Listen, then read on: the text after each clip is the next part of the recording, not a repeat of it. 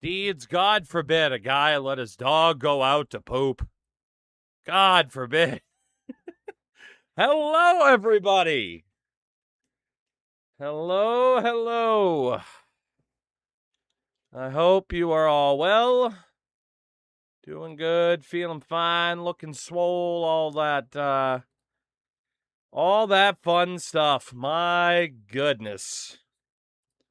This World Cup. It's the gift that keeps on giving.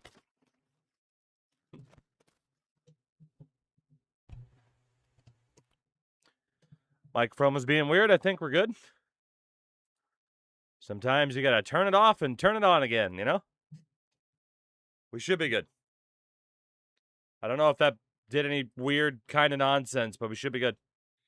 Foxy, congrats to the old Norwegians, huh? God damn. Frickin' Norway over Brazil. Craziness. Pass my entrance exam to go in there. Hey, Elsewhere, congratulations. Congratulations, Nurse Elsewhere. Hell yeah. Hell yeah. Hell yeah. I mean, Taps, I don't know. She can't answer the question, you know? She can't answer the question, unfortunately, you know? How embarrassed are you to be an American in the football world? Quite. Quite. But, you know, it is what it is. It is what it is, you know? Yeah, I mean, Fox, like I said, man, they're underrated. They look good. They look damn good. Damn good. Oh, man, going back to school at 36 will be weird. I mean, mate, like, yeah, but, like, weird, but also don't feel weird about it because it is for such a good cause, you know? So, you know. But I would imagine just the idea of, like, oh, I'm back in a classroom would be really weird. I agree. I agree. Oh man, but yeah, sorry for the late stream or later start. I just got very, very caught up in watching England Mexico. That game was insane. This World Cup's been so good. I've been watching the Nordiques franchise since the Nordiques franchise. I was gonna say, if you're watching the Nordiques franchise right now, why? But watching since, thank you very much for that. I appreciate it. Very, very much so, Jordan. Thank you for that. Bori, go to bed. Go to bed. I love Harry Kane. You just won me 100 euros. Okay, don't go to bed. Celebrate. Don't go to bed and celebrate. Can't believe you weren't fired last night. Me either. If you're watching Nordiques, it's the one that starts with the Let's Go Nordiques song was my idea. That's true. That is true. Sergachev, sorry to hear about summer school, by the way. Oof. Oof. Is it a hot take to think Norway wins their half of the bracket and makes it to the final? I think, like, Paraguay would have been a hot take, you know? Final I did, yeah. When do I get the pre-order bonus for cut? It should be there by default. If not, it'll be out when the game comes out for everybody else, but it should be there. Especially if you have the ability to play the game now. You know? Holland's too good for that hot take. He is insane. It's nice to kind of be able to enjoy Erling Haaland instead of him playing for City, and it's a fucking nightmare. Yeah, like if you look at the remaining bracket, right? I mean, France and Morocco. France will be favored and Morocco could win that. USA, Belgium, who the fuck knows? And obviously, it's a big talking point. I don't even know anymore, man. Portugal, Spain could go either way. But yeah, the idea of Norway beating England and then beating one of these four teams, it's not impossible at all. That said, the favorites are still Argentina and England. But if you were to tell me Norway would make it to the final out of that half of the bracket, like, it's not impossible. Definitely not impossible. War Beast, yeah, I think that would sound right then. FIFA's rigging it, so definitely US. Whew. literally all the stars are showing up. I mean, dude. And then the guys who aren't even stars, freaking Quinones, Vozinha, like, Jesus Christ, you know? But, yeah, it really does kind of suck that,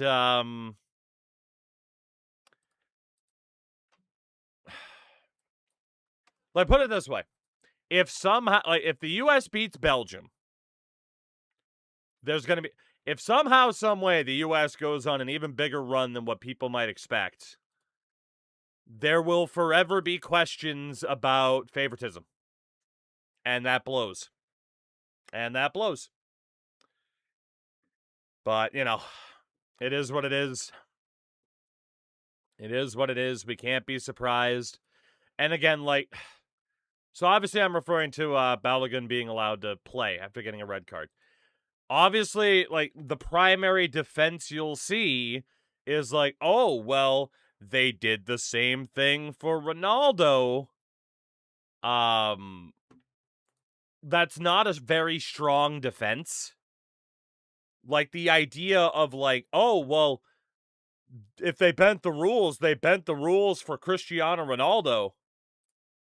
Yeah, I would totally buy that FIFA would bend the rules so that Ronaldo could play. Like, that's not like this get out of jail free, like, oh, see, they're not biased towards the US because they're also biased towards Ronaldo. Like, no, that's, if anything, more evidence that FIFA is everything that people say they are, which is corrupt as fuck. But, yeah, I don't know. Deeds, not at all. Definitely not at all. So, corrupt country calling a corrupt organization corrupt. Yeah, right? Hard red for that. I disagree.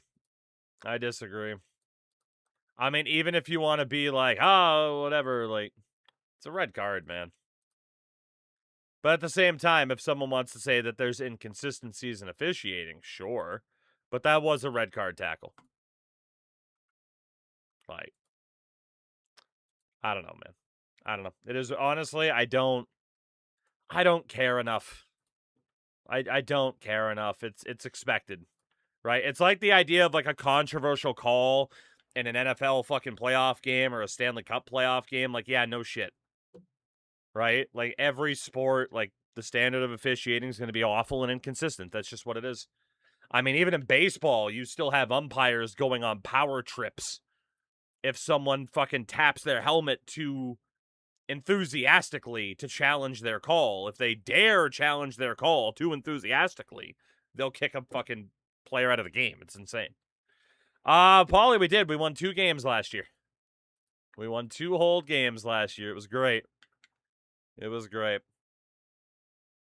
But anyway, as always, we can talk about everything people want to talk about, and I am cool with that, but we need to keep going. And Sergachev, no, I did not see that. And no, I did not see that. So, preseason. Couple of things are going on here. First and foremost, we don't yet know our new contract goals, at least 2 out of the 3. That top contract goal will be completed when we sim a week. The problem is, we're broke now. So I cannot hire any staff. I believe, yeah, I can't hire any staff to do the invest points, get more back later, or anything like that. So that kind of sucks. However, what is worth talking about is the fact that our team is looking much better. As in, we are now a 74 overall as opposed to like a 65. We are looking so much better. It is ridiculous. So we can go over what this team will look like this year. But the hope is we will not end up getting fired by the end of this year. That is the hope. At least I hope. So, starting quarterback, Star Dev, Monty Young. Oh, there's a couple different ways I could think of how to say that. I'm going to go with Razi. I might be wrong. Thank you for the follow. I appreciate it. And Alex, hello on the YouTube side. So, Manu Young, he's our guy. 81, star dev, redshirt freshman. He's a beast. We still have Shane Honeycutt. We're going to try to redshirt him out of the gates, but if Young goes down to injury, obviously Honeycutt will have to step in. Pretty straightforward. The running game isn't great right now, but it's not awful. Because Gregory Ty, who was recruited as a wideout, star dev, we've moved him to running back. He has 90 speed. So I am pretty confident. Rasky, you can just say it like that, though. My name's spelled weird. I mean, look. Look at what this channel's named. So I understand the struggle. Thank you for the follow, though. And I will try to remember that it is Rasky. I will try to remember. But, yeah. Tucky 24. There you go. But the running game, not the highest rated guys right now, but I think it'll be better than what it looks like, which is good. We have a fullback in Cordell Ansah, whatever. He's just a dude. Then the wideouts. This is the best-looking wideout core we've had yet, which includes both Hambrick and Radarian Daniels, both of whom were defensive players. The problem is, after these two, the speed falls off a cliff, and Rasky. See, I remembered! Coming in on the Prime sub. Thank you very much for that. Doing an FSU Dynasty, and I can't recruit for crap. Taste the biscuit. Taste the goodness of the biscuit. Let the song go through for a second. And Hawks, indeed. We were talking about that a ton, too.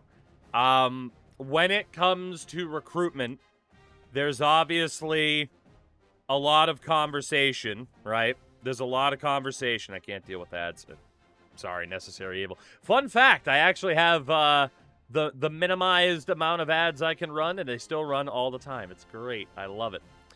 So, when it comes to recruitment, there's a couple of different ways. Like, I feel like recruiting as a human player is fun and challenging, but then you have a lot of people talking about the fact that, like, the AI really suck at it, and, you know, we'll see how it plays out as the game goes on, but obviously we're at the start of the year, so any recruitment questions I can try to help as best I can.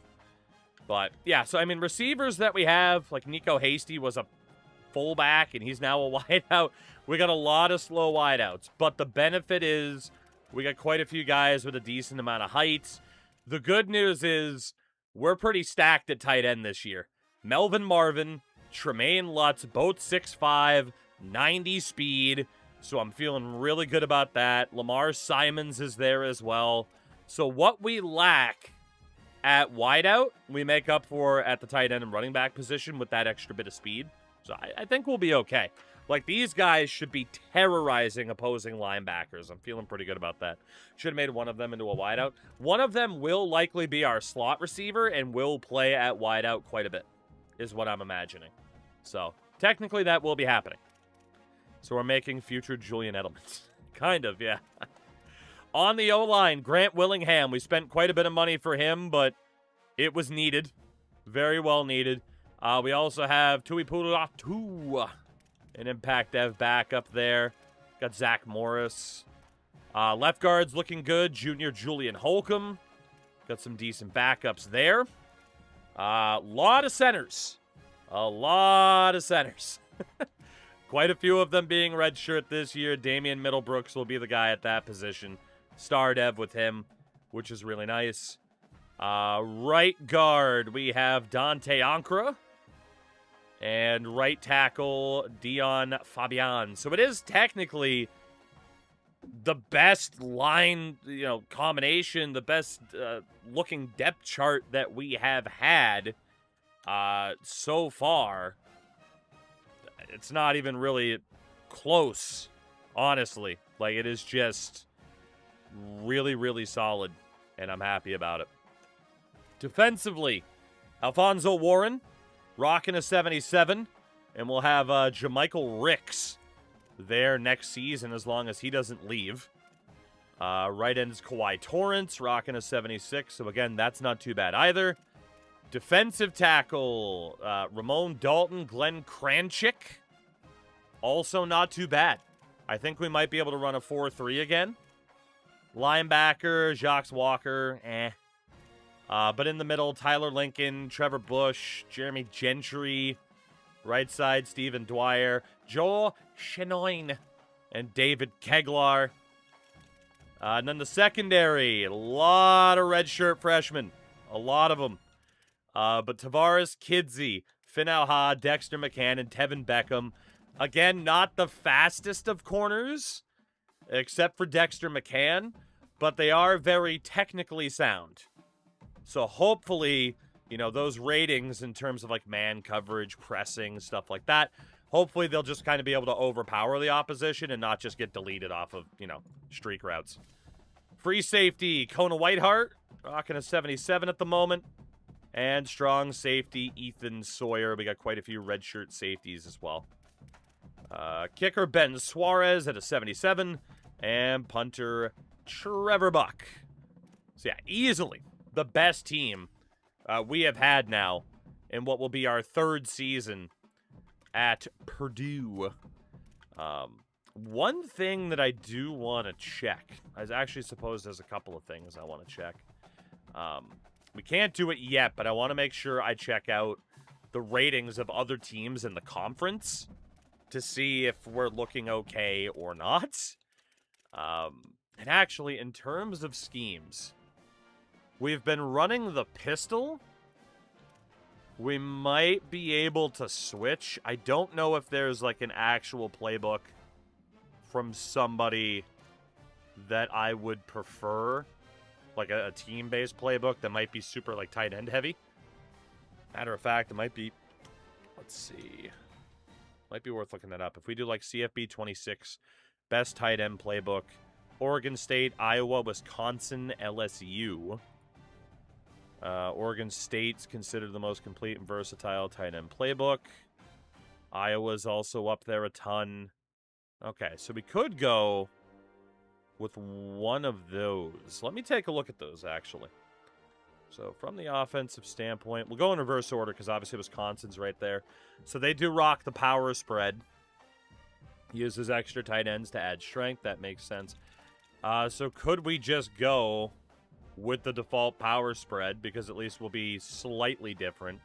It also has the Wildcat outright. So yeah, let's do a little bit of research here. A little bit. So generic has pistol, wishbone, shotgun, and wildcat. And I want to compare that to those other playbooks. So back to Wisconsin. Instead of wishbone, they have I-form. Instead of pistol, they have single back. Or no, they have pistol and single back for that matter. See, I mean pistol, I-form, shotgun, and single back. So no wildcat. That's not too bad. It's really not that bad. I want to write this down just so we don't have to scroll back and forth. Oregon State. What does Oregon State look like? And this is why I've been typically sticking with other playbooks, because it takes way too long to scroll. But damn it, we're committed now. We are committed now. Oh my god. This is why we've been using generic playbooks. Holy god, why does this take so long? That's crazy. Alright, well, let's figure this out, shall we? Oh my god. We'll get to Oregon State eventually. I went past it. There we go.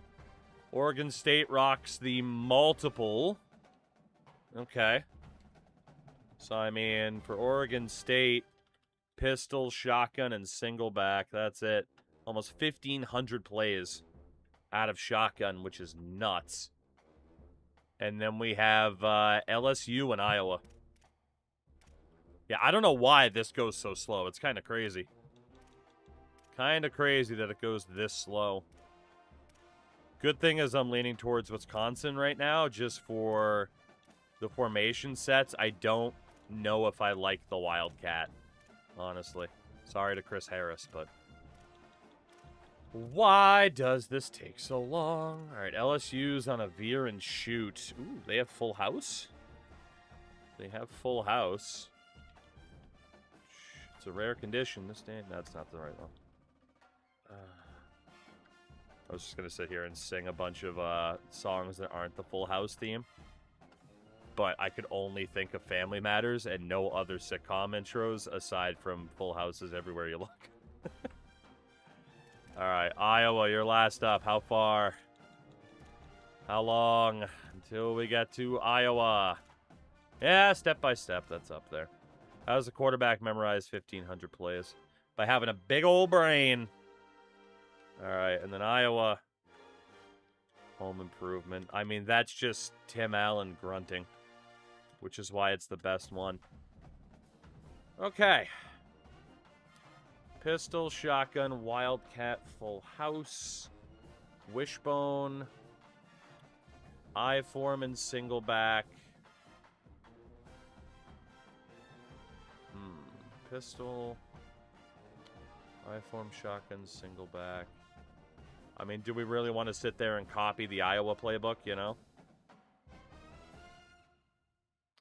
Do we really want to copy that particular playbook? Oh, man.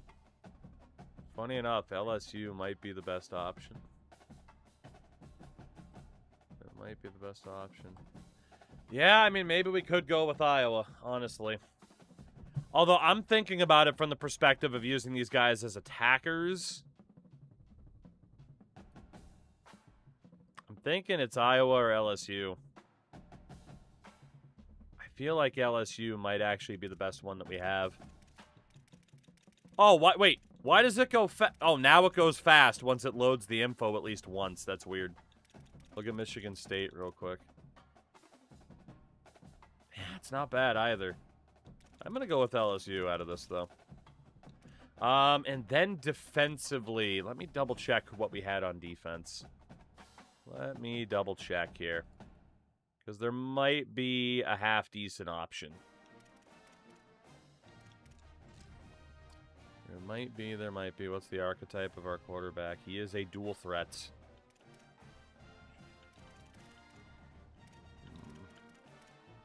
Which challenge was it last year where we turned into college tight end? I don't remember. It's probably loading every play. I do like the D-line. Linebackers are a little bit weak.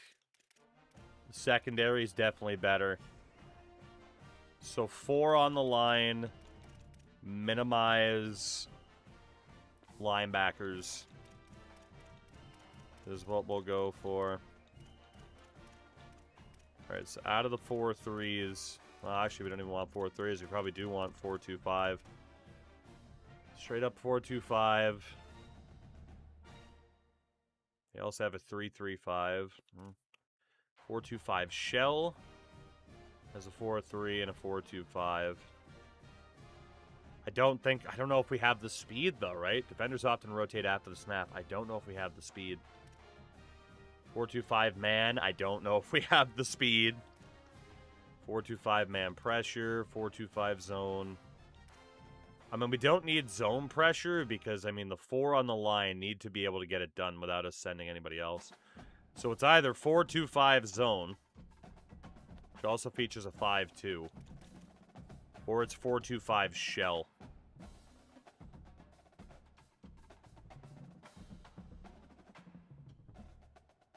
I don't know if we have the speed to run the shell coverage. So I'm thinking just 4-2-5 zone straight up. I think we're good. We're going to go with that LSU playbook. Just to try to get those 2 tight ends, particularly involved on offense. And 4-2-5 zone based on the defense that we have. And we'll switch away from our generic playbook, at least from the offensive side of things. So our last... Ooh, actually, conference standings. I can look at it from here. What are the ratings for these teams? 74 for Maryland and Minnesota and Northwestern. So Rutgers are down to a 64, but they are the only team that's a sub-70 right now. Interesting. Well, we'll keep an eye on it to see if other teams just continue to, plummet down the order. Custom schedule for this year. Again, we're going to be a lot more hands-on with this. Although we might not have to be. It's scheduled UConn, Vanderbilt, Colorado State, and that's it. I'm okay with all three of those opponents. And then conference-wise, we have Minnesota, Northwestern, Michigan, Illinois, Rutgers, USC, Ohio State, Washington, and Indiana. I'm okay with who it's scheduled for those opposition opponents right now.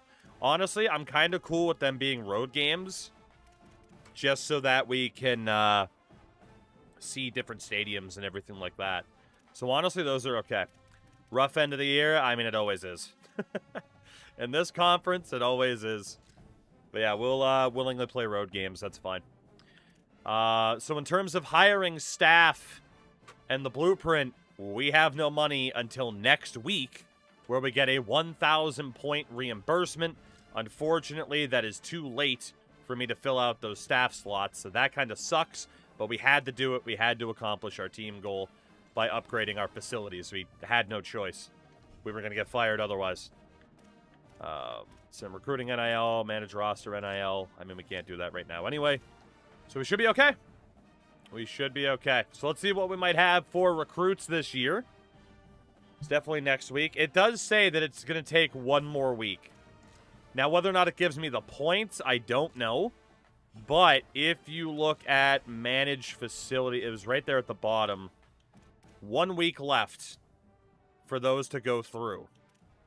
Unless that's 1 week left from where we are. I mean, regardless, it is what it is. We had to do the upgrade. But we get the updated coach goals for this upcoming season in the next week. I feel like we should get that a week earlier than we do. But it is what it is. It is what it is, what it is. So, alright. We have still yet to have a single 4-star be interested in us. We are apparently going to need quarterbacks and offensive line help, but not nearly as much help as we normally need. So that's not bad. That is not bad. And we're showing up with 3,600 NIL. Okay. Yeah, no 3-stars are interested in us by default. Damn. Okay.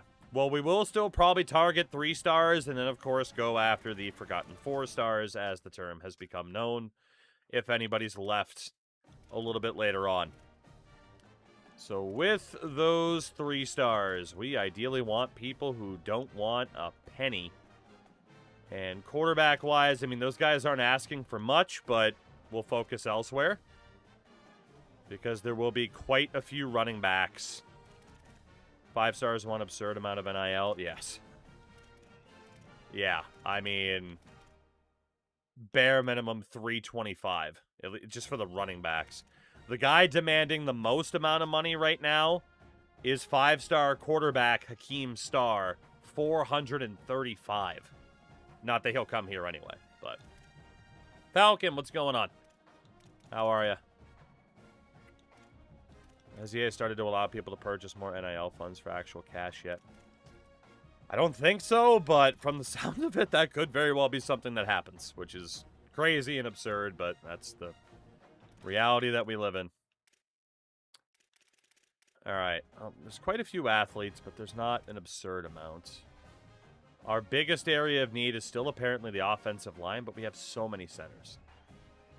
So, honestly, I think we just go after whoever we can. Falcon, I've enjoyed the game so far quite a bit. Quite a bit. You know, there have definitely been some issues that people have brought up and, you know, gotten some attention with. I really haven't experienced much of it, so what boost does the facility upgrade give? I believe it's off-season progression. Like, players will get more XP in the off-season to continue to develop. Yeah, it is that. And then we get 5 slots here for the equipment slots. Which, honestly, we will be able to start using at a certain point. You know, like increased or reduced wear and tear and injury chance. Like, stuff like that we'll definitely be able to start using. And then we'll just be able to run our starters into the ground. So that's kind of the benefit there, but don't have the money for it at this very moment, right? Yeah, the big thing for us would be the offseason progression and the fact that it was an administration goal, which we definitely needed to do. Recently got FC26, debating on who to use for the first career mode. I was thinking about going for Norway, but I don't know what would be the most fun. Rowan, that's not a bad choice at all. Smaller European league, that's not a bad choice at all. How much NIL, with that much NHL, you could grab a stud running back? Maybe. Maybe. Yeah, we had to use the fundraiser perk last year. That's in a different category, though. That's on staff, not facilities. But you are correct. Okay. We still want to go for the guys that are just dirt cheap. It says we need a quarterback, but I don't believe them.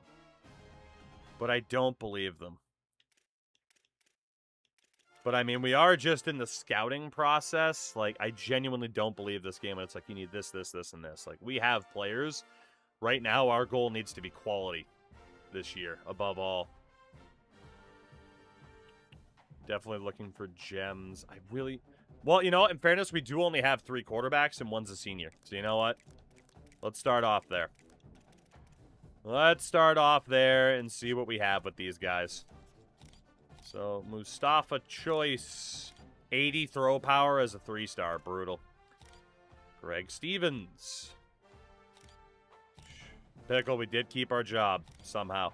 Ooh, 91 throw power for Stevens. What about Keener? 83, not a gem.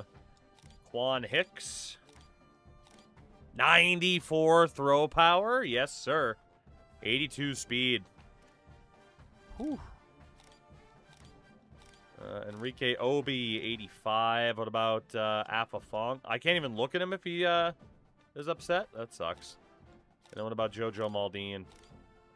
88. Did you get NIL from matchups? No, you don't. They need to add that, right? If you're a smaller school playing a bigger school, you need to get rewarded for it. Because that is the way that, like, a Kent State won't just tumble down and have really bad teams, is if they're getting extra NIL in return for getting their fucking asses handed to them. Like, that's one way they could fix whatever issues are going on right now. All right, Choice is definitely out. We'll get Keener out of there as well. These two still probably have the playing time deal breaker. Yeah.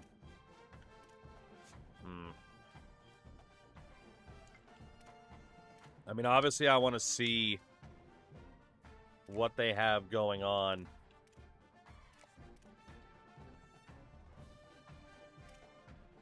I mean, the guys in the 90s are definitely the most intriguing. Let's get Obi out of there. He's not bad, but I still can't look at those other 2 guys. That's crazy. What if we get Maldine out of there as well? Okay, fuck those 2, man. Jesus. All right. Well, if there are 2 quarterbacks for us to target, it's Stevens and Hicks. So, I'm good with trying to get those guys because they're not that expensive. And aside from that, because we don't have many scouting points left for this week, let's just look at the cheap athletes. Add those guys to the board. Honestly, I mean, even the guy asking for 5 out of the gates, I'm going to say no to for the moment. We got to look for those budget options. Who are the small schools getting a shit ton of money IRL? I don't even know if I define it as a shit ton, but I'm trying to think of a good example. But in general, right, like there is this trade-off where, again, like lower level schools will willingly sign up to play a powerhouse and get deleted, as mentioned, right? It works as a tune-up for the bigger schools, and the other schools have a financial incentive. Hello, Jermaine Ivory. Okay, so we'll definitely be looking after that guy too. Okay, well, we got a couple of people to target out of the gates. That's not bad. And let's hope we accomplish that goal and get our money, please. Please. Please, give me that money.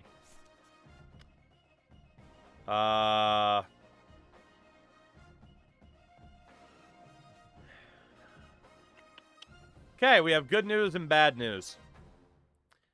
The good news is we did upgrade the facilities already.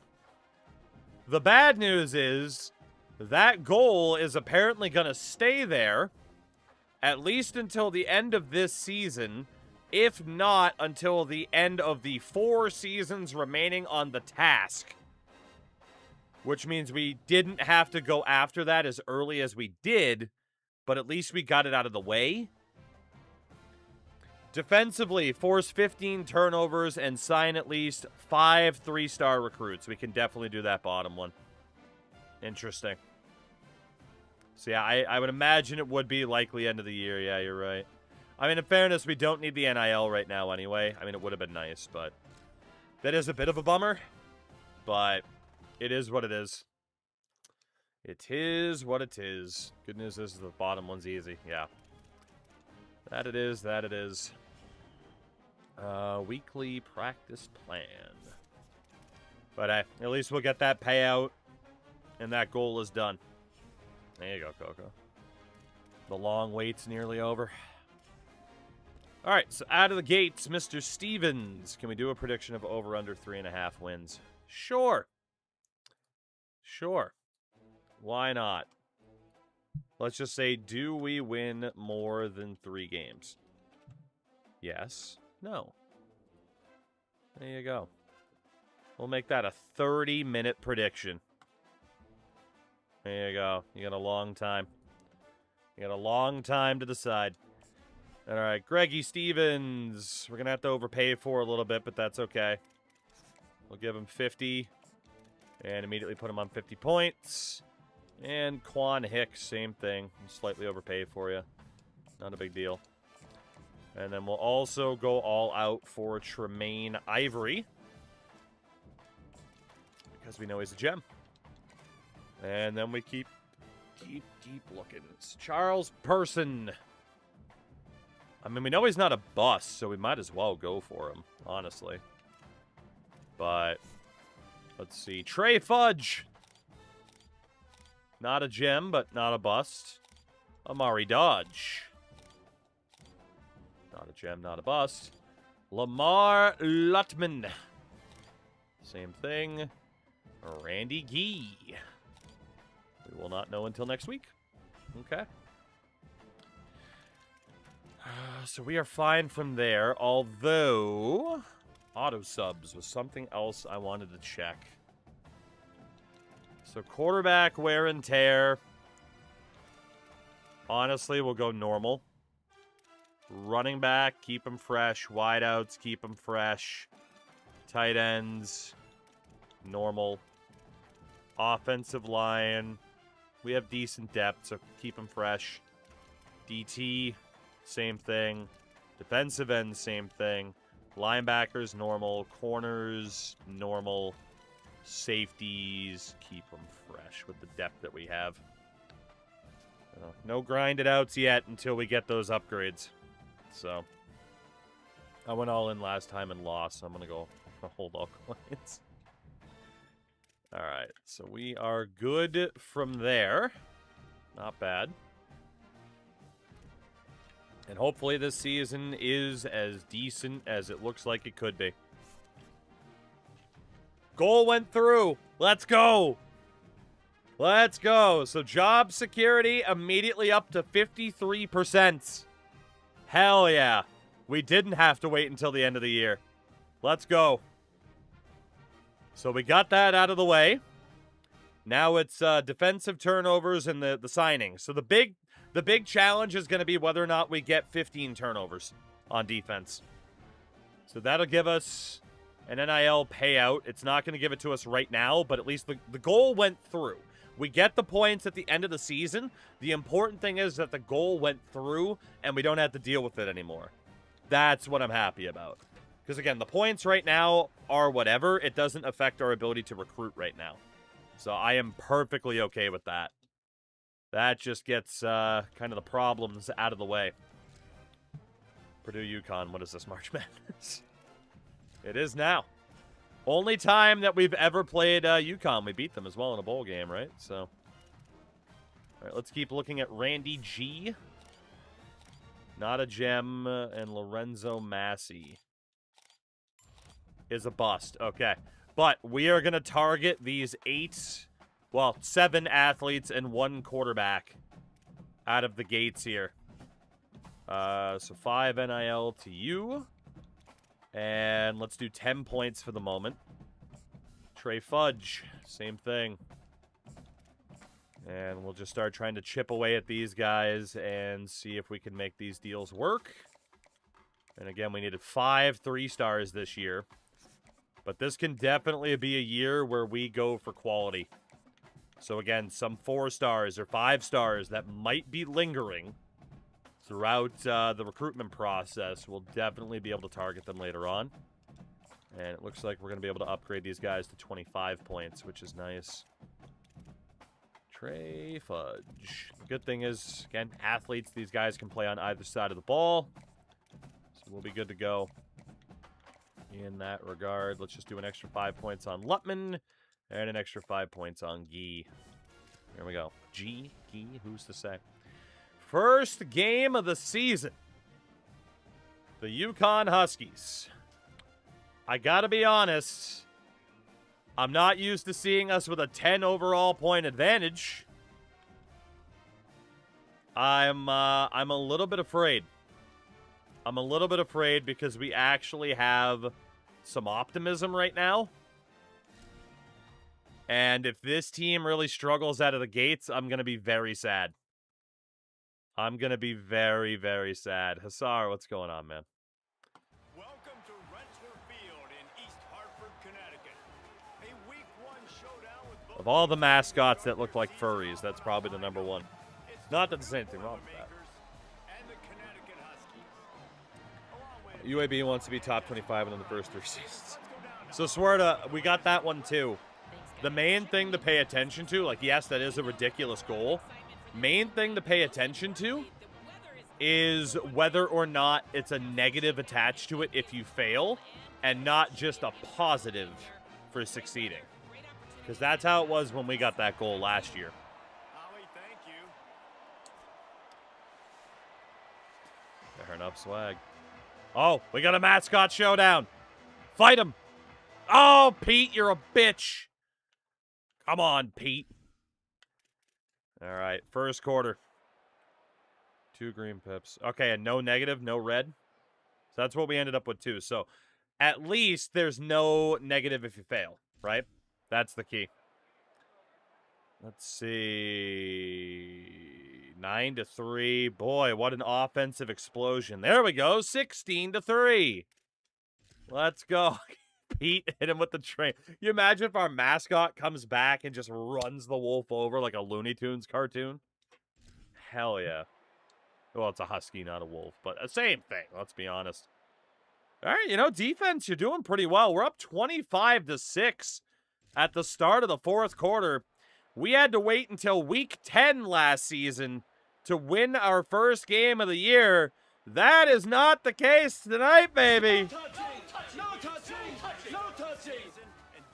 38-13.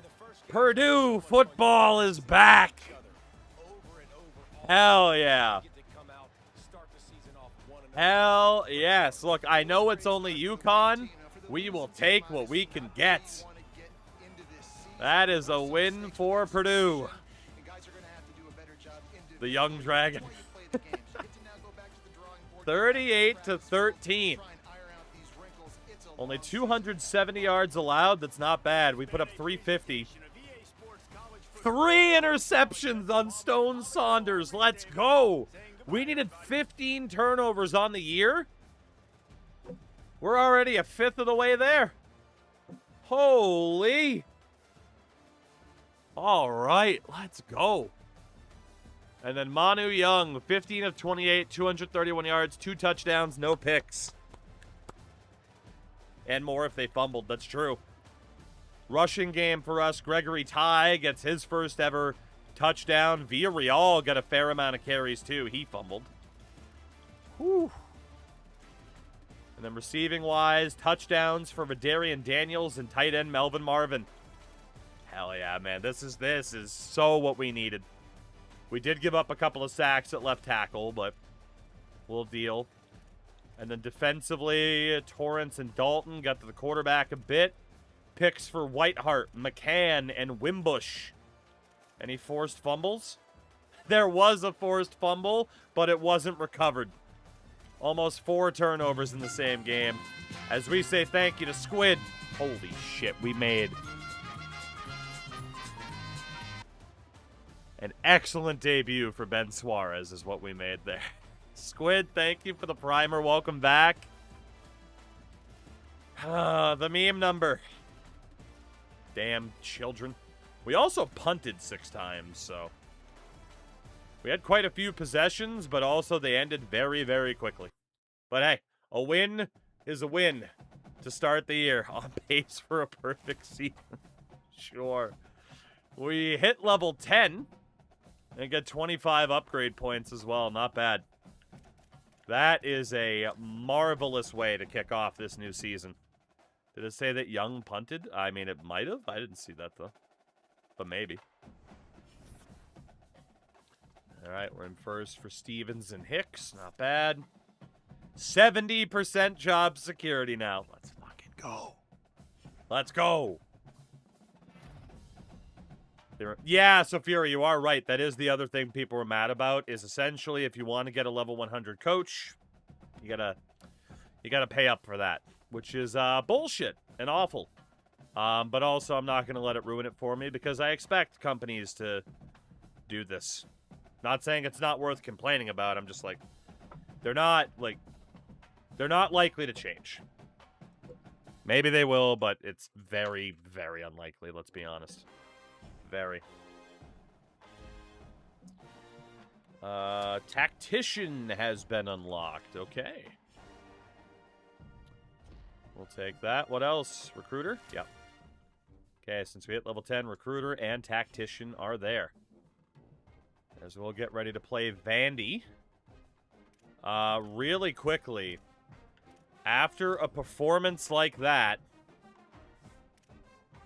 Manu Young. Manu, this is your team, buddy. Captain Manu. Hell yeah. Captain Manu. And after what they did on defense in that game, Dexter McCann. Dexter McCann, you are also getting a letter. Congratulations. We could give one to the... You know what? Kona Whiteheart as well. He was good for us last year, too. You've earned it, Kona. You've earned it. Good man. Good man. And we'll leave it at that. Dexter changed heads after getting the C. And I guess you could say he really let that honor go to his head.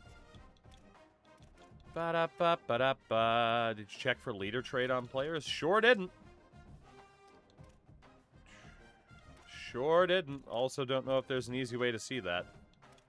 Randy Orton would not approve of making Manu captain. Randy Orton wouldn't approve of a lot of things. Okay, with all my experience, I don't know the answers. Captain, cosmetic? Yeah. As far as I know, it's cosmetic. I don't think it actually does much, if anything. So. Coach skills. Coach skills. Also, hello, Baffle. Man, 50 points to unlock that tier because of the XP that we're on. Fuck. Well, I was thinking maybe we spec into those a little bit, but that is a lot. That is a lot. It'd probably be better to just focus on these other upgrades. So, that is what we'll do. That is what we will do. Alright, recruiting. What do we got this week? So, Stevens. Let's get you on a visit. Illinois, Rutgers. Minimal loss if we lose to one of those teams. Let's just go for the bye week. Any games I've been playing off stream? Not really. Like, I'll still occasionally load up Forza. And I've played a little bit of UFC 6 because it's just very mindless. And I didn't have to pay for it. But yeah, admittedly not a ton. Especially because we've been doing like 7 8-hour streams. So, I haven't had as much free time. Alright, unfortunately... Okay, Wyoming. We can outduel Wyoming, right? I love me some Wyoming, but... we can outduel Wyoming. Let's get that guy on 50. UFC 6 is fun. It's another EA UFC game. It's nothing special. It's more of the same. If you've liked what they've been doing with that series, you'll probably like this one. But, you know, am I going to play AC Black Flag? Yes. Yes, I am. But not when it immediately drops, just because of this. But I do plan on playing through the resync, because I've still never played it. So. Better graphics and some cool features for $60. The graphics are really that much better. They changed the lights. They changed the lights, you know? Like, ooh, this arena, the background is blue, but in this arena, it's gold. Like, sure.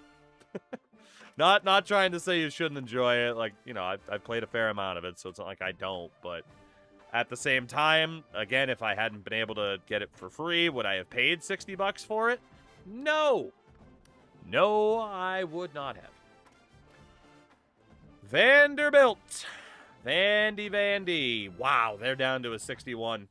I believe Vandy is one of the teams that people have really complained about them dropping off the face of the earth. However, for me, I don't care. I just want to beat them. Is it a problem? Yes. But it's not my problem. I want to get this W. I want to get this W. I can make my own headcanon if they got hit with an SMU-like death penalty. It's fine. Don't worry about it. Bank Stadium in Music City, USA, Nashville, Tennessee. Oh, man. Today, an early season non-conference showdown here on EA Sports College Football. Hitting the SEC. We're wearing the same helmet. We actually don't have a different color helmet. There's nothing we can do, unfortunately. Also, people would have known this by now, but if you have not watched Harry Kane's interview post-Mexico match, I highly recommend you watch it.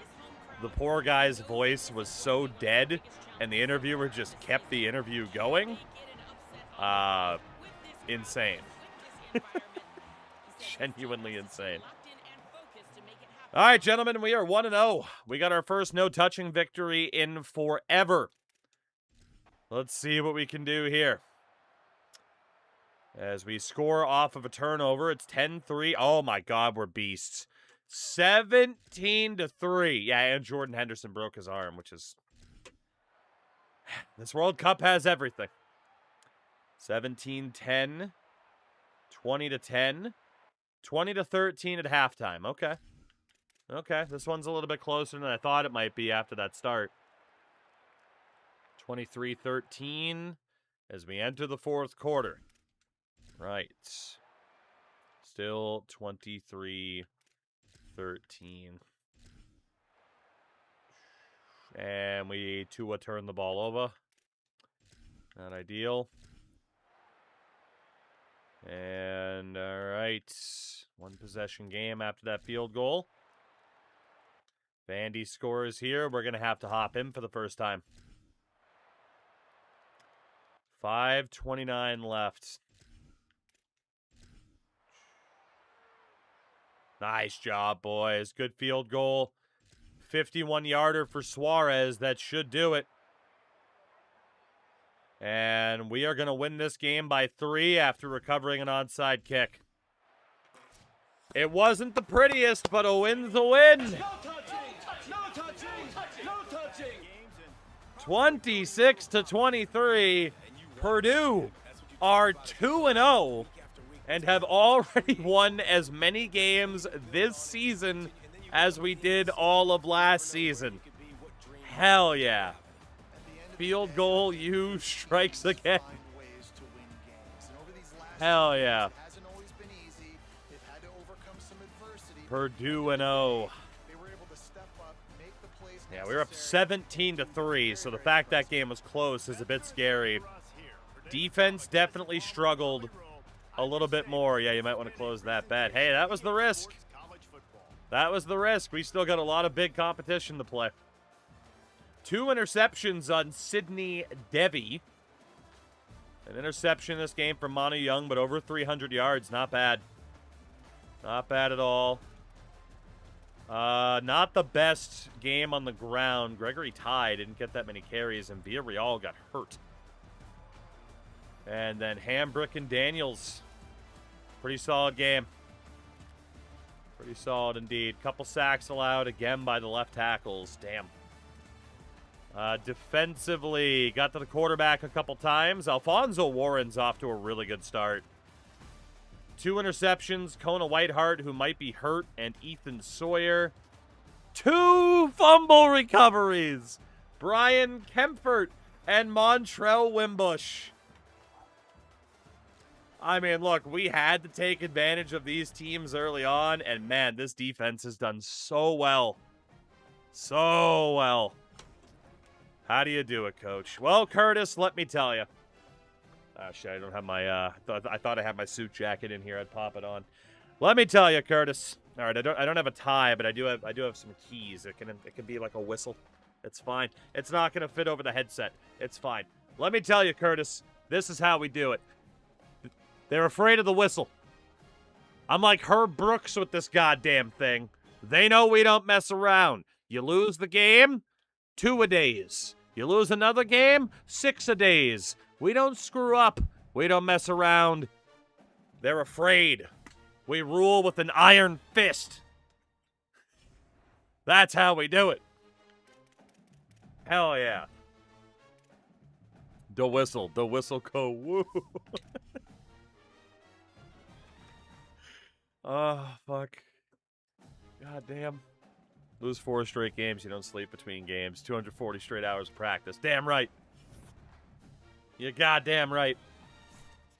84% job security. And yeah, you're right. We do have now 5 forced turnovers in 2 games. 10 more in 10 games. Not bad. How many steroids are you spiking in the water on campus? Salacious rumors. Disgusting even. Unreal. You know, the one thing I did just think about with our coach. The one thing I did think about. We got 3 forced fumbles, but we didn't recover one. Yeah, I don't want to talk about it. In terms of the info, should I keep adaptive AI on system, Coach? I don't know if I should. I mean, we are 2-0. I should probably just leave it. But, yeah, I don't know. I don't know. I mean, reactive schemer is probably accurate. Ground control is also probably... I probably should have switched it to ground control previously. I don't know. I don't know if there's one that I'd prefer. Leave it until you lose a few? Yeah. Probably. Probably. But... yeah, I think we'll leave it for now. For now. Trust the system. You're Roy Kent with a whistle. Whistle! Might be my favorite part of Ted Lasso, honestly. My source is your fullback. Well, he doesn't even play. Broken hand and a dislocated ankle. Ah, shit. Hold on. Clout Roshi, what's up, man? We're doing good. How are you? 4 weeks for Kidsy, 8 weeks for Kona Whitehart. That is not good. That is not good at all. Also, Willingham, you suck. Where's Alfonso Warren? I want to motivate you. Does it do anything? I don't know. But damn it, you're a leader. Damn it, you're a leader. Tape it up, they'll be fine. No excuse to miss practice. Exactly. Pansies, all of you. These damn kids with their iPads. Nobody wants to work anymore. Unbelievable. Unbelievable. Mad scientist seems up your alley. Well, you know.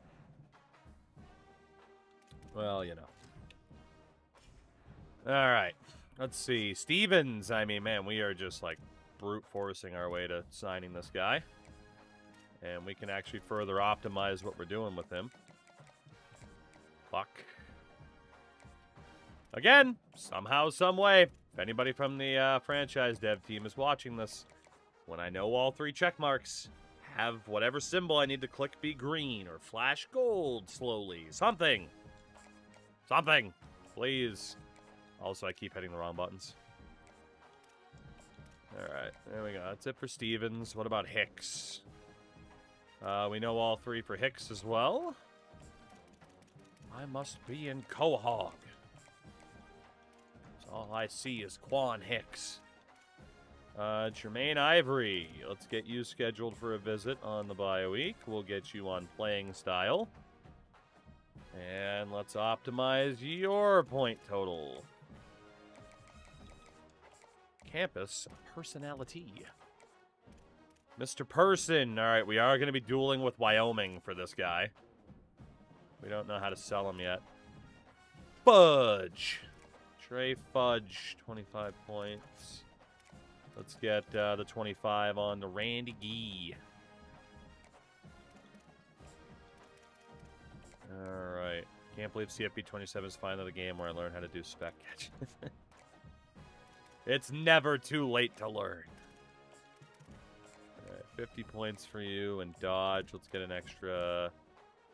Was going to do an extra 10. It didn't recognize the down press. That's a shame. There we go. And so we wait. So we wait. Minnesota. The Golden Gophers. We have a better offense. They have a better defense. Fair enough. Pretty straightforward. What's your alternate? Ew. Ew. What's your second alternate? Ugh. What's your throwback?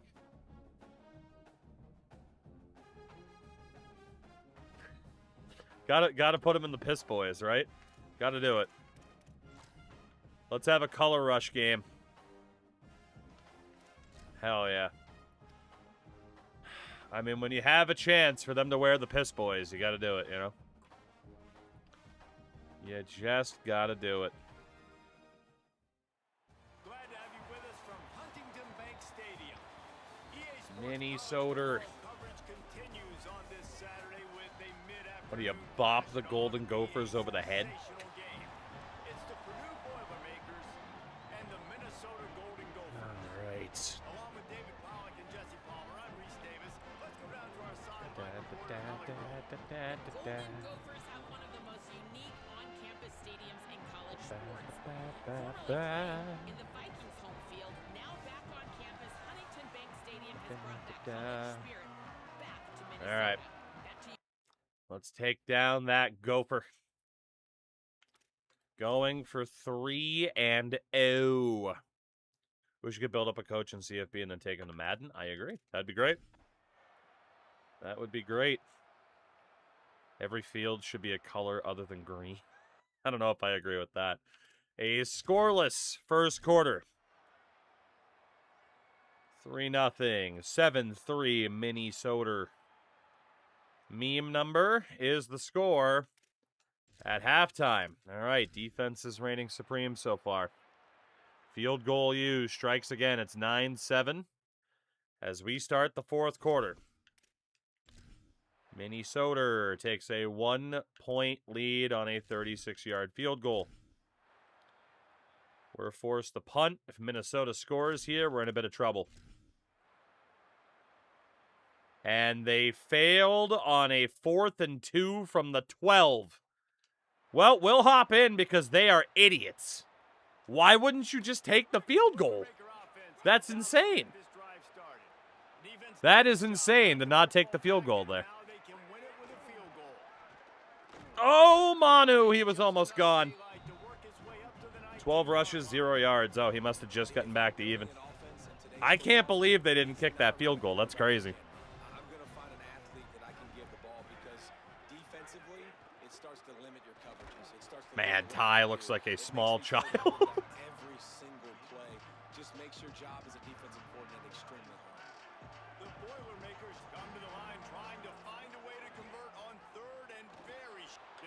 Villarreal, good run.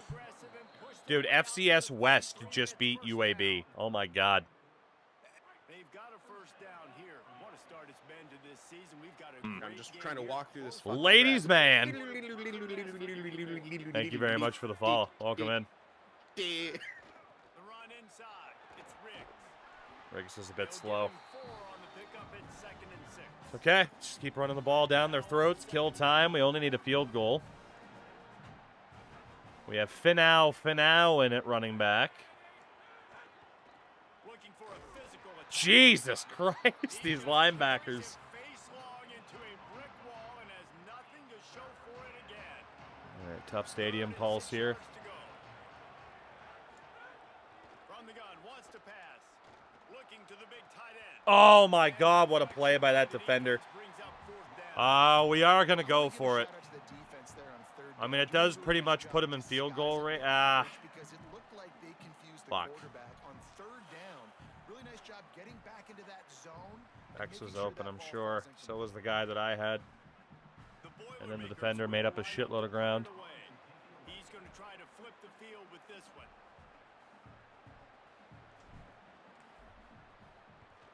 They punted it Oh, away on baby. 4th down. Oh, baby, I am God. Couldn't ask for much Woo. more than that. A perfectly placed Oh, God, it's so difficult The Golden Gophers to be this talented. the offense looks ready to roll. They haven't really been able to light up this scoreboard, but putting points up would be huge. And, well, I can't control every player on the field at once. Fuck. They finally get to him. That sucks. All that pressure, we just couldn't get anybody to him. Way through the air, back to the line. Not ideal. Off the play fake on 1st down, wants to throw. Hit him hard. In the backfield. Thank you. Hit and brought down right at the line of scrimmage. All right, defense, we need you. Time is on their side, and they're going to wind that play clock all the way down. Looking to pass. It's Ward.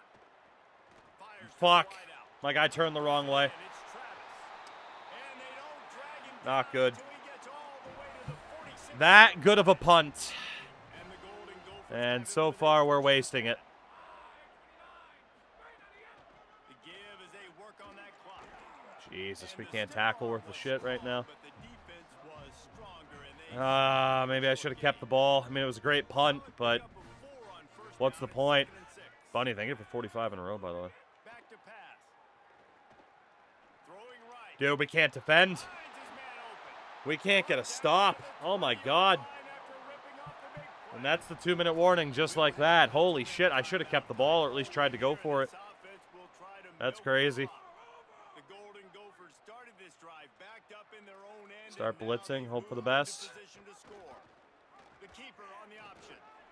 GG's. Got Wow. some room, headed to the goal. Every single play, they just chunked us for yardage. And they add 6 Wow, we could not make a stop. And this offense showing off It's technically not over yet, but we'll need a 2-point conversion. a different way. Get a receiver that can catch the ball in the pitch. Drive started off well. We kind of stalled out. And then defensively, they started at the 4-yard line.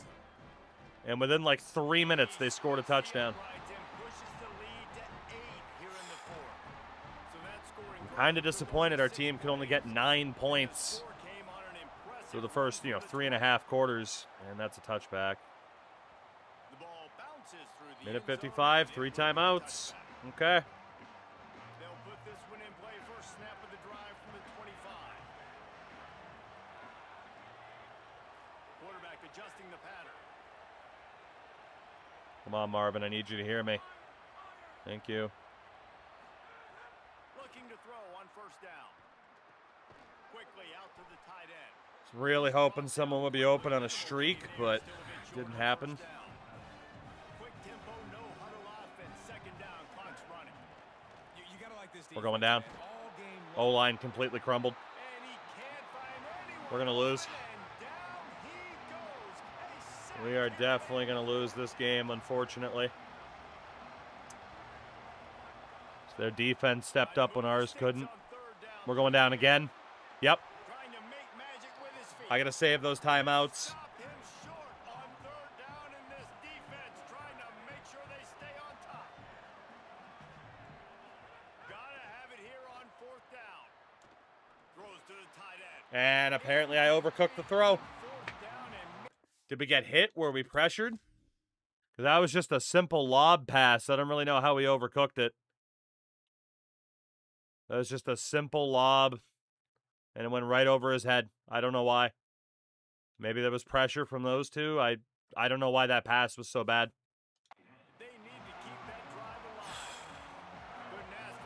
Well, it needs to be a turnover. Field goal ends it. Just 9 points in this game. Not good.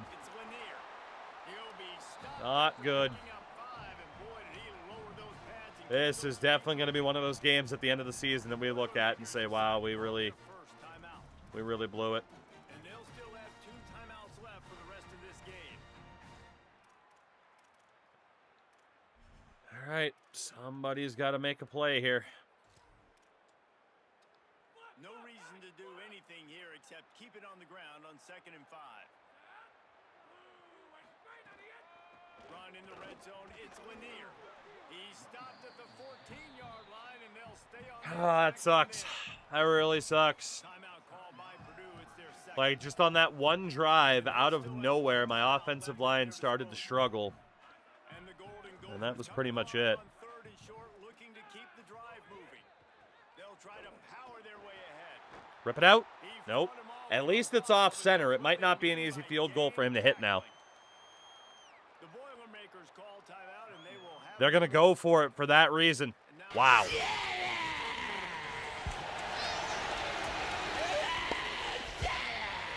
Breezus, good to see you. Thank you very much for the raid. We are in the middle of a very, very bizarre game. But how was CFB for you? I hope it went well.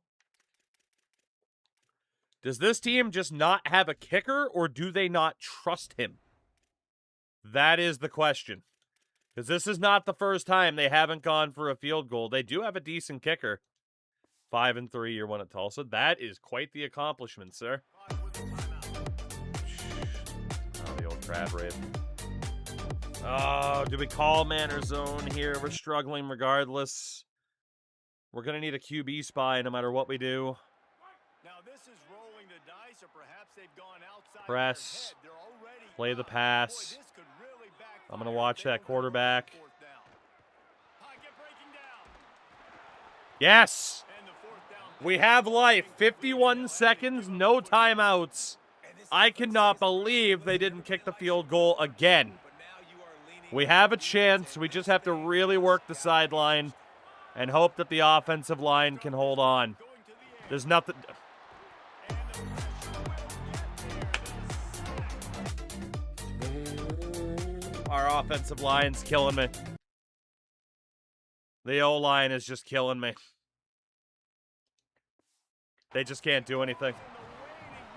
They just can't do anything. They can't make a stop right now. And that is a big negative play for this defense, putting them in reverse, getting the quarterback on the ground. Just had to hope for pass interference. We were going to get hit again. Right back on the ball, ready to snap it again. Yeah, our O-line's costing us this game, unfortunately. But they've got to force the ball down the field. On 3rd and long, no secret what he needs here. It's complete to the right. Couldn't get out of bounds. It's 4th and 10. And this is the game right here. They're gonna go for it, and they're not We just haven't been able to stop the clock because of the O-line. desperate to convert, and he'll throw it. It's GG's. Minnesota wins. desperately needed to keep that drive going, and I don't think I had a play they're working from 4 minutes onward need to take where I wasn't hit within 2 seconds. formation. And the offense is content with Pretty consistently, damn near instantly, that pocket fell apart. And we lose for the first time this year to a very beatable team. sometimes the harder To a very beatable team. and it seemed to be that's what happened out there today. Damn. Yeah, just never really got into a rhythm for this team. There's no doubt Damn. they've got a lot of very talented players on both sides of the ball. So, David, I don't think this is a situation. Defense couldn't make a stop. The O-line couldn't block in the 4th quarter when we needed them. Well, at least the defense couldn't make a stop on the really, crucial drive. Kind of, why not both? Yeah, and it's just finding a couple of those plays. What Napster, why not both? Can you do both at the same time? 2-1 with a real chance of being 3-0. We had just 186 yards of offense. That was an outstandingly timed clip there. Well done. 186 yards of offense, just 9 first downs. Wow. Young, 12 of 28, just 130 yards. Rushing-wise, Villarreal was good, but not much aside from that. Blocking-wise, 4 sacks allowed. Yeah, I believe it. Yeah, that's one we're going to look back on and say that really, really cost us this year. That sucks. Well, we got to bounce back. We got to bounce back at the very least. Very disappointing loss to Minnesota. Actually, to that point, I want to look at, like, their defensive line. Like, did our O-line just suck, or did we underrate their defense? Okay, option disruptor for Hawker. Workhorse for Spearman. I mean, you know, they had decent linebackers, but our O-line, they had a bad game. They had a real bad game.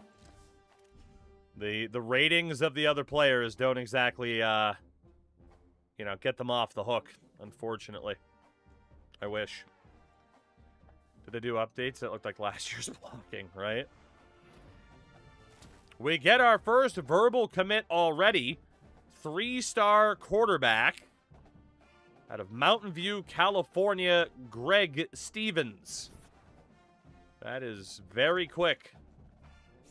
But it is only a verbal commit. We now have 6 turnovers on the season. And 76% job security. And here's the other team that you look at and say, man, a win would be really nice if we're going to lose to Minnesota, and that's Northwestern. We have to take advantage of this schedule early on because the back half of our schedule is a nightmare. So we got to hope for a little bit more than that. No at-risk players. Just run it then. Our new quarterback, first name, last name, name. All right, so recruiting. So we got Stevens at least. We'll be able to drop him from 50 down to 10 just to keep tabs. Hicks is looking good. Ivory is looking good. We have jumped ahead of Wyoming for Charles Person. Ah, shit, but he's not in the stage yet where we can start to sell him. Amari Dodge. Let's get more points onto you. And again, we'll just primarily focus on these guys to get the recruits that we need, and then we are going to aim for some higher ups. So yeah, let's put the extra 15 points on Randy. And there we go. Okay. All right, Northwestern, we get right back into it. Let's hope the boys can figure out something a little bit more offensively here, although after that loss, to be honest, I want to go over to edit coach.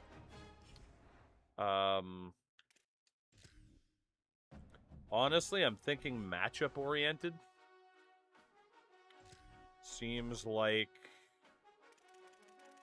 how I would actually play it.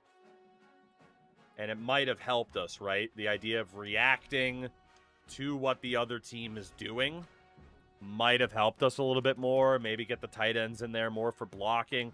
Wouldn't have helped us at the end, but it might have helped us throughout the game as we were struggling to put up points. Another very close matchup. Actually, a mirror match in terms of ratings. This needs to be a win. Ah, yes, the Baltimore Ravens Gothic alternate. Although they might have had those first. What's your current alternate? Don't you just have a purple? Good, you do have a purple. Bring me my white pants. All right. Lost a near mirror match to Minnesota. We cannot lose another mirror match. 4 road games in a row. Yeah, I decided not to have any home games at the start. I want to see other venues. We've seen our home game intro so many times. I want to see other deals. The Northwestern Grove Street Gang. You really don't have another helmet, correct?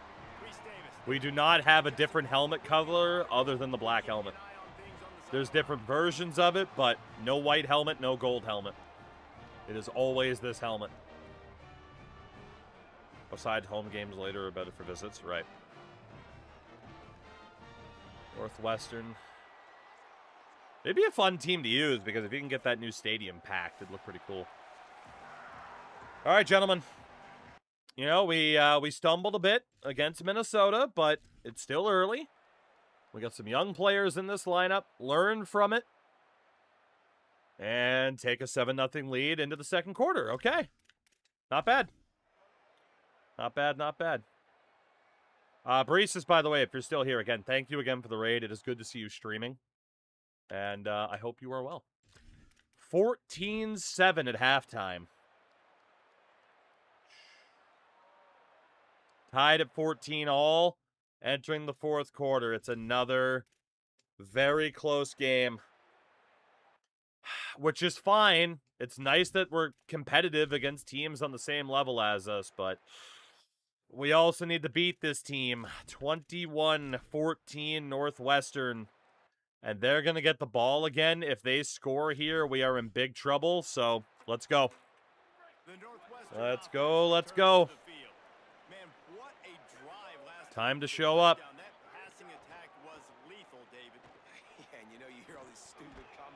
Nice break up. Good job. Good job. Didn't see who got hurt. So the defense has to find a way to affect the quarterback on this drive because last drive adjustments, defender regression, higher stamina cost is fine with the way we try to change people out. That is perfectly fine. Let's go man coverage here.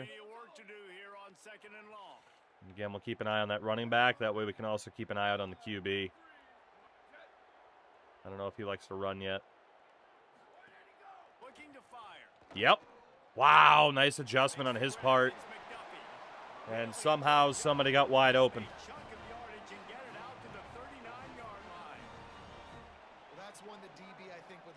Man, that guy was left wide open.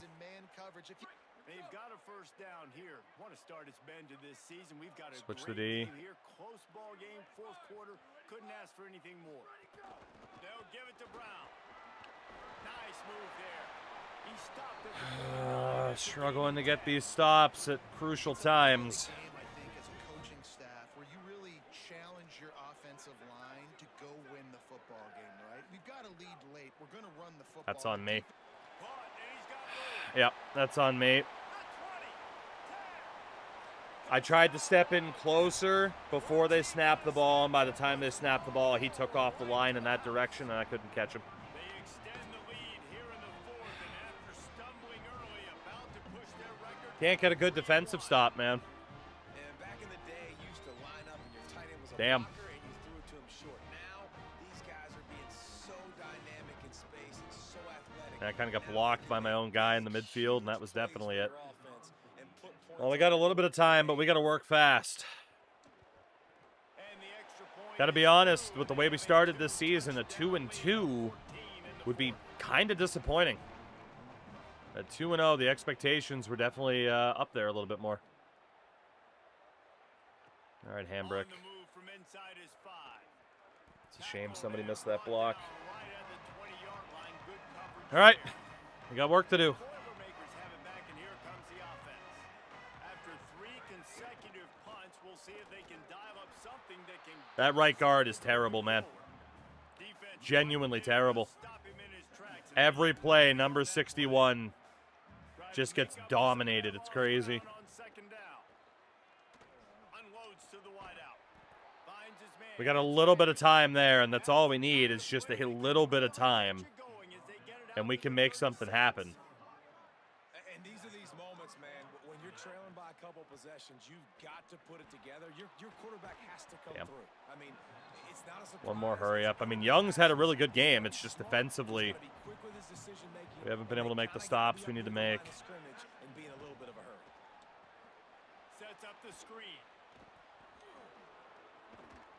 Good job, Ty. At the 41, but it's a 15 All right, fresh legs. and they're rolling with a first down.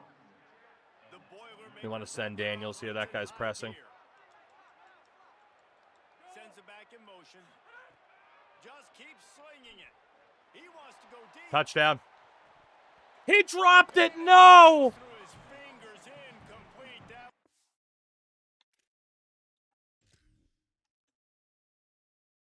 I know I yellow timed it, but that's not a guaranteed drop. Wide open on the hot route, and he fucking dropped it. Oh my god. could have held on. And I understand the logic. by the Shit. offense here. Obviously, you're down in this game. You're trying to claw back into it. Why not take a shot? Why not be aggressive in that time? They just can't come up with a completion.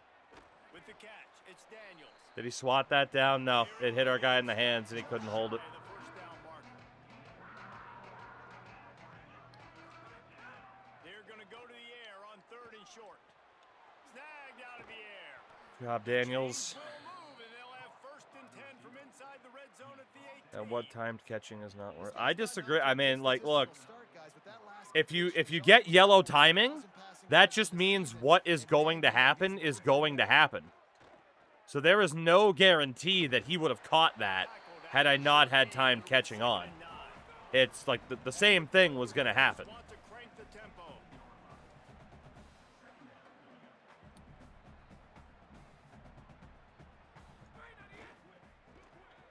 Fuck. Quick completion to They're the not right. falling for any of this. Not make his way to the I was thinking we could hit him underneath and get yards instead of just aiming for the end zone, and they're not leaving anything open. Trailing, you're going to have to be more aggressive and take some shots. You usually run screen passes when you think there's going to be a blitz, but What a because the fucking defense play has by the lead, Marvin. you're just sitting back and playing big zones. Great back shoulder throw. Makers are threatening on 1st and goal.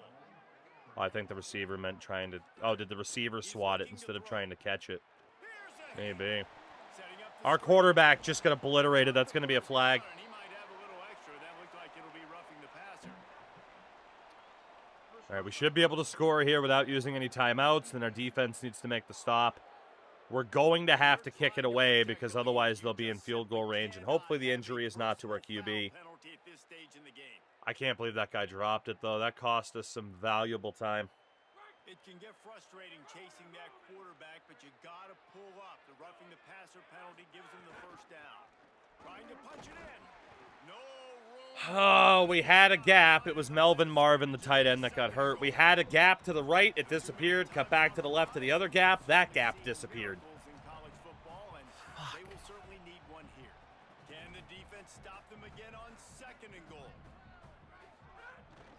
They'll try to There we go. pound it in. And he's in. All right. Touchdown, Purdue. That's one. I'm just trying to walk through this fucking grass. Fucking short bus. Hell of a name. Thanks for the follow. Apparition, what's up? And indeed, our quarterback did get obliterated there. But yeah, as much as I'd love to try the onside kick, I mean, we do have to go for 2 here as well. Well, no, we don't. I mean, it wants me to go for 2. No.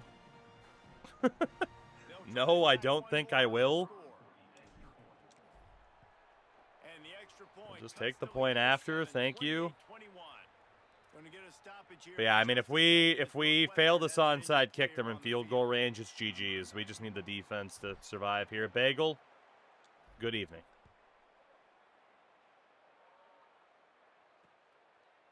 Okay, And it'll be a touchback. The ball here we go. We need a stop. Why would the computer say go for 2? I don't know. And it worries me that they might do that when I'm not playing. Do not focus on the big plays. Just make the play. On the RPO pass, focus on the run. Focus on the quarterback. They're going to be loading the box, trying to get tackles. Focus on the Using their quarterback. timeouts to get the football back. That's what new analytics say NFL teams do it. That's insane, isn't it? The drive starts from their own 25-yard line. Okay, here we go.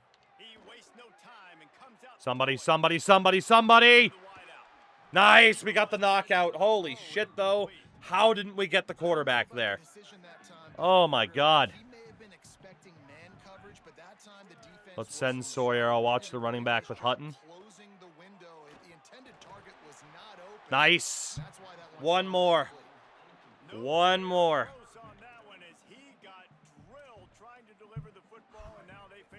Bagel, I know. It was an absurd game. Okay, watch the running back. I'm getting caught up on my own fucking linebacker. Out of bounds? Not out of bounds. Timeout. Okay, we got a chance. We have 2 timeouts. Let's go. Odds are you get one of the 2, but if you lose, that's true. Yeah, it is fair. Drop back in coverage. Try to make a play here with McCann. Okay, 24. Smoke and go. Jesus. Did we try this immediately? They only have 2 on the other side.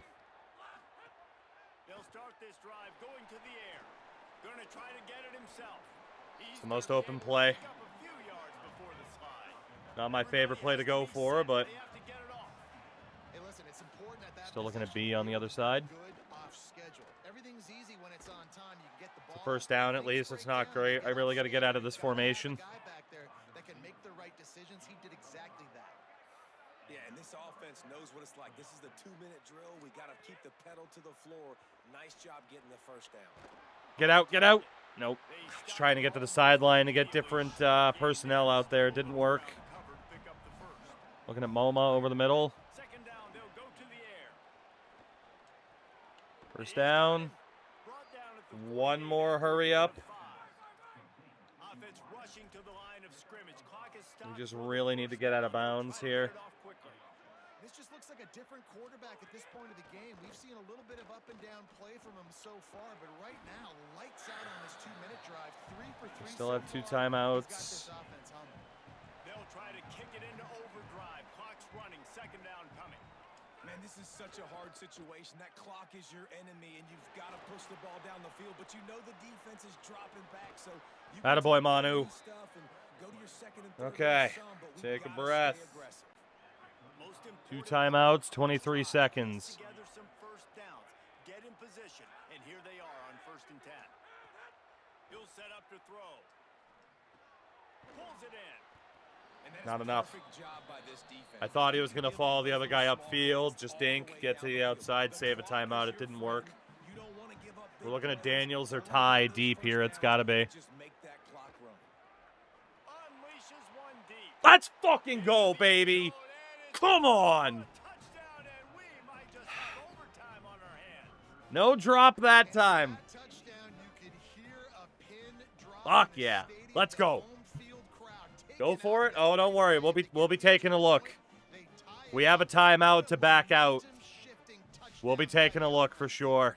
Freshman Gregory Ty. Wide out turned running back, but he's still our slot receiver at 5'7". 90-some-odd speed. He can just take off. He is a weapon. What a time for the... I wish we had it, yeah. Okay. I mean, the full house would certainly be interesting, but we're not really spreading the field. We'll go from the gun. Or will we?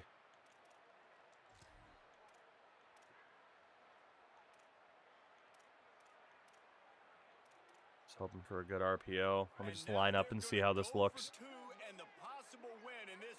I don't like the way the receivers are looking.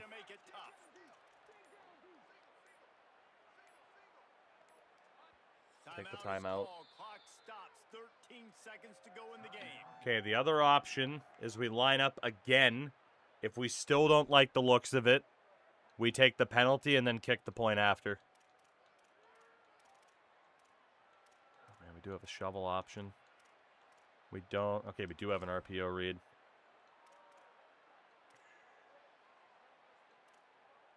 Right there. And now they've decided to go for They're still lining up really well. I don't like it. I don't like it. Yeah, we'll just take it and kick the point after. Don't like the way that looks, unfortunately. I wish I did, but best to just take the pen. They're going to block it. Oh my fucking god. Holy shit.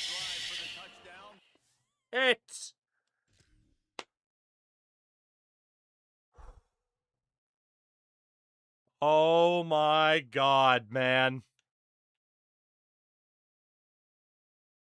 He like stutter stepped. He like tripped and missed. Oh my, did I kick it through him? No, he did. He like tripped.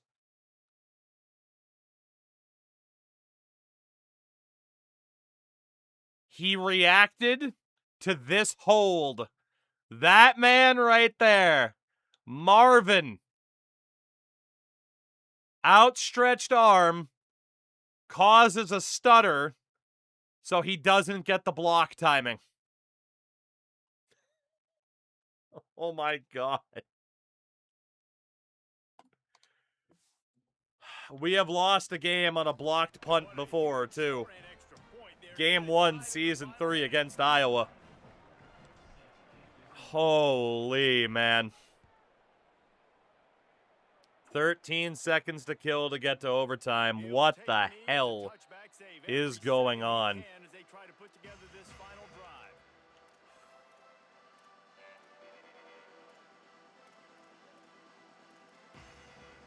And this game has been nuts. I'm going to get DMCA'd for Sandstorm, probably. Okay. Can we hold on? Are they going to run? My guess is yes, but they don't. Quick throw. They do get some yardage.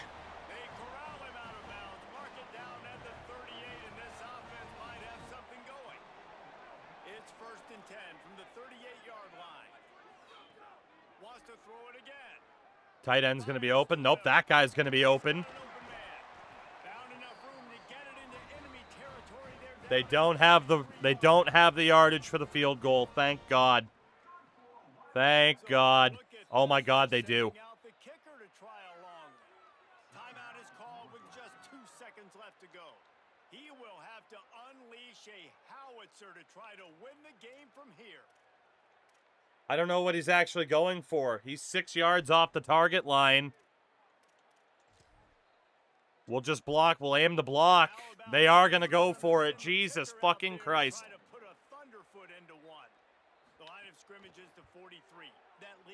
We hit the kicker. We hit the fucking kicker. He hit the crossbar. We hit the kicker. You know, they make fun of kickers.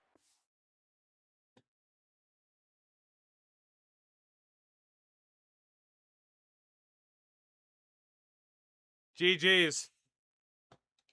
Worrying about contact, but that's about as rough as it gets. GG's. They'll have to settle for a field goal attempt. It'll all be decided right here. Win or lose on this kick. Miss it! Ah! He got it! What a way to complete the comeback! What a rally and what a victory!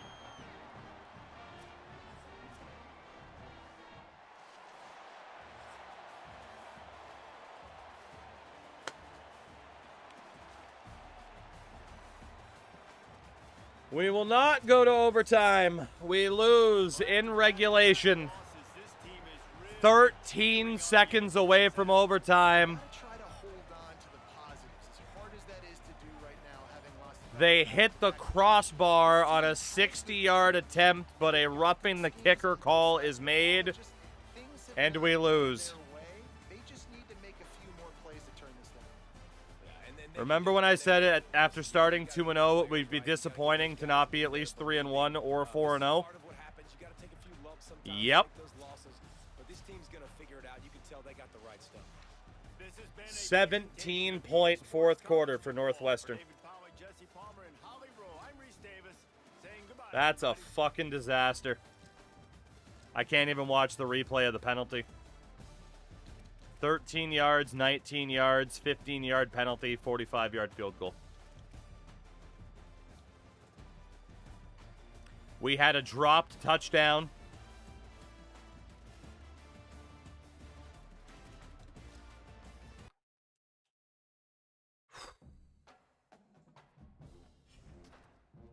Jesus Christ. I cannot believe we are only 2-2. We could not put up points against Minnesota, and we snatched defeat from the jaws of victory against Northwestern. We do get a verbal commit from 3-star quarterback out of Windsor, Colorado, Quan Hicks. While being first for everybody else, 69% job security. Not nice. Because now we have to play Michigan. Say hello to 3 straight losses. What a choke job that Northwestern game was. Oh my God. Oh my God. The easy part of the season's done, because now it's Michigan. Then we do have Colorado State, Illinois, rough. Rutgers, maybe okay. USC, Ohio State, then Washington and Indiana. I think, had we been clutch when we needed to be, a bowl game wasn't necessarily off the table. It's off the table now. Oh, man. From them nearly blocking the tying point after to a penalty, giving them a second chance to kick the winning field goal, and they succeeded. I don't think anybody loses games of college football or Madden like I do. And if somebody does, I don't know how they do it. I don't know how. If somebody out there somehow loses games in more heartbreaking fashion than me, I'd love to shake their hand and say I commend you for not jumping off a bridge by now. Because what the hell, man? What the hell? Do we have anybody aside from that dude that we can schedule for a visit? Mr. Person, let's get you on the bye week. Playing style. That would make me walk into traffic and I can't walk. Jesus. Fuck.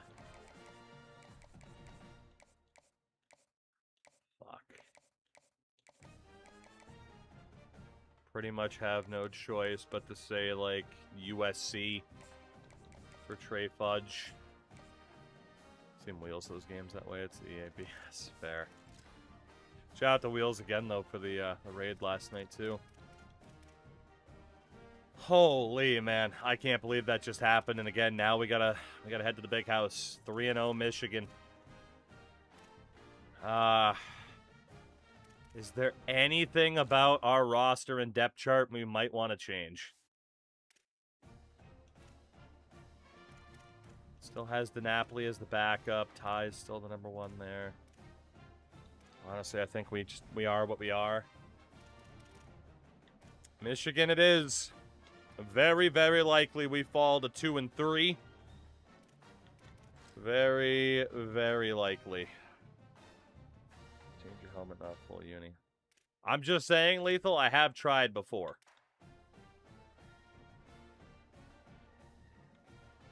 I swear to God this helmet wasn't there before. I swear to God that wasn't there. Actually, you know what? Maybe it was there, and it was NIU that didn't have the different helmet. So I just kind of presumed that Purdue didn't either. I'm a liar. A filthy liar. See, you know what it is? It's just they're there, but they're not a part of a preset. That's what it is. That's what it is. Alright, well, we'll go for the whiteout. We have to somehow try to shrug off a very disappointing loss to Minnesota and a tragic loss to Northwestern. I don't know how we're going to do it. Welcome to the big house. Ah, Michigan shit. State. We're here for week 5 of EA Sports. Oh, boy. The Purdue Boilermakers and the Michigan Wolverines. Reese Davis, David Pollock, Jesse Palmer with you, and Holly Rowe is down on the sideline. Hello, Holly. I caught up with Purdue's head coach before the game. This is a crucial moment in their season. They've got to decide what type of team they are. They're finding ways to lose close games, and they've got to get their first win in conference play. Coach says it's crucial that they get off to a good start here today. He wants focus, communication, and more dominance and physicality. Go Saints. I'll keep you posted on how they look down here from the field level to start the first quarter. Krug, I think it tells you in the storefront where you, wherever you're getting the game, or whatever you're getting the game on. Well, I'm going to guess this is not a no-touching win. That's my presumption. We are up 3-0 at the end of the first quarter somehow. 6-0 for field goal U.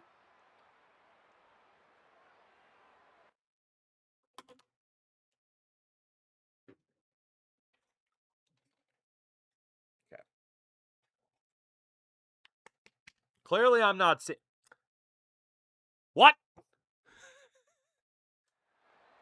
We're up 16-0 at halftime in Michigan. Let me get my bifocals on, make sure I'm reading that correctly. We put up 9 points against Minnesota. Soda! I can't do it. I can't yell too loud. But we're up 16-0 against Michigan. What the fuck? Third quarter. Oh, boy. Here we go. Here we go. Here we go. All right. They outscored us 9-0 in the third. Fourth quarter. We still haven't scored in the second half. Michigan forced to punt. Tua turned the ball over. Interception. And Michigan will likely take the lead here. They will tie it. 16 unanswered points for Michigan. We fail to put up points again.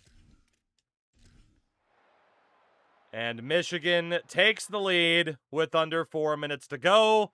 23 unanswered points. Purdue will start this drive as the offense looks ready to go.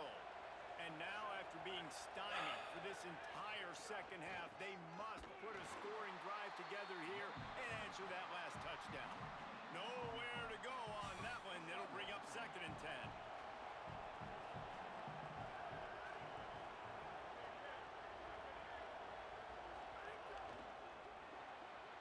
Pulls it and fires to the left. Great job on the containment and the tackling. They stop him for no gain. Man, what a really Not ideal. nice job by being disciplined by this defense. Like, understanding I'm trying to rush the passer. Not It's ideal. a passing situation type of a deal, but doing it with some discipline. They try to sneak the screen in. They were ready for it. Backup Nice quarterback job by this DiNapoli is in. On 3rd and long, try to convert through the air. No! It's incomplete despite some serious arm strength shown there.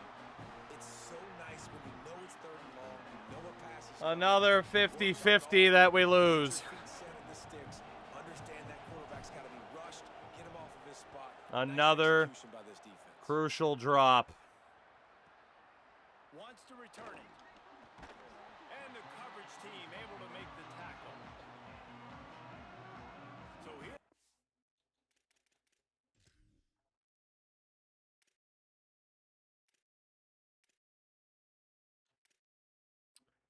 Mono Young has been out of this game for a significant amount of time. If I had to guess, the entirety of the second half. With a bruised sternum.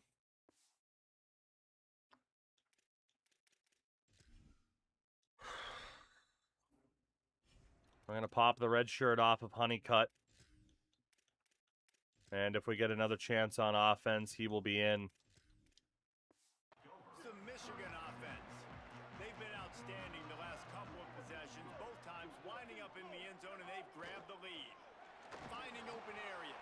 Tackle. Behind those pads and picked up 3 out to the 35. Ted, what's up, man? They'll probably bleed every second possible off this clock before they snap it.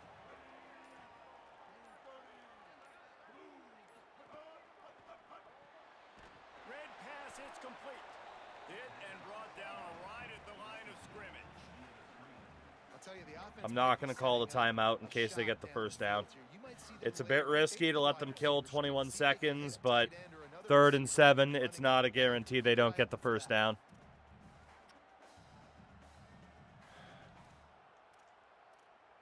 This is a big 3rd down. If they can move the chains, they Can you can put them just in? about Yes, salt yes this you game can. away.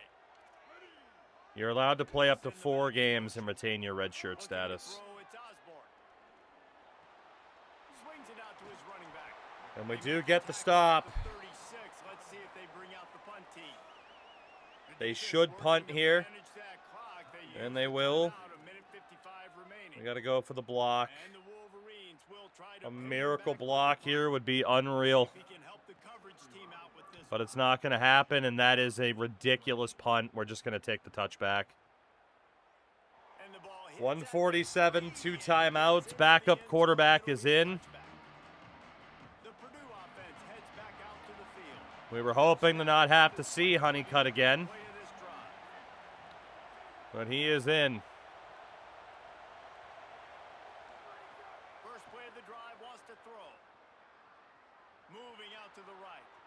He'll try to do it himself. That's my only way to make sure that we got out of bounds. Running backs on either side of the quarterback. So our redshirt quarterback is senior. He'll just graduate at the end of the year. So be it. We got to do what we got to do. Second down, they'll go to the air. Here's a throw downfield late. That was risky. It was risky, but I was hoping the safety would go after somebody else. He did not. More than 100,000 making their presence felt. A huge 3rd down here in the big house. And pressure got to us, so we overcooked the throw. After that incompletion, there is so much pressure now on this quarterback to come up with a big play. They need to score a touchdown. They need to keep this drive alive to have any shot at winning this game. But it all comes down to this play right here. He's brought down, but not before he picks up the first down on a gutsy call to keep Love the to fight another day. clock is still running, and they have to get everybody lined up. They get a big completion there, and I know there's a sense of urgency. This is a 2-minute drill, but there is still time on the clock. This quarterback understands how to manipulate that. Close. We'll be clocking it. We're going to be using the sidelines to our advantage. Try to put ourselves in a position to win this game. Oh, they dial up on 2nd and a long way to go. Rushes on him. Fires to the tight end.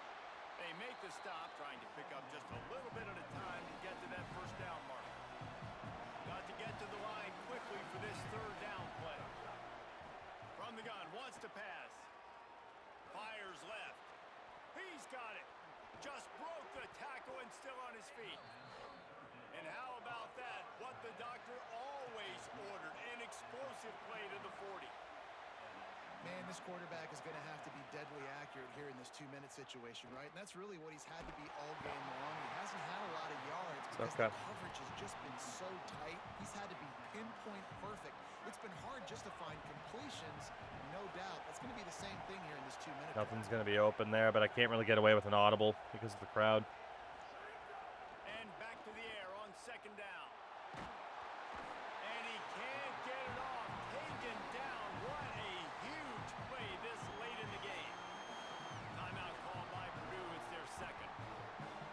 And they'll still have 1 timeout left at their disposal. Big 3rd down as the crowd gets behind this defense. He's looking downfield to throw. And they can't make the connection on 3rd down. And this offense has been a struggle bus. I mean, just call it like it is, guys. It hasn't been good, especially the passing game. And I I tell you what, QB's played better games before, and I'm interested to watch. Can he stay positive? Can he finish this game off on a good note? He's going to take off. There he goes. And he'll get out of bounds. It's a first down there in plus territory, and now threatening to get the score. You see it everywhere. The crowd goes bananas on 3rd and 4th down. They really understand the situation. But when a QB does that, when he takes off and scrambles and makes a big play, it gets really, really quiet.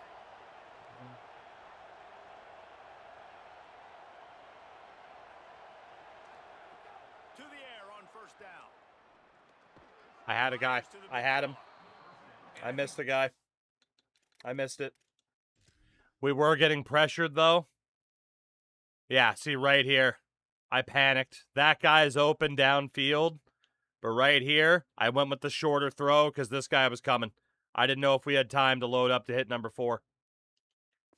If the O-line was just a little bit more stable, we tie the game right there, but they weren't. And I got to burn that timeout now.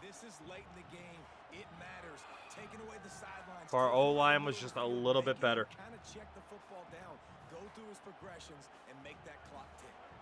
The Boilermakers can play this second down a lot of ways with just a few yards to go. Oh, they're after him. And He dropped it. incomplete. This is some physical pass defense. Well, the windows right now to throw into are getting smaller and smaller. How about the defender that time breaking on the ball? It was the hit that caused the incomplete. He'll take a shot. That one will be incomplete, and we are down to 10 seconds to go. And with that incompletion, man, it's go time. Like this offense, there's no more holding back. They've got to have this play. Trailing, they need a big play. Which one on that play call sheet is your go-to play in this moment when I gotta have it? Oh, he dropped it just. And we're going to fall just short against Michigan. A 16-0 lead gone. No one was really open until that guy on the right. I missed another one. Honestly, the problem was that dude on the right was my first read, and that's what I see. I'm like, there's no way. There's no way he's going to be open. So I start looking to the left. And right here. So see, right here is where I decide to throw, right? Right here is when I decide to throw.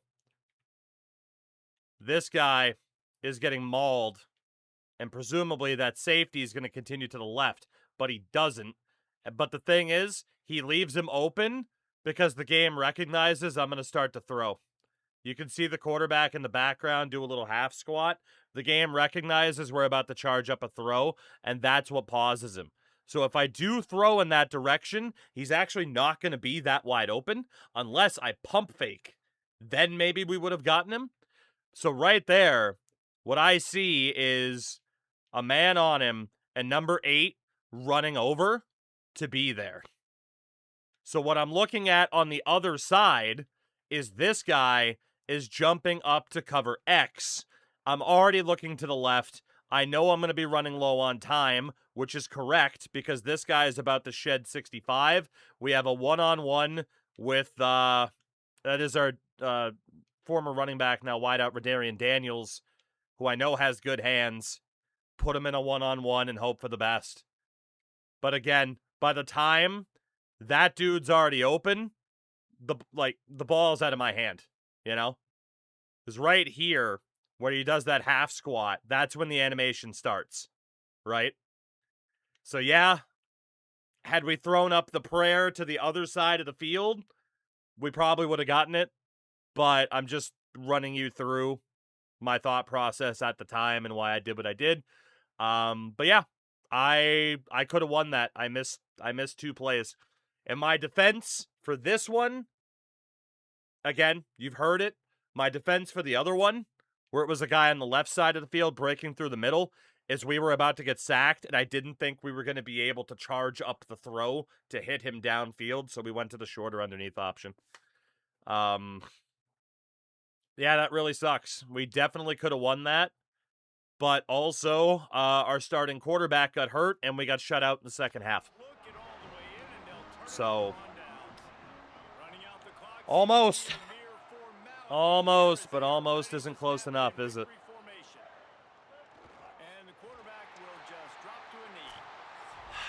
Three straight losses after a 2-0 start. That's so harsh. That is so harsh. We gave him a scare, which is more than what we would have done previously, but... What are we going to be? What am I about? What am I willing to do at this point of the season to get this thing turned around? A lot of tough and real conversations going to yeah. And this is when the coaches really make their money, right? How can I get my kids to focus when I know... Yeah, had my progression been different, So let's win every game. Let's win every and I started left to right instead of right to left, we might have tied that. But my tendency, unfortunately, is to start right to left. And it cost me on that one. Now we just got to hope. I mean, it did say our starters should only be out for the 1 day, but... I mean, the Michigan loss, it only hurts because we had a 16-0 lead. I expected to lose that game. It's really the Northwestern game that's sticking with me. We got a verbal commit from 3-star athlete Jermaine Ivory. We get a hard commit from 3-star quarterback Greg Stevens. Very nice. So we are looking good for our initial targets. Our job security is down to 64%. We have 8 of the 15 turnovers on defense we have needed to generate. And now it's Colorado State. Let's be honest, this is a must-win. This is a must-win. We cannot afford to lose 4 in a row. We really couldn't afford to lose 3 in a row. But... Damn. Damn. It's not even that play at the end, actually, that I'm that disappointed in. It's the other one where I just wish that running back held his block half a second longer. I would have been able to hit that guy downfield. Damn. Damn. Well, we move on. We gotta... The result's the result, right? Ivory is where he is. Charles Person. We can get the proper sell on Mr. Person now. Oh my god. Gotta be an easier way to do that. Fudge. We can get the sell on him as well. Mr. Fudge, the standard bearer. Mr. Dodge, we're still looking good for you too. At least have an A+ on that sell. We'll go for it. So after these initial targets, I definitely think we start to look for some higher up options. Schedule this guy for USC as well. If we lose, it's not that much of a negative. Lutman, we still don't know enough, but we'll get you on that visit against USC. Playing style, and then Randy G, we don't know enough. That USC game is going to be pretty important. If we pull off a big upset there, it'll be pretty nice. So we now have some hours left over to start looking at other players we might want to get. So the big thing is whether or not we still want to target some cheaper 3-stars, or do we take a look at maybe a 4 or 5 and see who's out there? The 5-stars are all gone. 4-stars, there are still 4-stars. And we have quite the budget remaining. Cheapest 4-star is going to cost us at least 200. But I would say that's worth it. I mean, theoretically, right, 3,515 divided by 200 points. That's about 17 4-star players. So I definitely think we start looking for some difference makers here of 4-stars. Especially the cheap options. You're avoiding the cheese. What, of the 4-stars? I mean, we have for a good amount of time, but... Man, if they're going to be there. If it makes sense for us to go for them, at least.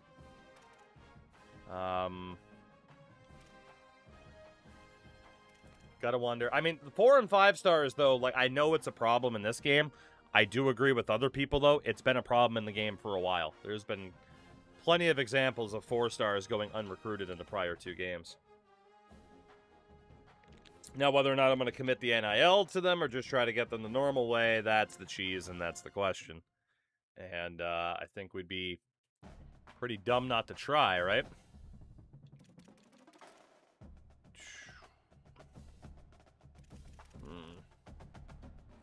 And it is a fair amount of athletes. Most of them being running backs.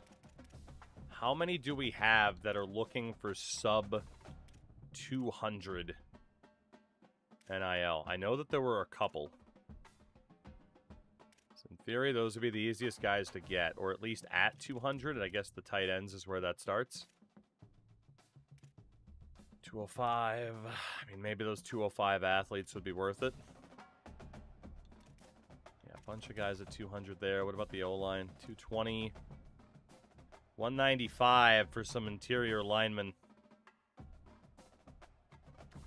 Certainly improving the O-line could be very, very nice.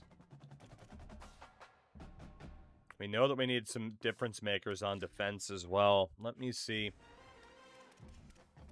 What is our biggest need? Zach, what's up? We're doing okay. I mean, the team's better.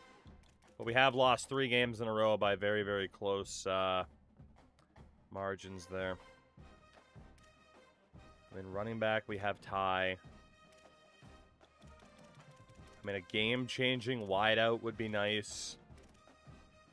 I mean, tight end, we got a couple of good options. No necessarily big game changers. Obviously, the O-line would obviously, I'm going to keep saying obviously, would help.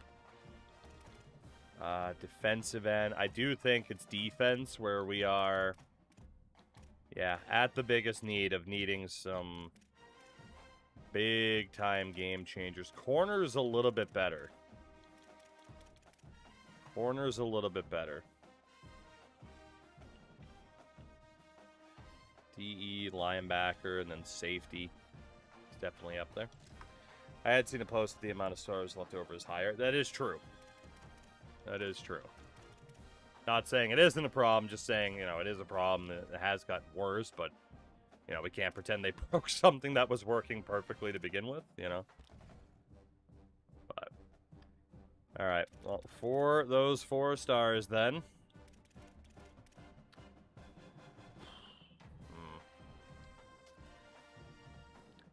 Yeah, I mean, if there's going to be some of these defenders that theoretically we might have to give the NIL to, it would be these linebackers. There are quite a few of them.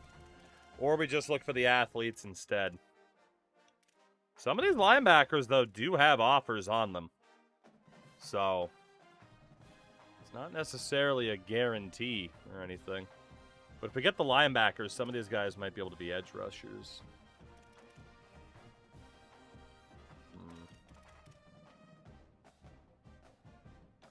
Obviously, too, for some of these wideouts or whatever, it'd be nice just to know. You know, if someone was a bust or a gem, but at this point, a 4-star is a 4-star, right?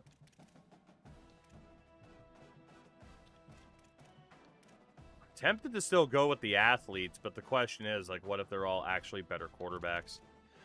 Braden, yeah, sorry, I saw you ask that earlier and I missed it. We did talk about it earlier, and yeah, it's what it is, though, you know? It's what it is.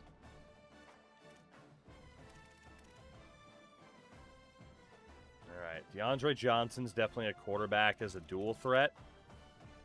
Backfield threat, backfield threat. I mean, I don't really think we need those guys at that point. If it wasn't such a corrupt... Yeah, I mean, hey, FIFA did something controversial. You don't say. Like, boy, it's who we most expected. All right, let's see. Angelo Kern, no offers on him at the moment. Let's take a look at that guy. Free safety. Kansa.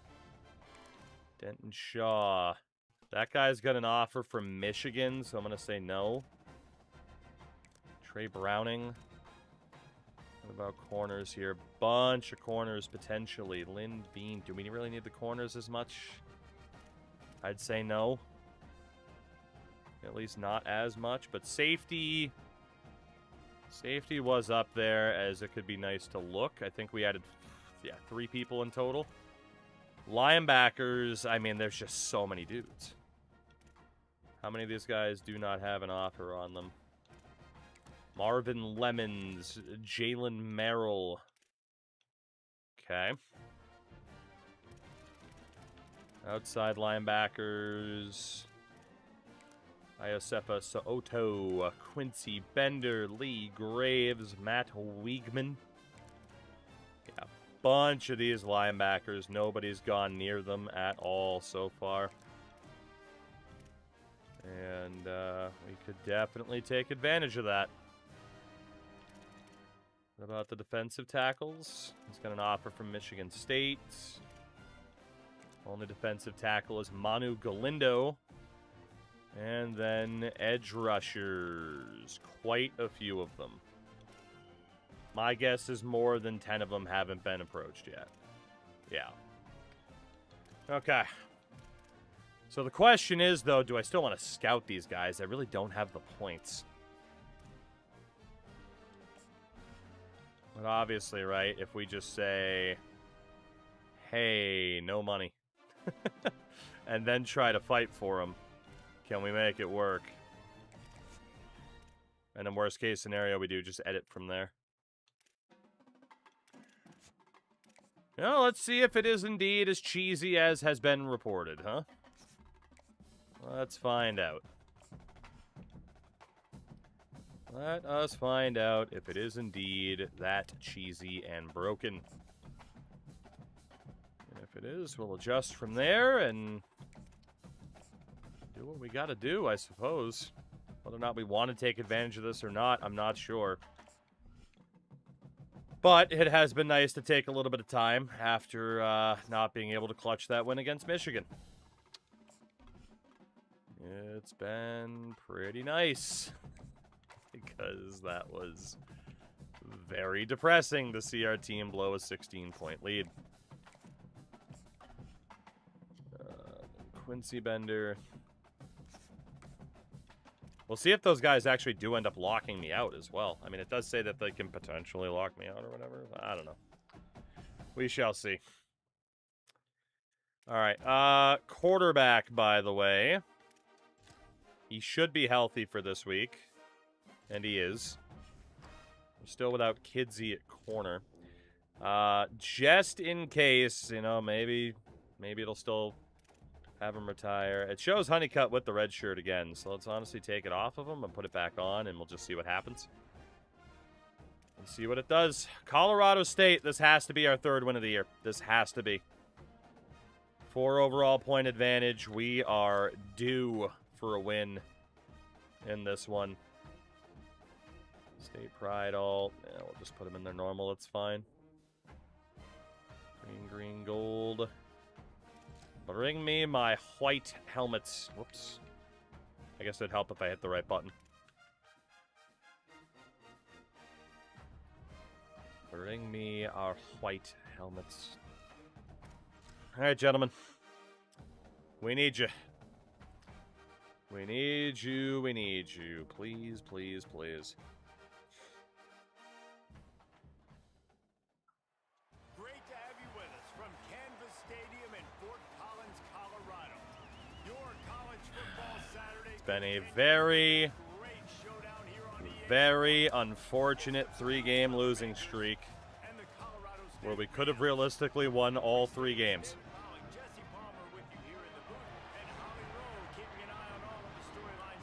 Getting that 3rd win of the season has been more difficult than I anticipated.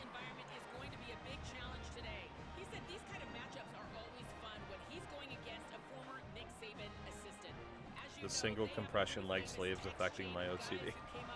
Hey, don't you call that out. A lot of people did a whole lot of complaining on Twitter and Reddit to get that sleeve in there. I'm not saying they're wrong. Like what you like, but people fought like hell for that. So respect the struggle, would you? 7-0. 14-0. 14-7. 14-all. Can we hold a lead, please? 17-14. 21-17. In the fourth quarter. Still up by 4. It's our ball. Field goal U strikes again. 24-17. Defense holds strong again. 3 and out for us. Doesn't bode well. 6:11 to go. Still up by 7. Cannot score. 3 minutes left. Can our defense hold on? Yes, they can. 4th and 10 on our 26. They turn it over. But we're forced to punt with 42 seconds left. Can the defense hold on? 42 seconds away from our 3rd win of the season and a no-touching victory. Looking to throw on first down. Right on the money. And with no timeouts, that's a good result for us there. They pick up a few. Trying to get everybody set with the clock still running. And this offense, they got another positive game, but I think they're going to have to start pushing the ball down the field a little bit. Got to make some plays. That clock is... Snags it inside the 20. He's finally stopped and brought down at the 15. It's a first down. They'll stop the clock to reset the chains. Offense up tempo. Double time, hustling to the line to stop the clock. Might there be overtime?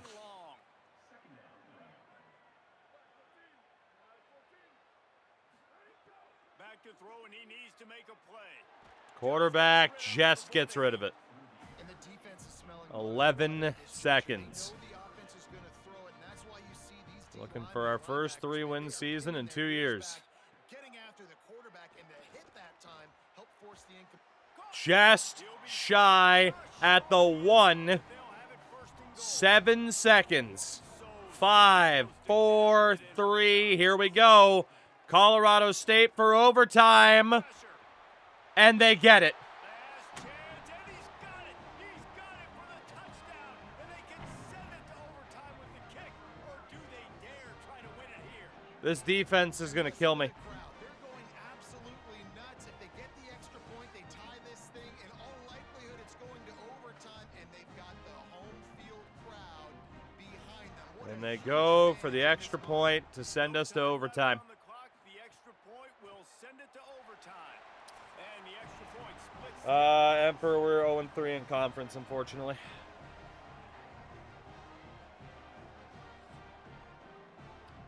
Overtime against Colorado State. Dick Wolf wishes he could write this type of drama. You're not wrong. Raiders, hello. And, holy, the way we lost to Michigan, the way we lost to Northwestern, and now we go to overtime. Yeah, and remember the rule change a couple years ago. And we're going to play defense first. Two-point conversion. So all this stuff is situational type football that you better have worked on throughout these weeks. We'll get it started. And it's still making me watch this for some reason. Fuck. I might be glitched and I might not be able to play. Hello? There we go. Oh, in fairness, yeah. I was going to say maybe I want my defense to play, and then I remember what just happened.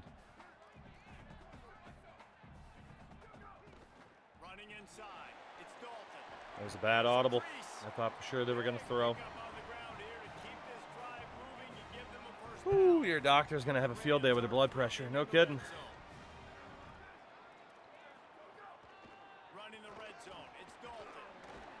Wrestled down at the 8-yard line as they threaten deep in the red zone. This would be another absolutely brutal loss. First without scoring.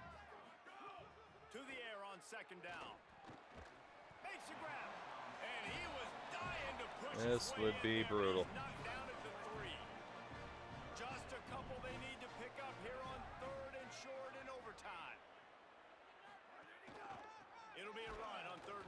Big stop. Do they go for it or do they kick the field goal? It looks like the field goal. He's off center. And we're going to call a timeout to try to ice him. Mess with his head a little bit.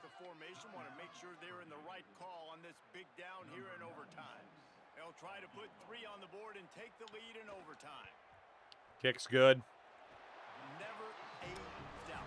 Touchdown wins it. And guys, after the field goal, now they have the Big lead. job. Good stop by the defense. Down by a field goal and a touchdown will win it. Let's see what they've got on first down.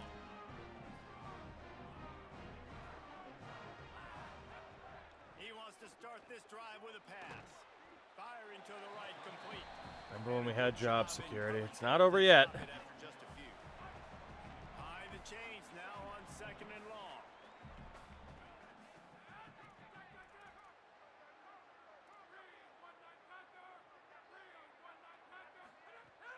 The play action fake. Looking down the middle. Complete with conviction on the crosser. I mean, I'm looking to run, but they're not really leaving me the room. The grab, it's 1st and goal from the 8. They'll try to get it in with the run.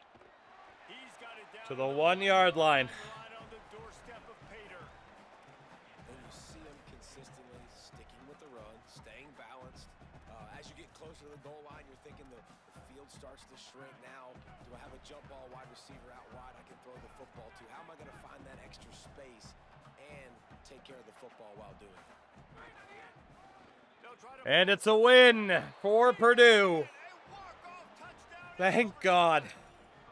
The best running backs are the guys that can just sniff out the end zone. That running back showed you all of his The freakish 3-game losing streak is over.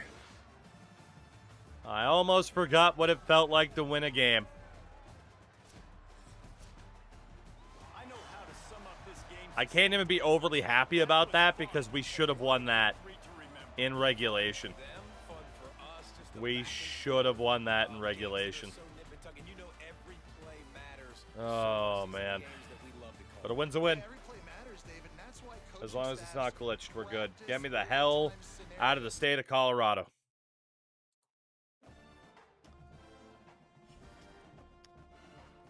3-3 on the season. Some solid wins, some disappointing losses, but we're in an okay spot. We need one more win here for people that bet the over to get what they were after. We get a hard commit from 3-star quarterback, I believe, / athlete Quan Hicks. But we do miss out on Matt Wiegman, one of the 4-stars we were about to start fighting for. 10 turnovers forced on the season. We need 5 more. Job security is at 74% as we hit the bye week. Good time for the bye week, honestly. Like, there hasn't been a game this season where we haven't been competitive. But unfortunately, I do think it's not unfair to say, different timeline, we could be 6-0. And that's kind of crazy, but it's true. To, do my best Kurt Angle impression. All right, so we have Stevens, we have Hicks. We're keeping tabs on Ivory. We're still fighting for Charlie Person. Fudge, we're still fighting for. Amari Dodge looks good. Lutman. We can switch him over to the cell. Whatever his trifecta is. There we go. Thank you very much, Mr. Lutman. Randy G. We can also switch him over to the cell now, too. Okay, so we are going to have some points left over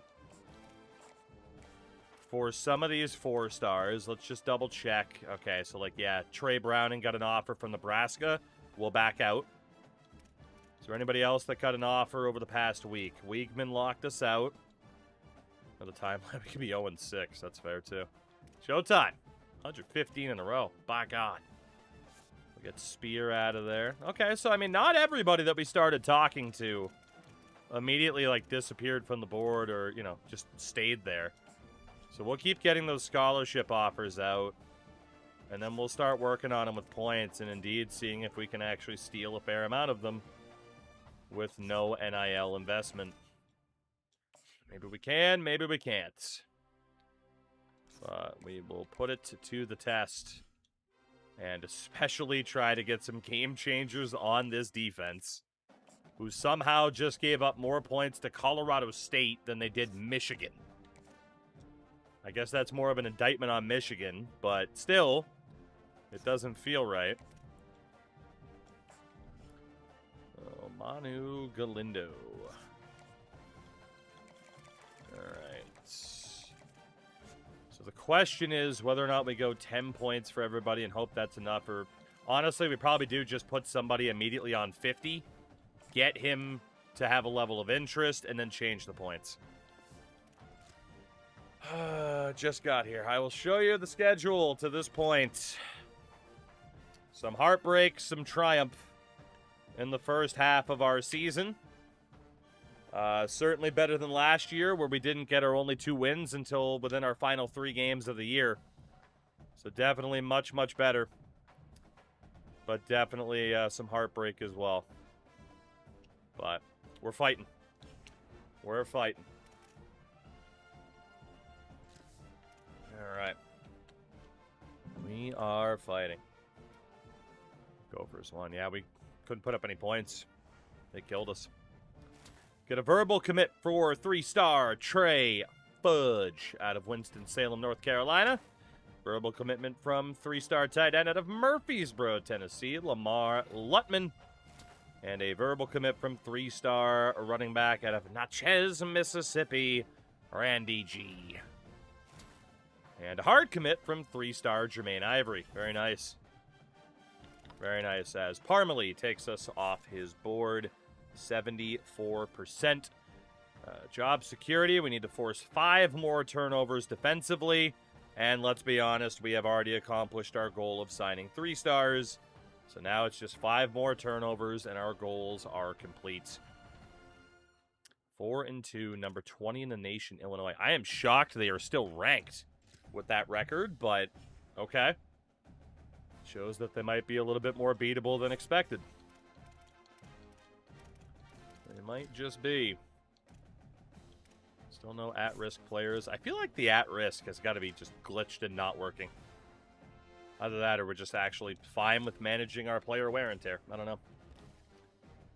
Alright, so again, we land Ivory. Person we are still fighting for. We got the verbal commit from Fudge. We'll drop him down to the, just keep tabs, 10 points. Same for the verbal on Lutman and Mr. G, Randy BG. So we're looking good from there. So Kern gets an offer from Clemson. We're out. Kansa, we're okay. Shaw, we're out. Anybody else get an offer? We know that Parmalee took us out. Okay. I mean, so far, trying to go after these 4 stars without dropping any NIL, not quite working. Oh, we already had the 5 on Kansa. I was going to say, why the hell isn't that working? Excuse me? So send the house on him. We'll send the house on Lemons. And Merrill. And So Oto. And then we'll just put 10 points on Bender, 10 points on Graves. I don't think it'll do enough, but that's fine. See if we can just join the argument for any of these guys without spending those NIL points. I mean, if we have to spend the NIL, too, like we have plenty, but, Illinois at home. Their key player is Braden Trimble. Averaging 32 points per game and 448 yards. Jesus. Okay. Points per game allowed 25 to 22, so we'll see. High fire-powered offense for the Illini.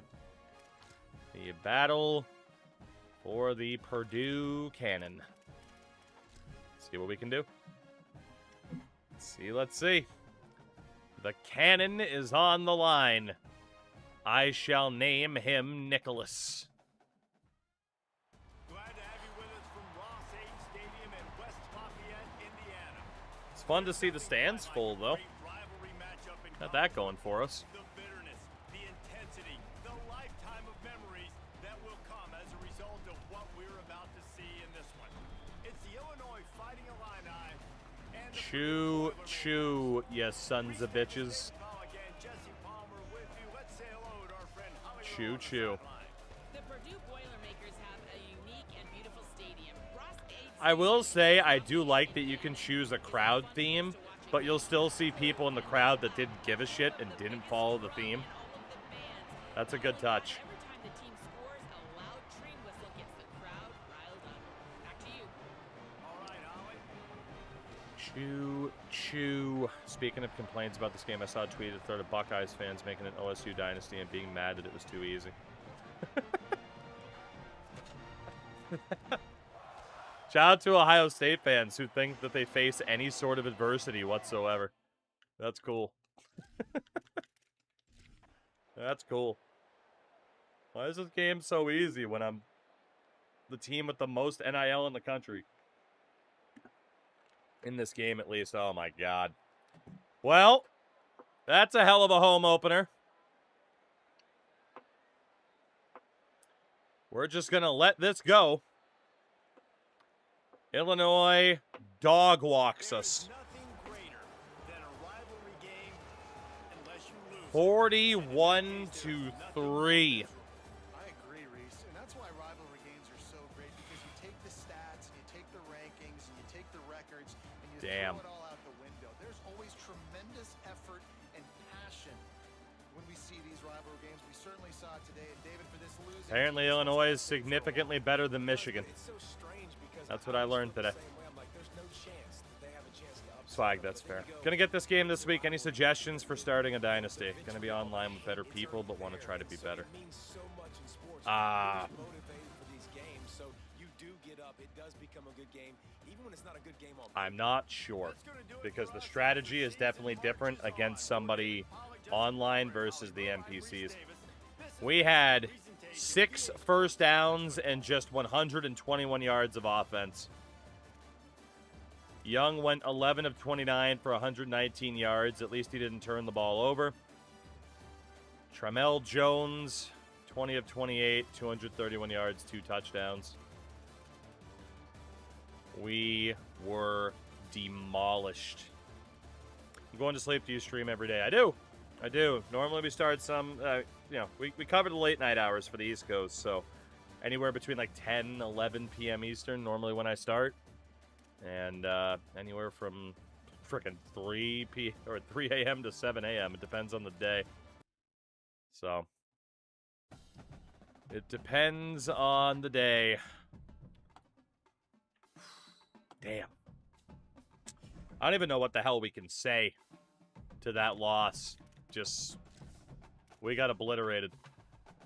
What can you really say about that, you know? 0-4 in the Big Ten. Yes, sir.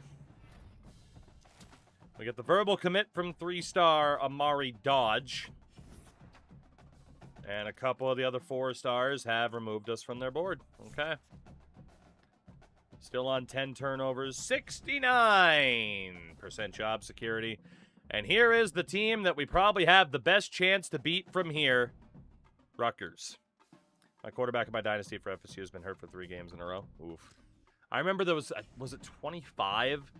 We had like an elite dev quarterback, 90 some odd overall, gets injured for the rest of the season in the first game. Fun times. So many fun times we've had. Ugh. So yeah, I hear you on unlucky injuries. Alright, recruitment-wise, what are we dealing with? Still got the verbal for Fudge, Lutman, Gee. We are now in a battle for person. We have the verbal for Amari Dodge. We get him down to 10 points. Kansa, we are out for you. Lemons, we made up no ground. Nothing from Merrill. Soto, or Soto. We're up to 6th. DeVito took us off his board. So Bender will put on 50. Graves will put on 50. And we'll see if we can make up any ground. It certainly hasn't been a guarantee of us making up ground for these 4 stars while trying to conserve our NIL budget. I mean, I can definitely offer this guy a bit to try to get back into his good graces, but I think we'll just stay risky for now and see if we can actually pull this off. Are we still seeing if we can Purdue to glory? If we get a better job, I will probably leave. But it needs to be a better job. Again, if it's a lateral move, like, nah, I'm not interested. We might as well stay. But if it's, like, clear-cut, like, if the Florida Gators offer us their head coaching job after this, we'll take it. Because at least we've left a good stamp on Purdue, and, like, they certainly have the potential to develop, but the AI might ruin it. I don't know. Chance of rain against Rutgers, week 9, trying to get back to a 500 record. We are the better team.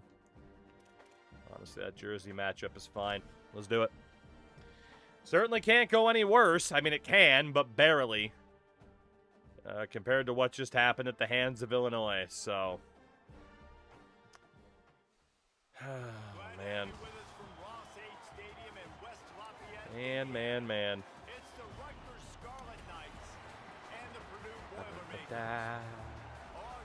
Is there an OC job we'd leave for? Yeah, I mean, again, right, that might be more likely, but yeah, if we get, like, the OC job at a big school, we'll take that, too. It'll be worth looking. But I don't know what our reputation has to be at to start getting those offers with those schools being interested in us. Because it has not happened so far. Where, oh where has our offense gone? This is unacceptable. Down 17-7 at the half to Rutgers. Where is the team that put the fear of God into Michigan? Gentlemen, what is going on? And we are missing Torrance now. We knew Whitehart was already out. These guys are just screwing with chat for the people that said over 3 wins. Damn, man.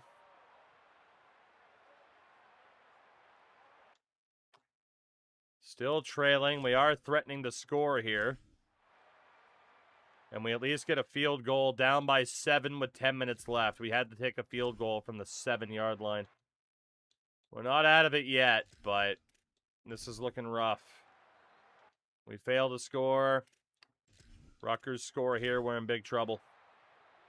5.5 to go. We're down by 7. Just 10 points on Rutgers at home is brutal.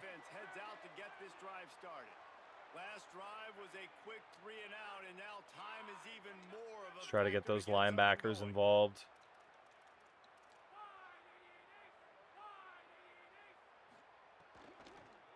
He's gonna pounce on that. Yep. GG's. I didn't think a corner from Rutgers would be that fast.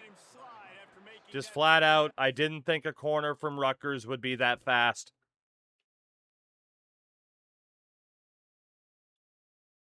Like right here, he's backing up, and then right as I go to throw, he just jumps it. I didn't think his acceleration would be that good. Underestimated the opponent. Well, I can't always bail us out. And one play and they score. Let's be honest, though, like, we shouldn't have even been in a position where I could jump in and screw it up. Like, it's Rutgers, man. Like, if we can beat other teams, why the hell are we struggling against them at home? It's just brutal. That's just brutal. We never should have been in this position in the first place. Man. That's the disappointing part, is when you do build up a team And then they just start shitting the bed. You know, you start to get some ambition. You start to get some hope. Very disappointing, especially all these in-conference losses. Guy's got 88 speed, 90 acceleration, only 58 awareness, but it's not over yet, but now we need a hell of a lot of help. Losing 3 winnable Big Ten games is brutal. Yep. He'll start the return inside his 5. Man, we almost made it. He'll be brought down at the 24. The Boilermakers have it back, and here comes the offense. Well, the good news about this drive, Jesse, Awareness matter on Heisman. Does awareness matter on anything? No, it certainly can. I think one Good way run to for have Ty. your quarterback turn the page is just find him an easy completion here and let him get back into a rhythm. Yeah, or find him an easy handoff. Just hand the football off, maybe get the ground game going, maybe jumpstart this offense a little bit. I don't know if this was the design of the play or not. That's really weird. coming out on first down with the play fake. It's complete to the left.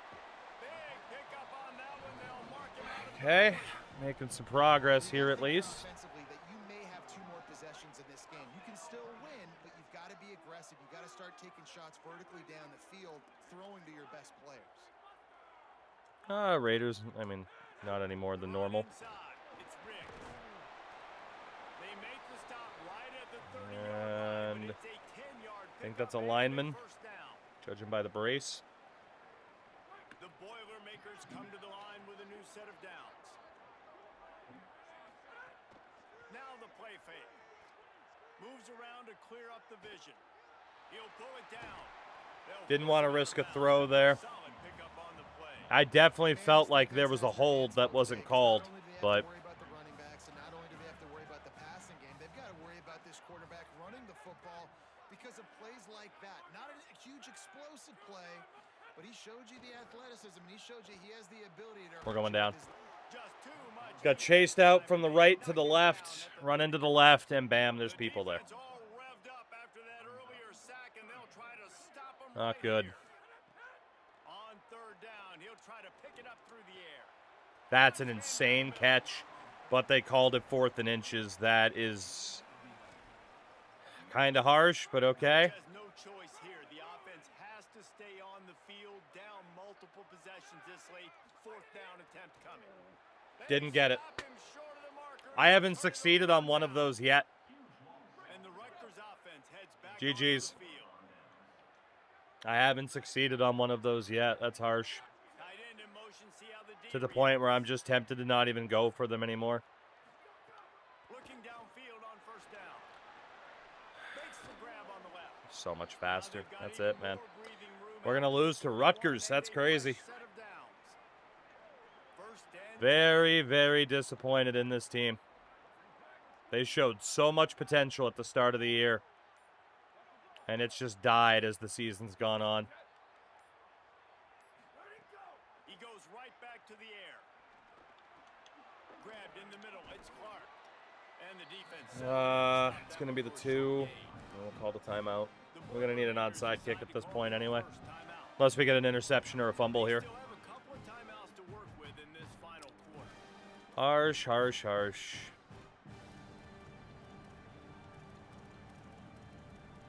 Yeah, man.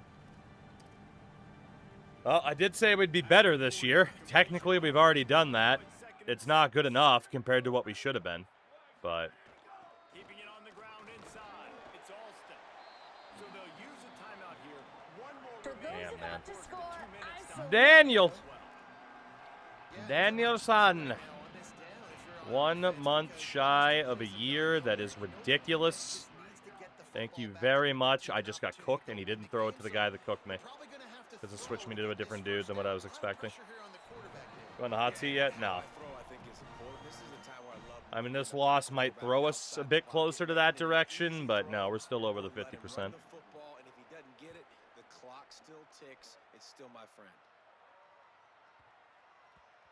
And the punt hits ground at the 2 and goes into the end zone. He just missed, hitting them right in the shadow of the Of course, they're just goalpost. going to drop It'll back. come out to the 20. They're not going to let us get him with anything over the top. Now they'll run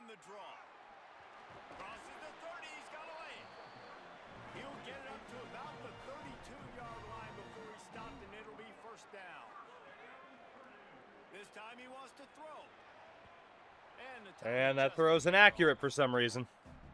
I guess just our quarterback's accuracy, I don't know. Either side on 2nd and 10. Couldn't connect on first down, now back to the air. What a fucking punch out. More on target there, maybe they hook up, but it's an incompletion. And a lot of times football, man, it's just about confidence and feeling good and getting in a rhythm. That's not what this offense has done all day. And now in a moment where you need it, you got to put it together. Where do they go? Like, who is their go-to guy? What is their go-to throw? They've struggled all day, but you can erase all of that with one drive right here. Clock stops momentarily for the first down. They'll hurry to the line. Gonna look downfield again. Here comes the heat. Yeah. Intercepted. Big play stops the drive. He'll try to take it back. GG's. Defense making the play. Hey, never hurts to pad. GG's.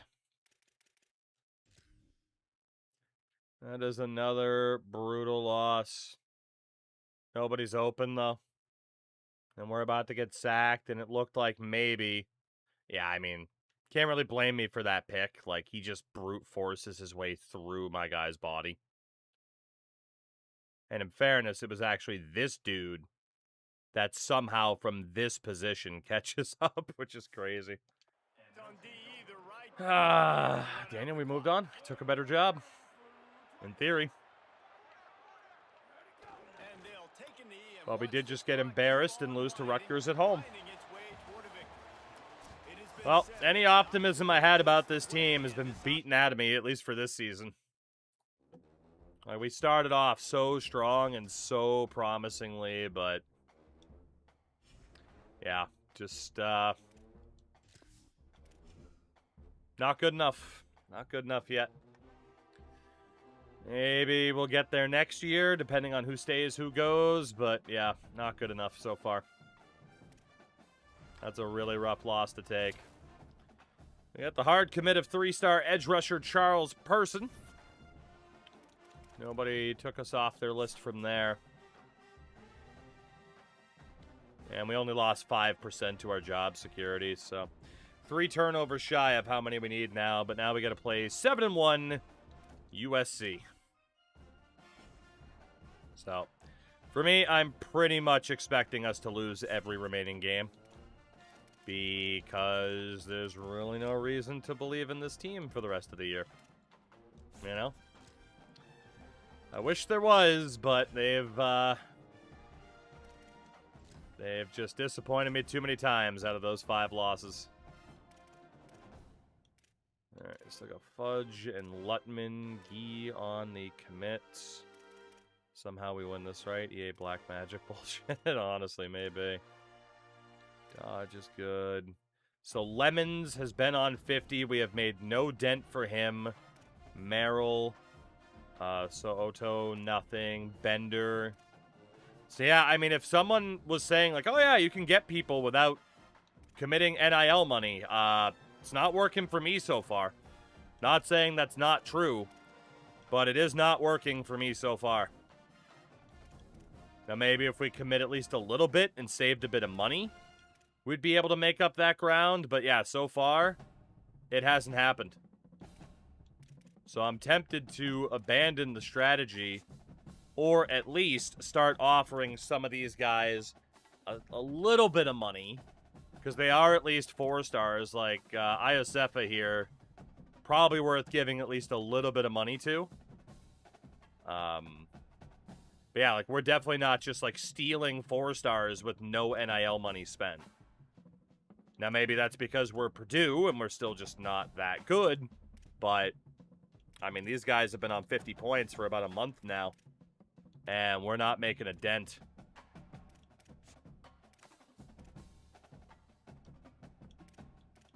Does take a few weeks to get on the board. Apparently more than a few weeks. But we'll keep chipping away for the moment. Test it out. See what happens. But it's not looking too insane here. But we got time at least. We got money that I can spend my way out of any shortcomings out of this. Let's look at the season stats so far through 8 games. We have 4 games left. Because you offer them a scholarship. If you don't offer them a scholarship and just give them hours. Really? Interesting. See, that wasn't mentioned, in fairness, that you don't even offer a scholarship. Or if it was, I missed it. Manu Young. Just hasn't been it yet. I mean, he's better than who we've had at quarterback, but still not good enough. And Ty, 4 touchdowns. It feels like an issue where, again, the offense just isn't able to stay on the field enough. And I can't really say, like, oh, well, it's the playbook. Like, man, it's the LSU playbook. Like, we should be fine. Unless there's just too many examples of defenders or receivers having to be relied upon to make the right call. And they don't have the ability to do that. But... Alright, so, you know what, then? Let's put that to the test. We go for the 4 stars. We go for someone who's cheap enough anyway. And then a linebacker, Prince. Does he have offers? He does. He's got an offer from Georgia. Anybody that we did not add to the board already? This guy, Femi Osgood. So for Mr. Osgood, you can't offer scholarships to those guys if you offer less than what they feel level of interest. It's better to not offer him a scholarship than to undercut him. Well, let's put it to the test. Mr. Osgood, just straight up 50 points, no scholarship. We'll keep an eye on that guy and see what happens. We'll see, we'll see. For now, let's go out there and get shit kicked by USC. I mean, man, if we can't beat Rutgers, we're not beating the fucking Trojans, so.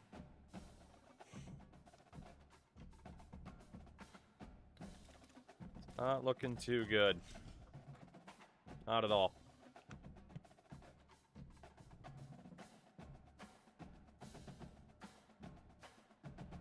It's not looking too good. Glad to have you with us from Ross-Ade Stadium in West Lafayette, Indiana. What a game and what potential drama we have in store. You've seen this script before. Top 10 team goes into a cauldron of emotion on the road and just hopes to be able to get out and tell about it. Gonna get banned songs in the game this year. I mean, Pink Pony Club seems to be everybody's favorite. Along with David Pollack and Jesse Palmer, I'm Reese Davis. It's a good addition. Some interesting... All right, here comes Brutal L. And it's over.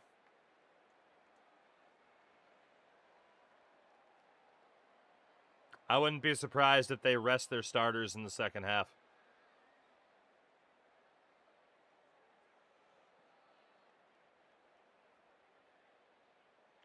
At least we didn't get shut out. 3 consecutive L's. 45-3 for the Trojans. Out of the ring for most of their... And you know who I'm blaming for this?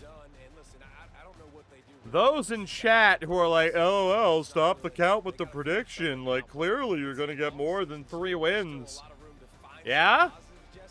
You think? You think? This is on chat. Thinking they know for sure what's going to happen before it happens. I don't think they can fix everything in one week. I think this team needs to go back to the drawing board. They need to You focus did this. on one We had 111 yards of offense to their 477. This has been a presentation of EA Sports College Football. For David Pollack, Jesse Palmer, and Holly Rowe, I'm Reese Davis, saying goodbye, everybody. I don't want to talk this. I don't want to talk about it. I don't want to talk about it. You better. I mean, baffle, blame your fellow yes voters that will finish with at least 4 wins. We got 3 games left, and there's still some pretty tough competition. We got a hard commit from 3-star tight end Lamar Lutman. A hard commit from 3-star back Randy G. Not bad. Job security down to 60%. We need to force 3 turnovers in the next 3 games. So what does that mean for me who didn't vote?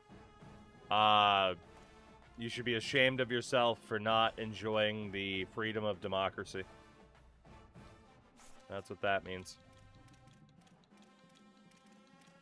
Absolutely ashamed of yourself.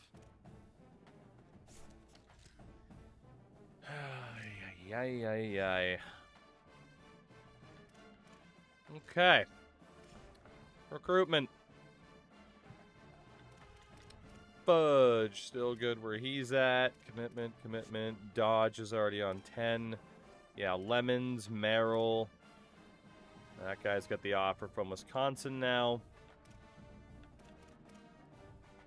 Certainly no jump from Osgood on being just 50 points, but again, can take multiple weeks. That's fine.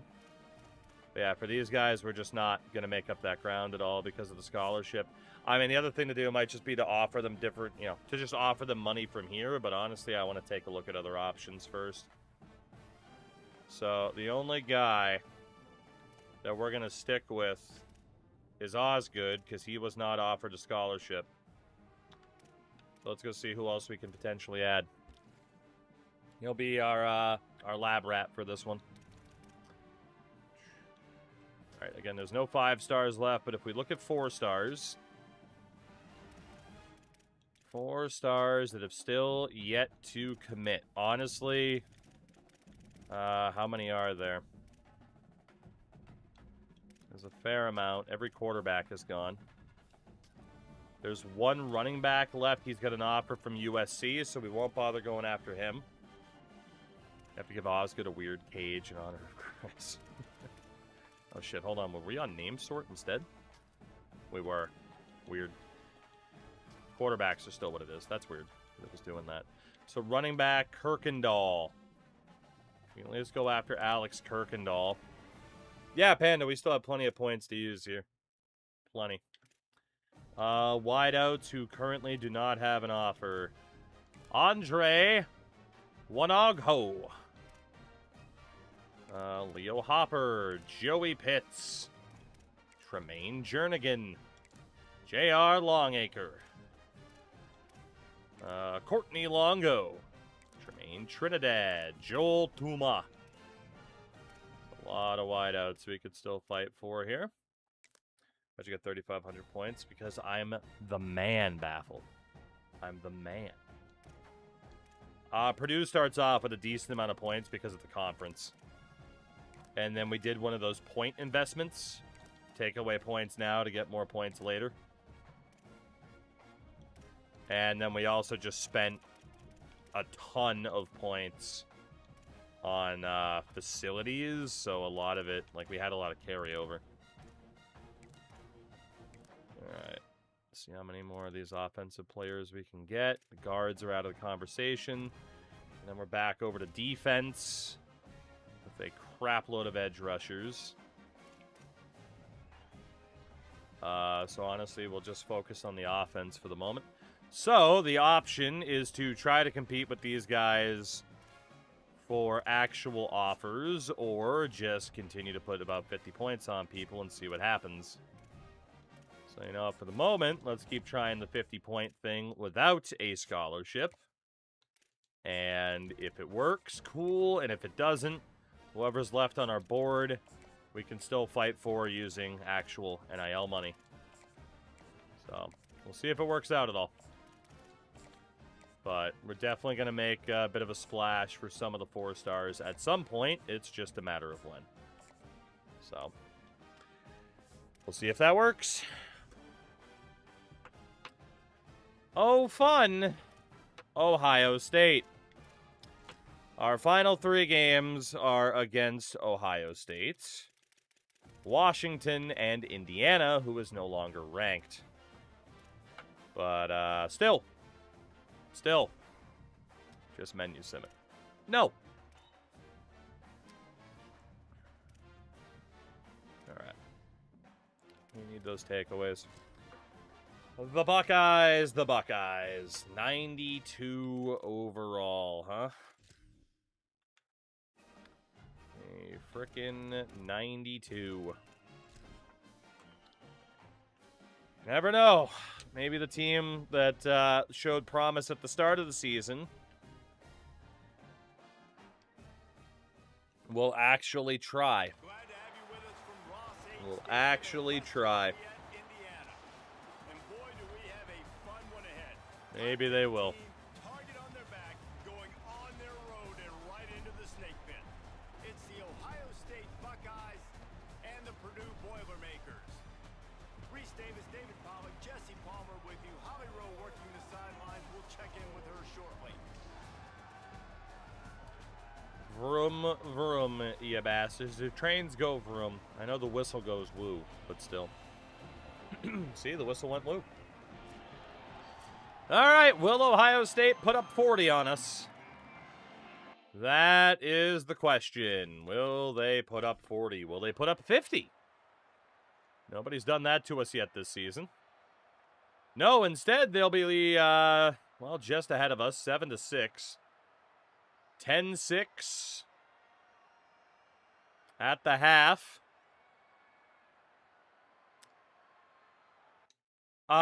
We just made it a 1-point game with 10 minutes to go. And now it's 13-9 with 5:45 left.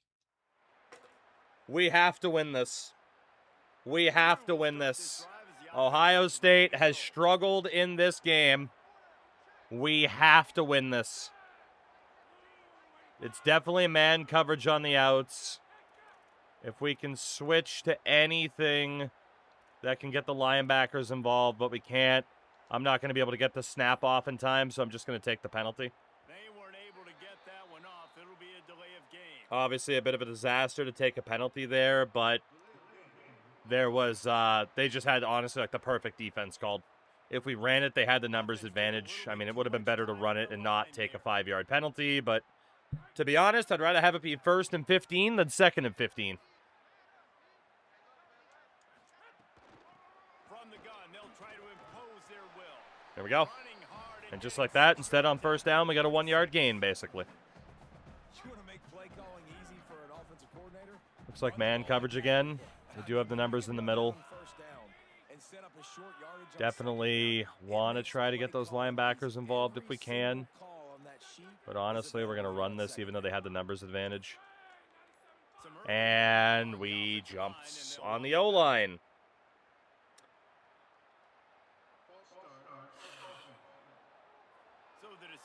Thanks for that, O-line. Appreciate you. And now it's right back to we fucked up on 1st down. Here comes 2nd and 14. Quarterback may change this route. Out of the gun, they'll run it inside. Stacked up after gaining a couple to the 23. Not great. Now facing a 3rd and long.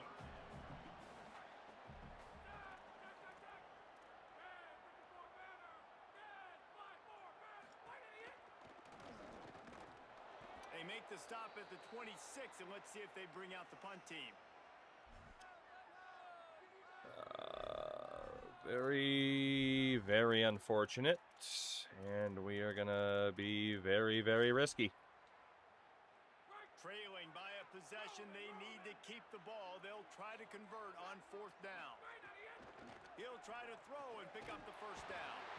Finds his big tight end. He's got enough for the 1st down, and they roll the dice and convert. See if we can keep some momentum going now.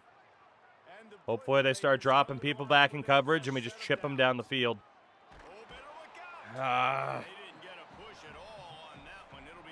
Could have stuck to the outside, but...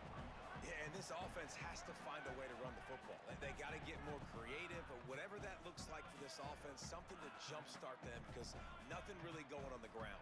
Yeah, defensively, though, you got to give them credit, too, because they knew that physically they were Here we going go. to try to be challenged up front. That was a big MO for this offense coming into it. But the defense, they've risen to the occasion. Their front seven They got numbers. has dominated this entire game. That guy on the right blitzes, we should have Durbin. They'll try to pick up the 1st through the air. Got it.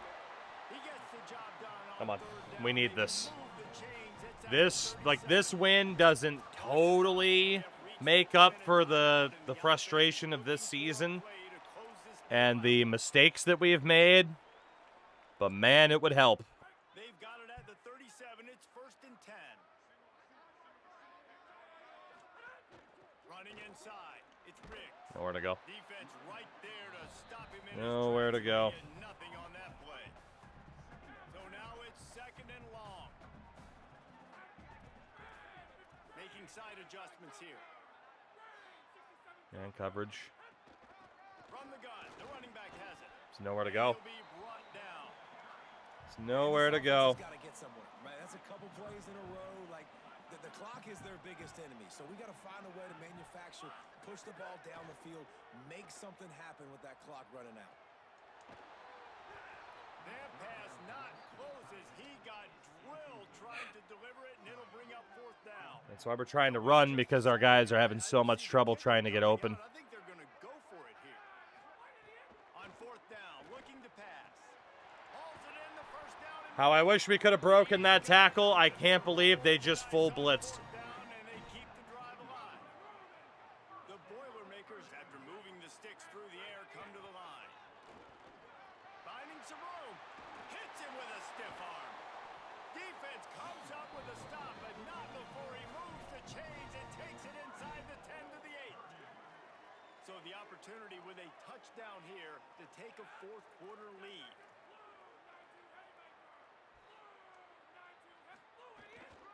A 1st down run in the red zone. Nothing doing, and he was lucky to get back to the line of scrimmage. It's 2nd and goal. Cannot run the ball, man. Now called by Just the can't do it. offense, 24 seconds left on the clock.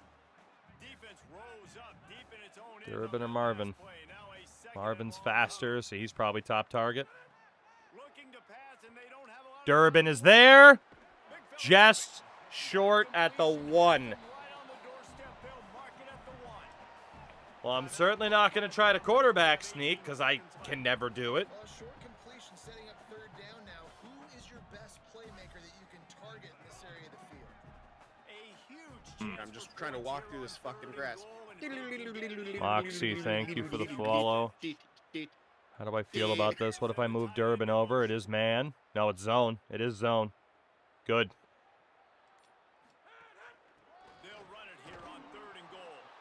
Did not get an inch. This Well, defense we'll let the taking clock it wind on down. 3rd This and is the goal. final play, no matter what.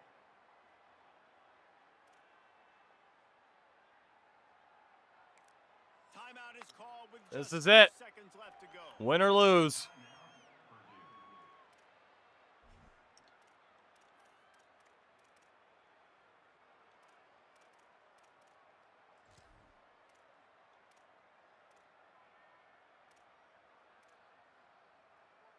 This will be the last play of the game and the last chance X they is have wide open. maybe to win it at the gun. I can't audible out of this, though. There we go. Might be calling a hot route. Takes a snap, wants to throw. And the quarterback misses the throw. Catch, and the defense will force the turnover on down. Bad offense, good defense, no scoring. That's pretty much what we had in this one as they come up short in a bit of a slog fest. Yeah, and most of the time in college football, it's the opposite, right? You don't defense optional. Offense scores so many points. This one, back and forth. Offense is struggling, trying to make plays. Defense has put on a great effort. And a lot of issues for this offense in this game. Was he today, pressured? obviously, and I think the coaching staff now really needs to take Was he pressured?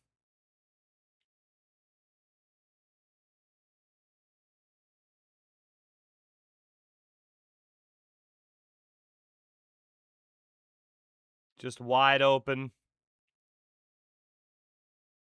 Throws it too far to the left. I did clip it. I'm waiting for the clip to process so I can watch it back.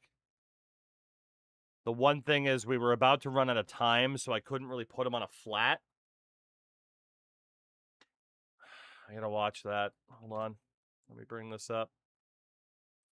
I need to see the throw timing.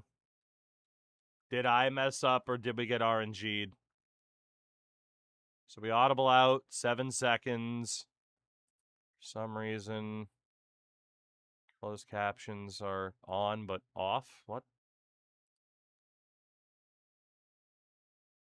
4 seconds? Oh my god, come on. Yeah, the throw timing's fine. The catch is good. He just missed. Like, you can see it on the receiver on X. The throw timing's good. It's not red or yellow timed. Catch timing is green. He just missed it. We got RNG'd. He just missed it.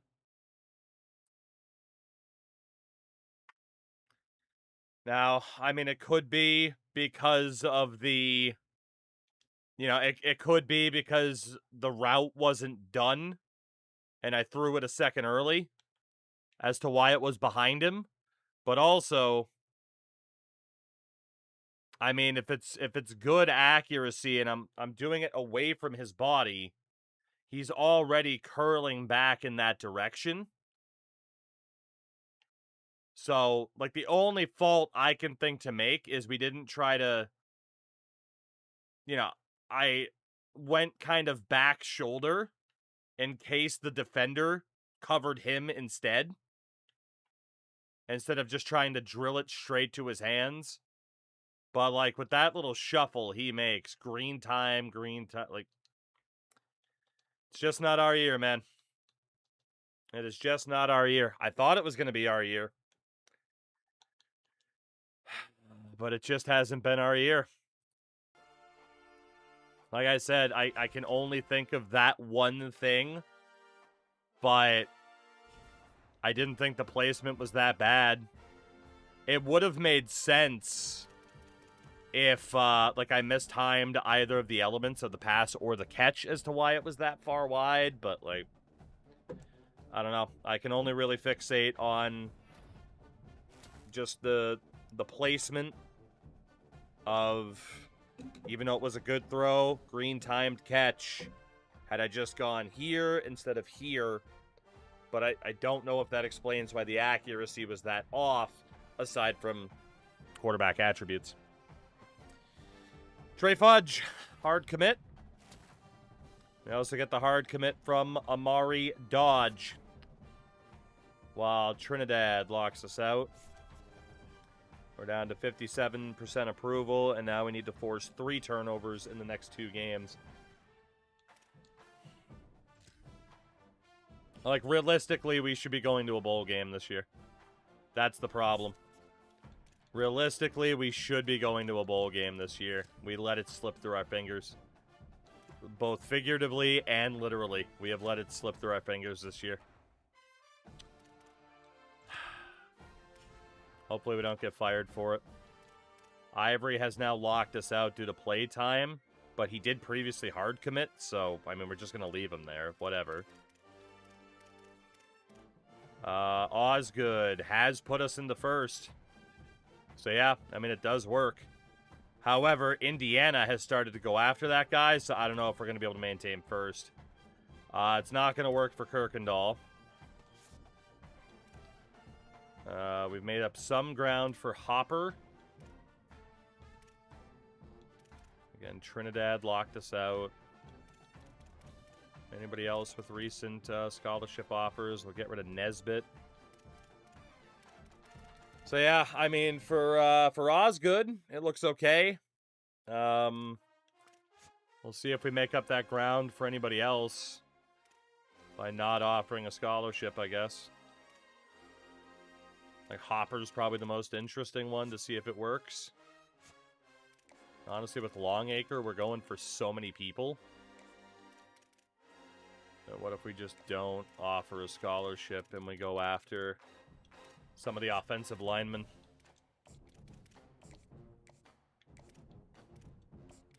Let's see. See if that works. And if it doesn't, as long as they're on the board, we could always offer a scholarship with some proper money attached. Washington. Looks like a rain game. At least we'll get to see Dubs. Not in terms of, like, on the field, but the mascot. Yeah, well, that's interesting. Happy Murica. Yeah, we'll just go current home. Different helmets.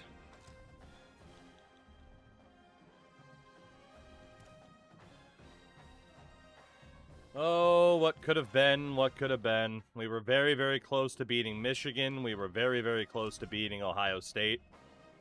We got blown out by Illinois and USC. It's been quite the time. Another furry mascot. They have a live mascot, too, with an adorable Twitter account. Run, Dubs! Run! I'd like to go to Washington, just so that we can pet Dubs. Give that pup a pup cup. Damn it. The most beautiful views from the water on Lake Washington, Husky Stadium is something special. You can see the lake, the mountains, you can see it all from kickoff. This is one of the most glorious views in all of college sports. Back to you. Thanks, Howie. What's it gonna be? What's it gonna be, gentlemen? Been a whole lot of garbage lately. But I suppose you never know. Game to game, we never know what this team's gonna do. They look good, they look bad, they look bad, they look good. And, well, it's been another game where we're kind of holding a significantly better program defensively, but a 52-yard pass has tied this game with 6:33 to go. Might as well see what we can do. They've had their chance to win it. Now I have my chance to lose it. On the run from inside his own 5. We almost got through. Really disciplined job by the coverage unit to get down there and make All right. a stop at the 19. Let's see what Howie Rowe has See for what us it's on gonna the be. sideline. Hey guys, here on the away team sideline, I can see a developing situation with their quarterback and the coaches. Their QB has struggled here today What a with the cut. turnovers, and there's a lot of conversation. They're No showing flow. those It mistakes was on quiet. offense, trying to get him Didn't to really do see anything, actually. It was what great. he's missing. They want to get some confidence built back up in this quarterback, but right now he's shaking his head like, I've got this, I've got this. We'll see if he really does here to take the field. Back to you. Okay, Wish I could have called an audible there, but that was probably better than the run. Young, under 200 yards, 2 interceptions on the day. And Ty will thankfully get the first down. 19 yards on 10 carries. Man, have we struggled. I still can't call an audible, so we'll just run it. Yep. Oh, boy. Now, you want to be a great run defense, your DBs have to be great tacklers. And I love the way he comes up, sees the run. I know he makes the money in the back end covering passes, but when you got a guy that can Like that. If we could have waited longer, we might have been able to hit the running back, but It's so important that this offense is able to stay on schedule. And what that means is keeping third downs manageable. That last completion to the tight end accomplished just tried to throw it to the another incompletion. tight end a little bit early before he was at the end of the route because the pressure was coming and he just couldn't adapt. Nothing's working. Ground game, throw game. It's kind of been a rock fight. Pin him back to the 10. All right. I don't like this. Kona Whiteheart's back from injury. That's good. He's going to go right over the middle. Yep. That safety didn't want to pick him up at all, unfortunately. So Frez, if it's the red route, that means it's your primary target. Good tackle by Whiteheart.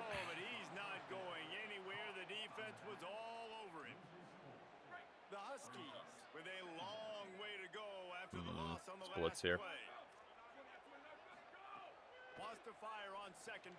Get him. Nice job, Kona.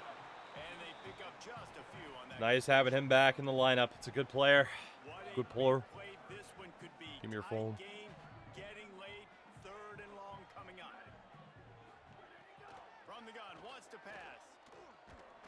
Nice. Okay. Good job by the defense. Might as well try to block this. Good job by the defense. So it's kind of continuing the trend of what the game's been so far. And this is not going to be returnable. To get it back to you quickly one more opportunity. Is the wear and tear. Honestly, it hasn't been a problem, but I also try to use a lot of the players on my team.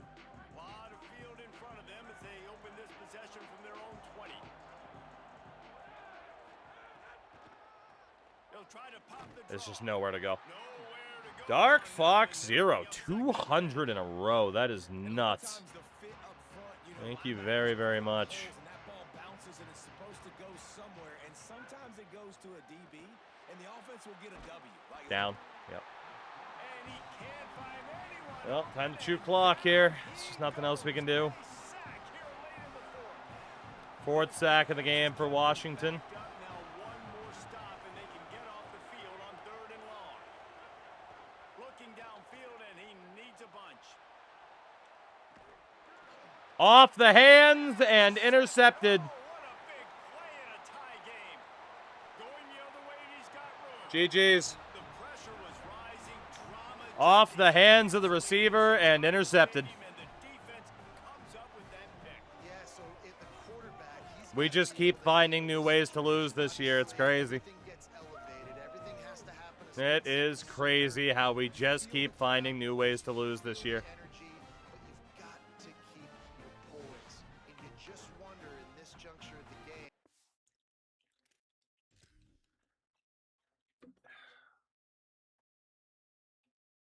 It was yellow timed on a possession catch. If the quarterback's starting to lose his cool. And that puts them right in field goal range. They're in a perfect situation here, David. Just make sure you drain the clock and you have the last play. 100%. You can't One could lose. argue let them That's how you score, win. but Lead the clock, get in a you never position know what to might happen. kick the field goal, and the clock's at 0. It just You comes never down know to what might You're happen, running your so sleep here. Easy things you can go out and execute to give your kicker the best shot at winning in this game. we're just going to be aggressive and try to get the ball here. Second down coming up on this red zone opportunity. Big motherfucking Mike. Right back to the well. This time the defense was ready and they stop him in his tracks. We've been getting maddened on Heisman. I don't know why you bother. It's their second. This is what it is. They'll still have one timeout left at their disposal.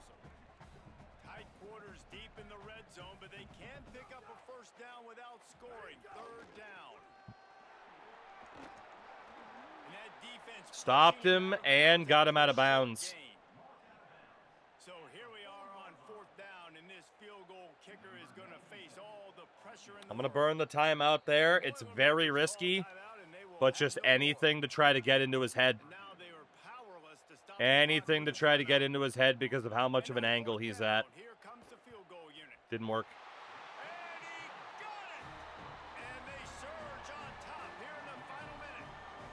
You got to give this guy so much credit, man. It is so hard in practice to Okay. simulate the pressure that he just faced. 29 seconds, Game, straight seconds between the left on pies. clock. There you go. You have an opportunity to kick a field And goal Brick's to got a put your return. team up late in the game, and he absolutely Decent. drilled it. What a moment for that young man. 23 seconds. The Purdue We offense send heads back people. out We to got the field. Daniels underneath. Opening play of this drive will come from their own 23. Just take the underneath, but we're not going to be able to get to the sideline. That's a great throw by this young man. Listen, he's had an up and down day. Actually, probably Bit of a disaster not being able to get to the sideline there, but we just weren't fast enough. Needs him to come through. Great start. Let's see if he can put this together, trailing late in this football game. Pass is Well, incomplete. definitely not getting into field goal range, are we? And the quarterback gets hit again. We already know this defense has gotten home to him multiple times in this game. So here you are, you're trailing in the game. Defense knows you're going to throw it. They're pinning their ears back. You can't feel very confident A little right bit now if you're closer. the play caller, certainly if you're the quarterback, that you're going to have time to throw. Precision execution there to work the sidelines, pick up the first down, and stop the clock. Yeah, great job by the offense. You got to understand the situation. The clock is the enemy late in the ball game. Got to have a score. Like you said, Reese, work the outer part of the field so I can catch the football and get out of bounds. A deep throw as the clock winds down. It's Washington incomplete. wins. A last gasp effort, and the defense finds a way to survive it. They get the W, and with that being win number 6,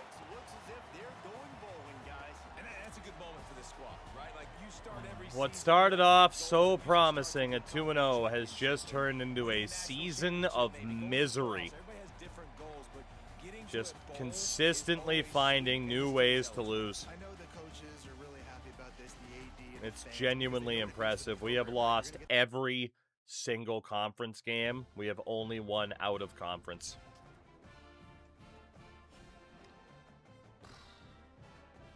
Damn. Well, one game left to hit a record 4 wins in a season here at Purdue. So remember that gamble you guys were talking about. I'd like chat to nearly collectively have to admit they don't know shit. But you'll never do it. Looks like we're going to fall short of our turnover goal as well. Unfortunately. It's Indiana. Oh, battle for the bucket. Final game of the year. When did you get it, NIU? We won a bowl game that year. We went 7-6.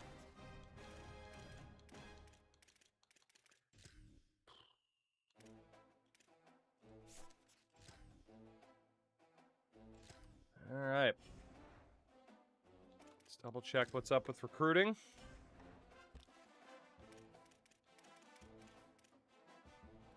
We are in first for Osgood. Man, yeah, it does work, doesn't it?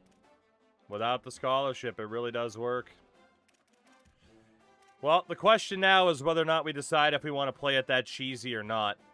But it does work. Interesting that that works. I don't want to play it like that, though. I did want to see it for myself to see if it works, but I might still go after some of these guys, but I'm gonna reset any sort of progress if I can. But yeah, I don't want to play it that way. But it is interesting that it does work that way. Obviously, you can affect whether or not you decide to cheaply go after those guys or not. If you do, whatever, it's an offline game. Who cares? But yeah, I don't want to play it that way. Which means we might end up going for more 4 stars out of the portal, because I just might not have time for these guys anymore, but we'll see. We will see. Alright, so out of those 4 stars, target list, so those guys are still interested, but obviously I can just add them back and potentially add them if I want to. So really quickly, athletes. There's 2 of them left, Mike Pugh and Brian Hurt. They both have offers. Let's see. For the secondary, the safeties are gone. What about corners? There's one, Jordan Augustine. Okay. We'll add him. Linebackers, Osgood. Who we could still duel with. He's got that offer from Indiana. And then Crane has an offer from Michigan State. We probably can't compete with that. Outside linebacker. Not going to be able to compete there. Defensive tackles are gone. And then the million bajillion edge rushers. So Merling will add Banaya. We'll go after Peel. Centers, nobody left. Right guard. No. Tackles. Add those guys back. Tight ends. Nobody there that we want to add. That's going to leave the offensive skill positions. Kirkendall's not going to be there, so it is mainly just going to be wideouts that are left after this. Yeah, there's another tight end that we want to go for. Okay. So for the wideouts, then it's Hopper, Pitts, Wanogho, Tremaine Jernigan. It looks like it is very common for a lot of the wideouts to be kind of left out in the cold. And there are so many of them. So many of them. Okay. 27 targets, not bad. So Jordan Augustine. 205 NIL for you, huh? For the 4 stars, I don't know. Do I want to make sure that they're good, or do we just go for them? Probably just go for them. Like I said, I don't want to play it in the cheap way. So for Augustine, an immediate 50 points, but we will also offer a scholarship. I mean, at the bare minimum, we could just do what's expected. Because otherwise, the offer goes up to 410. Which is pretty brutal. That is pretty brutal. Wonder if we can get away with just offering him, like, his base level. The expected. And see if we can still get them. Worth experimenting around with, right? Because, like, 205 is not nearly as bad. So, you know, let's go base level for Augustine. Femi Osgood, same thing. Just gonna offer you neutral level feedback. Take it or leave it. Merling, same thing. We'll see how many of these guys we can compete for if we don't be cheesy as hell about it. Due to the game's shortcomings at the moment. Let's go after Sims. Don't know if I'm going to dedicate all of this money, but we might go pretty close to that. We do have a lot of budget left at this point. And then final guy will be Eric Brown, and we'll put 15 points on him. If you don't get fired, just quit the job. No. Why would I do that? Why would I do that? Give me one good reason. Alright. Well, unless we get 3 turnovers in this game against Indiana, we're going to fail that goal, which kind of sucks.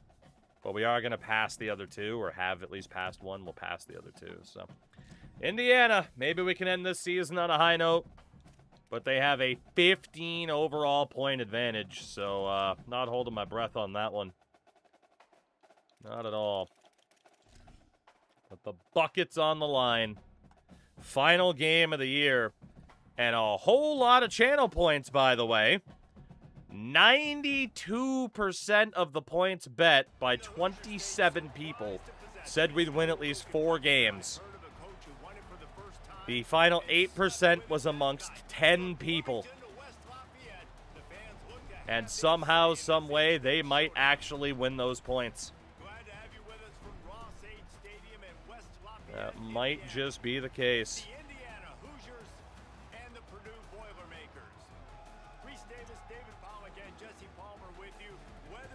All right, fellas, one more game. It's been disappointing, but win the rivalry game, and we might be all right. It's kind of the inverse of last year. Last year, we won our games at the end of the season. This year, we won most of our games at the beginning. But definitely a disappointing record at this stage of the season, but remember when someone said stop the betting when you were 2-0? Oh, yeah, it's that person and people like that person's fault that we're in this spot. We're down 21-6 at the start of the 4th quarter. Let's see what we can do to end this season. Quite a few one-possession losses. We've had a missed pass as time expired at the the game on the line. We've had dropped touchdowns.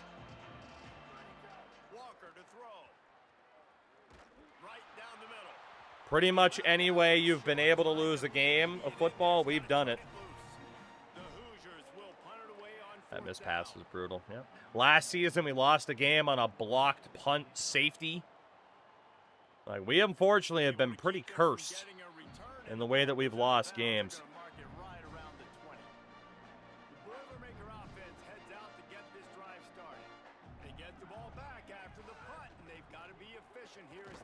Nowhere to go.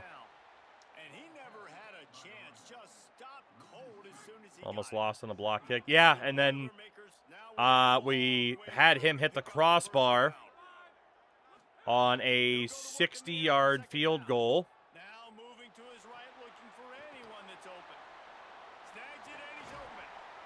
And then we took a penalty, and then they made the field goal.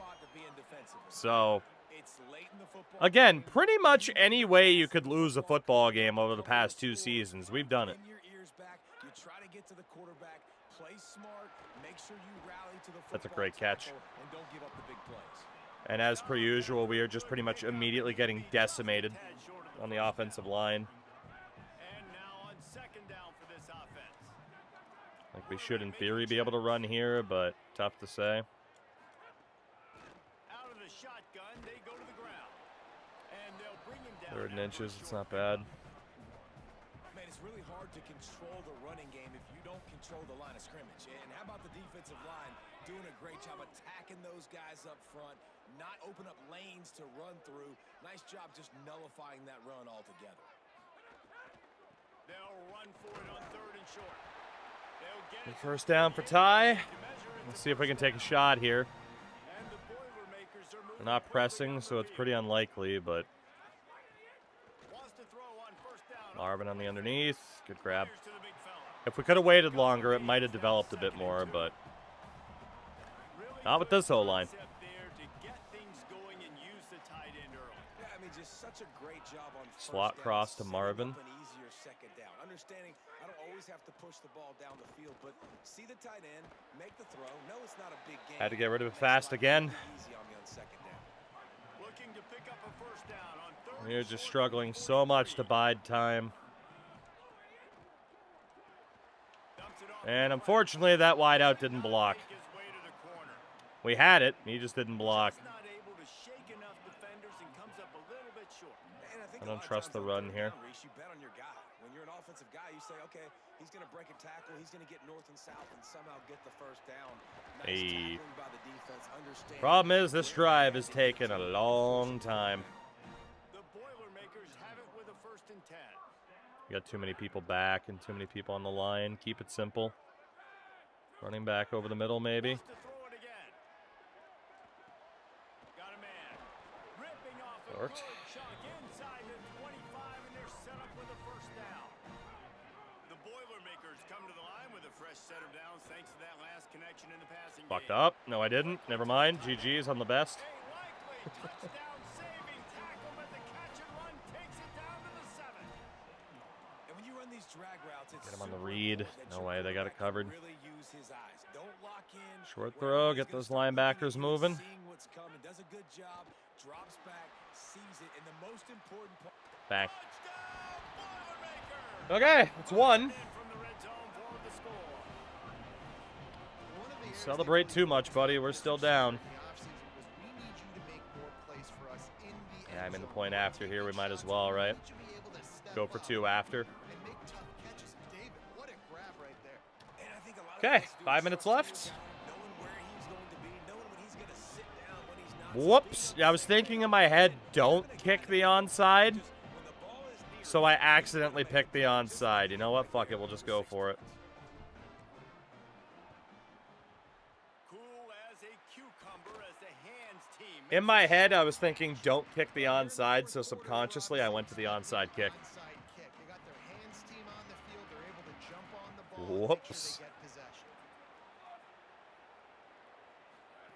The option look. Oh my god. He's got some space. Doesn't matter anyway. We can't make a stop. Into the end zone with a breakaway score. I played the pitch. Push that lead Quarterback out said, and "Thank you really very good much." opportunity to get back in the win column. The amount of first play touchdowns we've given up has been crazy, too. get very conservative, very predictable, Whew. and then they leave it in the hands of their Well, defense. if they were going to score again, it's best that they scored quickly. Continues to do what they So. do, and they take the 2-score lead in the 4th quarter, everything going in their direction. And he takes this from inside the 5. He was hoping for something All right. a little more. Well, let's do it again. They get him on the ground at the 20. The Boilermakers have it back, and here comes the offense. That last drive, an absolute aerial assault for the touchdown, Jesse. Lofts one high and deep. Pass interference, maybe? That'll be incomplete as the pass is knocked away, but there is a penalty. But on flag who? Down. Let's see who it's on. Offensive pass interference. A penalty on the play. and it You looks just have to like laugh at this point, right? Oh my god. Out of the gun, looking to throw. Lofts one deep down the right side. What a fucking catch by Hambrick. You want to talk about changing field position. The huge play takes it down to the See if we can get 37. Daniels on the old sluggo. Talk about flipping the script. They just did that with the huge Dead. nowhere to go in the ball. GG's. Defense swarming on that loose ball. It'll be a turnover. And the defense able to get pressure to the quarterback, and they've got everybody. Oh my god, dude. We're so cursed. We're so cursed. Just right around the edge. In fairness, nobody was open, even if I wanted to throw short. To swipe at the football and the impact. Holy. I don't think we're going to get fired, by the way. I'd be pretty surprised if we did. We're going to have a higher approval rating at the end of this year than we did last year. But who knows, maybe they do fire us. Shout out to those that are like, oh, you're going to win 4 games in your sleep. I'm telling you, you cursed this team this season. I am telling you, you absolutely cursed this team this season. And you should feel bad about it. And you should feel bad about it. You thought you were so smart. That your channel points were so safe. And what did that get you? Huh? And what did that get you?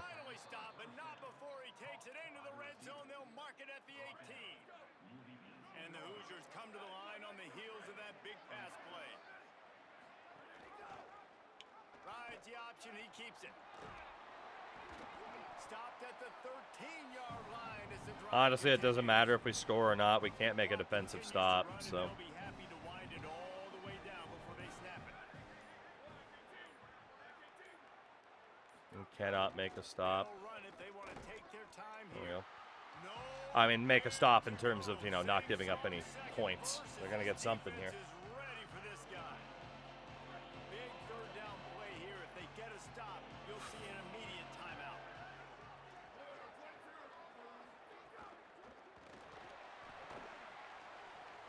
Makes the catch. And they make the tackle, but the official has tossed his flag. Two offensive pass interference calls. How about that? A solid gain on that one, and it goes. You don't see that every day. Back them up. Ball's at the 24. A lot of confidence in their kicker from here, but they'd love to take it off of his foot and convert the first down. Keeping it on the ground inside. It's Campbell. He can't find enough room. Stopped at the 17, and it brings up a 4th down. The Boilermakers decide to call their first timeout. Smashes it between the uprights. And they'll push that lead out a little further. And with that kick, man, 3 and 9 for the second time in 3 seasons. 3 possessions. Like, this offense is going to have to get the ball and do something with it, and do it quickly if they want to get back in this football. He stopped right there. Oh, he might have been a step away from taking that. I don't think we got those defensive turnovers either, unfortunately. Decent field position to start this drive from their own 33. Under fire. On target over the middle. Gets it to the 46-yard line. First down for this offense. All right, defense, you got to turn the page. You just gave up an explosive play through the air, but here comes the offense going quickly. You got to get lined up now. Get ready for another one. It's caught. And a good job of coverage by that defense. Just a short pickup. Sprinting to the line to try to get this one off. Clock's running. Second down, he'll throw it. Bringing the heat. And he was hit just as he was releasing the pass, and it falls to the ground incomplete. And it's just What a tough way to end the season. What a tough season. Not even a way to end the season, just what a tough season. Throwing the football. Timing's been off. Accuracy. Looking to take a shot.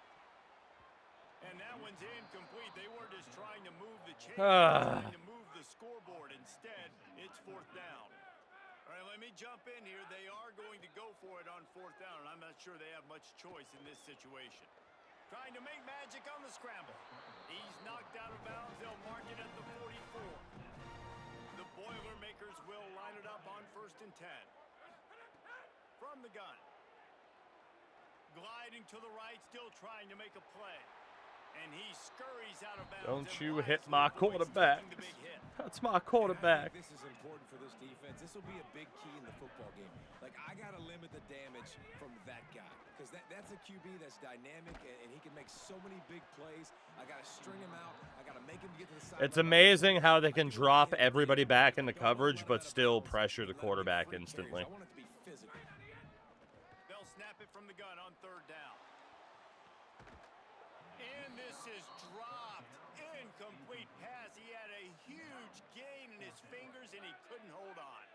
They converted 4th down earlier on this drive, and now they'll try it again. Drop the football, and they'll turn it over on downs. That'll do it. The decision to go for it does not pan out. That'll do it. Looking for room. It's Campbell. Can't get him to the ground. And they're able to shove him to the turf as they stop him for a short gain. 92% of the points were wrong. Say goodbye to those points and learn a lesson and not getting cocky before the games are actually played, chat. It squarely falls on the shoulder of those 5 offensive linemen. This time around, the old broken bucket will spin the I felt so good when we were 2-0. I felt so good. And I really thought, like, oh my God, this team might be able to push for a bowl game. And we just... we faltered. We just tripped and stumbled over so many open doors and opportunities.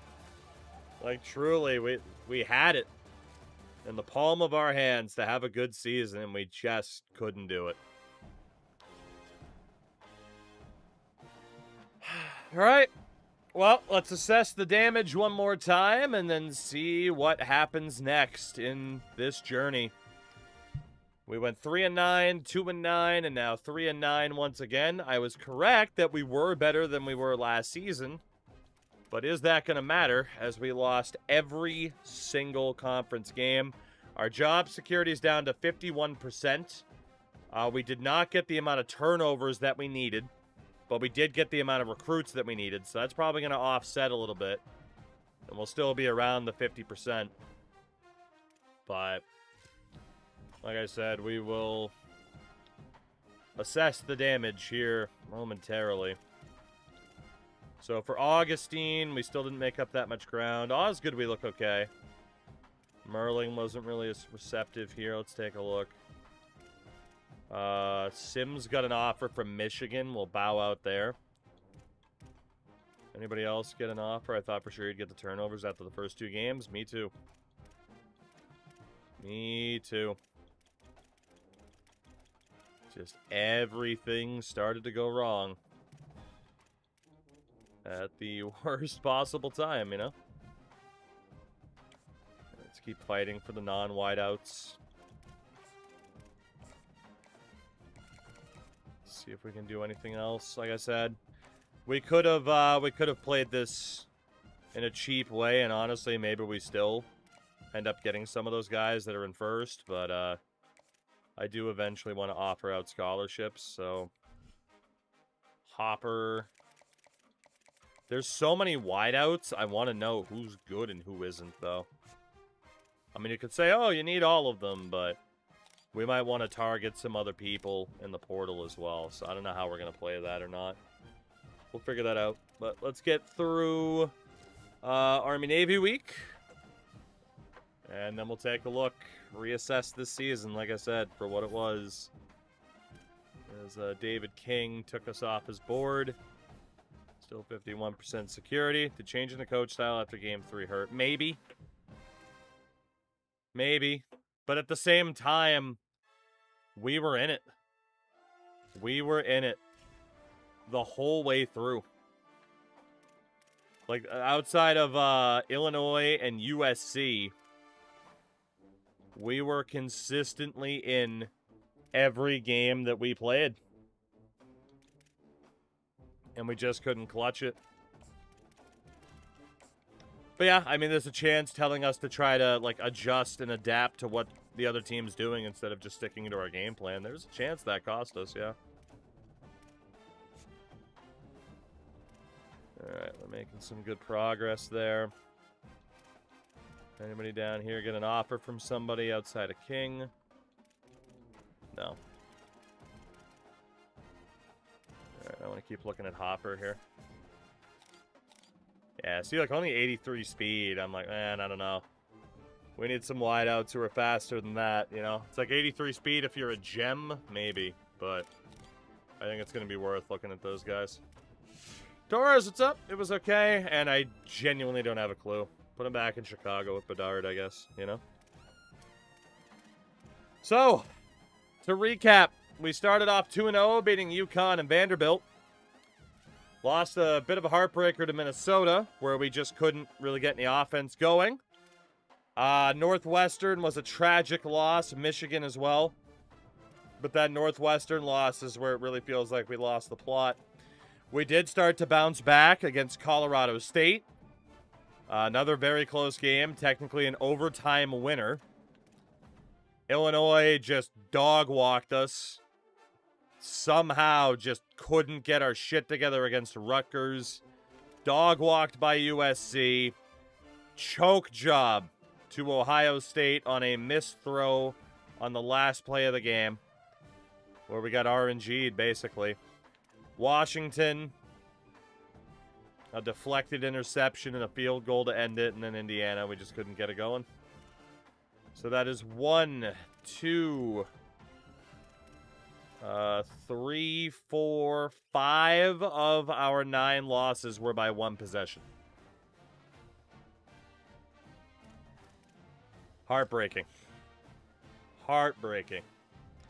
Mono Young in his freshman season was a massive disappointment. 2,500 yards, just 11 touchdowns, and 7 picks. And I don't think we can blame the playbook, man. Like, he just didn't do it. He just didn't do it. I don't get it. Just an awful season for him. And the rushing didn't really get it done either. 2 guys on 400 yards, but we had just 6 rushing touchdowns all season. Reception and yardage king was Defari Hambrick. 52 receptions, 800 yards. Led the way in touchdowns as well. Blocking-wise, first time we've had someone give up double-digit sacks, I believe, and it was 15 for Grant Willingham, the senior. Not worth it whatsoever. Left tackle in general struggled mightily. Defensively, tackle leaders Wimbush, Sawyer was up there. Sack leader with 10 was the senior Alfonso Warren. We did a decent job of getting to opposing quarterbacks, but not enough. And 3 interceptions for Wimbush, Sawyer, Whiteheart, 2 each. Had we had Kona Whiteheart the whole year, maybe we would have gotten where we needed. But then fumble recoveries, 2 for Sawyer, 2 for Hutton. Our kicker, Ben Suarez, was 26 of 37. Brutal. 15 of 15 from extra point. Punted 89 times. The offense just couldn't stay on the field. The offense could not stay on the field. So I can't even really blame the defense. The defense did everything they could all season long to keep us in it, but the offense was pretty much just as bad as it was under Honeycutt. Got Trey Sherifield leading in yardage, Justin Crandall, Tristan Tia. For Ball State was up there. Touchdown king was Damian Powell at FIU. Damn. Well ahead of everybody else. And the pick leader, Brennan Ward with 17 from Minnesota. Now, of course, if we try to look at running backs, it crashes. But I am intrigued at punting. Okay, we are allowed to look at the punters. Alright, I mean, we were up there for punts, top 5. Only North Carolina, South Alabama, Western Kentucky, and Missouri State punted more than we did. That's horrific. Wow. It's pretty bad when you put it into that perspective. We started off so strong. Yards per game, second worst in the country. Only Western Michigan had a worse offense than we did. That's crazy. And we were bottom 5 in points scored. Only South Florida, Missouri State, Charlotte, and Western Michigan were worse than we were. Safe to say the offense was the problem. Defensively, yeah, yards per game, we weren't up there. Like, Utah State was horrific. Like, our defense wasn't the problem, especially for how much they were on the field. The fact we weren't even top 10 in points allowed is insane. Our defense was phenomenal.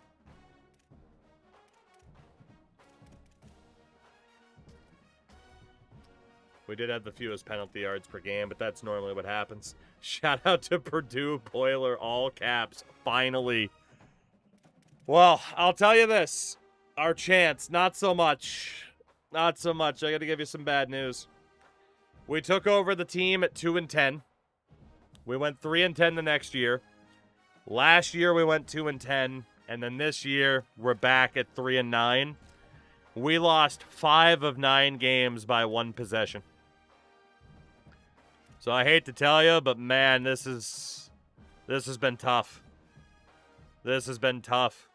We lost to Northwestern because they missed a winning field goal at the end of regulation. And turned out we hit the kicker, so they got a second chance and they hit it.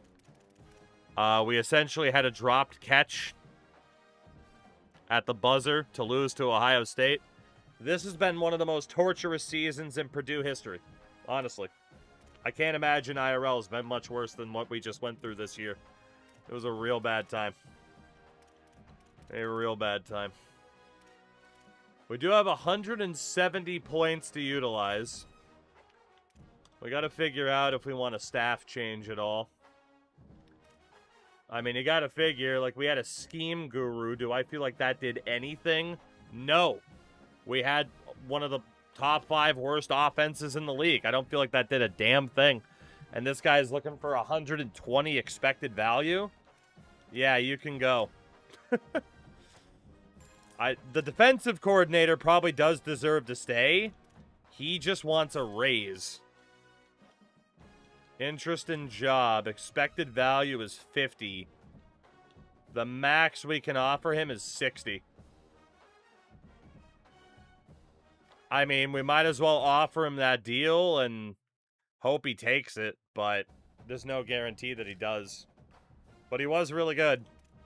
I was going to do a Purdue Dynasty tomorrow when it comes out. It's a challenge, as I'm sure you know, as a Purdue fan. This has not been easy. All right, we were done with recruiting for the week. Blueprint we can't really manage right now anyway, so let's progress and see what the status of our defensive coordinator is. And we'll take it from there. Still somehow a 2-star program. I really don't know how. And those goals haven't gone through yet. We are at 51% job security. And we hit that extra week.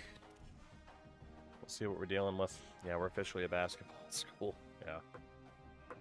You'll be happy to know that we won basically a basketball rivalry game on the field.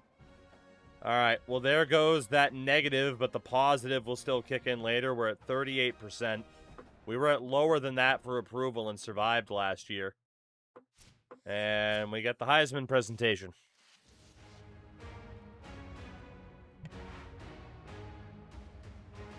Greetings and welcome to a very special moment on the annual sports calendar. The Heisman Trophy ceremony presented by Sports calendar. Inside the Tiburon Theater, I'm Chris Jonas Bowers, Williams, so junior proud to quarterback bring at the Heisman Trophy USC. night every year. So many memories come out of this night. Looks like Eric Each of these Andre. guys have hung out together, Junior got to know each quarterback other better, Jack but ultimately, Dalton, the night's gonna Texas belong to A&M. one guy. One name will be read here. We're and not one leaving man the will Big have Ten. that life-changing moment We're and not leaving the forever be Big Ten. known as a Heisman Trophy There's some winner. word that there might be some concerns, These are too, nervous if you times mess for with these guys. conferences The right now. announcement just moments away. Deshaun They've got Henderson, New York senior City. quarterback Folks at in mind, Miami. once you're here, man, they want to win it. Every And past senior winner has wideout told at me Boise this is State, really a Gavin, nervous don't time for call them. him They're Brady this close to the Kachuk trophy, Packer. but will they get a chance to lift it? It's an Why honor, does of he course, to look be a so finalist. much like All Brady these guys have Kachuk? enjoyed their experience, but ultimately, the Oh, night Brady belongs to one Kachuk's man. face We're with about to Matthew find out Kachuk's who's hair. going to be this season's Heisman Trophy winner. Good luck. Well, I'm hoping for your sake that we don't end up getting fired or leaving, but we have been here 3 seasons now. The fuck did they face scam Brady? That's what I'm saying. That was we've nuts. kept them waiting long enough. All of us want to know who's going to win the trophy for this season. Who can it be now? And here we go. This season, the Heisman It really Memorial is just Trophy Brady Kachuk, is man. awarded to junior quarterback out of USC. Hey, chair number 2 wins for the first time. Let's go.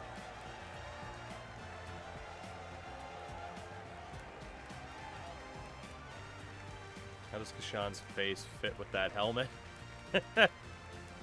Good question. That man's great-grandmother was a squirrel. And one final congratulations to the newest member of the Heisman Trophy fraternity. This season will forever be known as his Heisman season.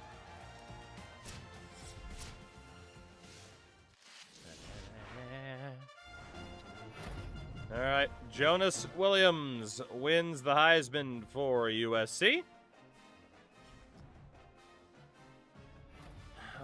Dexter McCann wins the Jet Award as the return specialist. Good job, Dexter, and your horrible mustache. What else? Defensive coordinator Nate Fonz is back. All right, so we kept our DC. We had a very good defense. And it looks like Purdue is going to keep us. Purdue is going to keep us. Okay. Well, let's talk about what's going on elsewhere before we focus on us. Award winners this season. Maxwell for Player of the Year, Jonas Williams. Walter Camp, Player of the Year, Jonas Williams. Head Coach of the Year, once again, is Ryan Day. Yeah, Kirby Smart in Texas. Top quarterback, Jonas Williams. Top defensive player, Glenn Morey at Miami. Miami had the top 2 defensive players in the country. And Malik Hawker had a hell of a season, too. He's part of the reason as to why we didn't beat Minnesota. Defensive player of the year, Glenn Morey. At least wins the Nagurski. Defensive back of the year, Jabari Antoine. Okay. Man, Miami was sick. Running back of the year, Zay Wilbon. Pardon the interruption. Wideout of the year, Gavin Packer, a.k.a. Brady Kachuk. That's still crazy, man. Defensive lineman of the year, Malik Hawker at a 78. God damn. He was a terror. Senior quarterback of the year, Kayshawn Henderson. Defensive end of the year, Malik Hawker. Interior lineman of the year, Tennessee's Ed Baker. Tight end of the year, Jeff Folk at Ohio State. Assistant coach of the year, once again, Matt Patricia. Linebacker of the year, Glenn Morey. Center of the year, Leonard Lloyd, freshman at Oklahoma, redshirt freshman. Kicker of the year, Giacomo Lozano, our former kicker, who went to Illinois. And they kicked the shit out of us, and he won kicker of the year. I hate it here.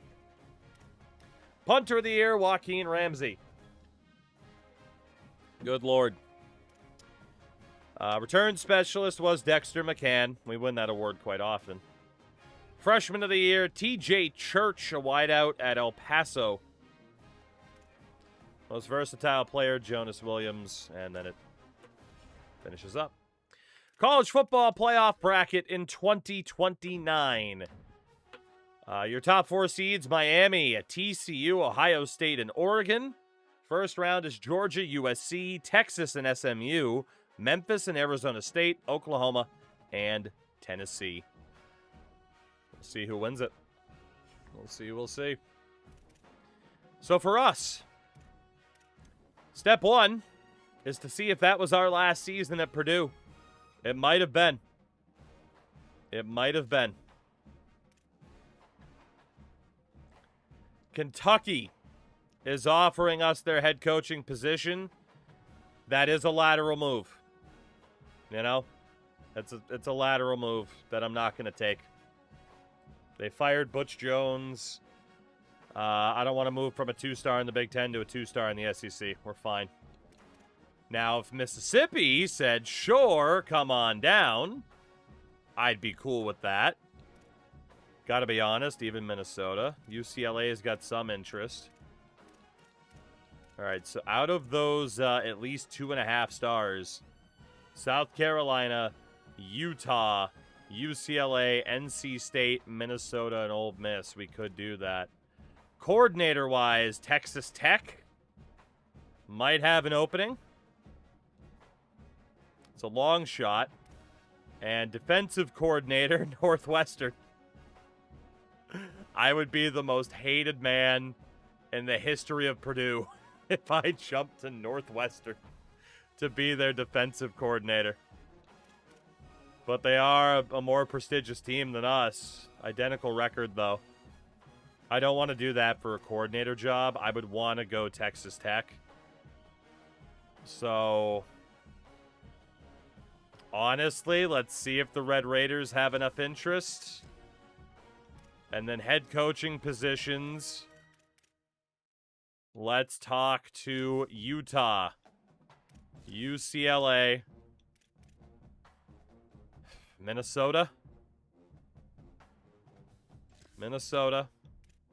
Mississippi, and then either NC State or South Carolina, so we'll go NC State. I don't think anybody will pick us up, but if they do, it is an upward move. So we got that going for us at least. But we survived the guillotine again. So that's nice. Got that going for us at least. Let's see what coaches were fired. Bob Chesney gone from UCLA. Pete Golding, Morgan Scalley, Eric Morris, PJ Fleck. Billy Napier's gone from JMU. Okay. Scott Satterfield, that guy's just being thrown around the league. It's crazy. Rob Harley. Dude, the guy who replaced us at NIU just went to the pros. I'm so mad. Not that I have that option, but IRL, that would be a heartbreaker. That would be a heartbreaker. All right. We need an offensive coordinator. We brought back Nate Faines. Who can we get as an OC? Because the Lord knows our offense struggled this past year. Recommended, I want affordable, and I want people that have interest in us. So far, you got like a level 13 being the top dog, but obviously they'll have nothing special at level 13. Again, I still can't believe we can't sort by level. It's crazy to me. Rick Bowie, level 17 elite recruiter from San Antonio. Andrew Edmonds, a level 16 master motivator. I mean, we are a motivator ourselves, but that could be worth it. Level 16 recruiter Glenn Azer. Elite recruiter Newland Isaac. Motivator for Ramsey. Recruiter for McCann. Level 19 motivator Anthony Arsenault from Hawaii. I mentioned it the other night, but NCAA game head coach would be fun with help. I don't disagree. Eric Kiesau was the head coach at Eastern Michigan. He's an elite recruiter, but we'd have to pay him more. So best value for money. Kiesau, elite recruiter. We should be able to get for around 50, if not more. Because like Nosal, we'd have to spend more. Would we want this elite recruiter? Less time to fully scout. Increased starting interest. Portals are more interested. Boost pitch grades. School grades have a bigger impact. I mean, he's not bad. He's certainly not bad as an elite recruiter. Could you export a head coach just like a player to Madden? You can in the game, but I wish you could. Mateo Tinker is not an elite recruiter, at least, or a master. Arsenault is going to be too expensive. Elite recruiter. How much was that guy at the bottom? 30 points. That guy's 60, and the dude from San Antonio is 80. I mean, best value for money looks like Eric Kiseo.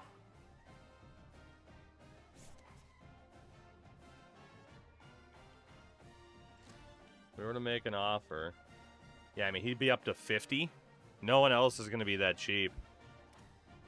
But he definitely looks like best value for money at a level 16. Because otherwise, it's a level 19. He wants 105 minimum. That dude's going to want like 120 minimum. This dude is a master motivator. Probably get him for around 100. And same for Rick Bowie. So a level 16 master motivator, level 17 elite recruiter. He's only one better than Kisao, so that's not worth it. So it's either we pay 100 or so, maybe like 80 or 90 for Andrew Edmonds, or we go for that guy that got fired by Eastern Michigan. What does this guy have? I mean, obviously we know Master Motivator, which can be good, right? For all the off-season training boosts. Wear and tear is the only other thing aside from that. The extra training boosts right now only go to wideouts, tight ends, and quarterbacks, though.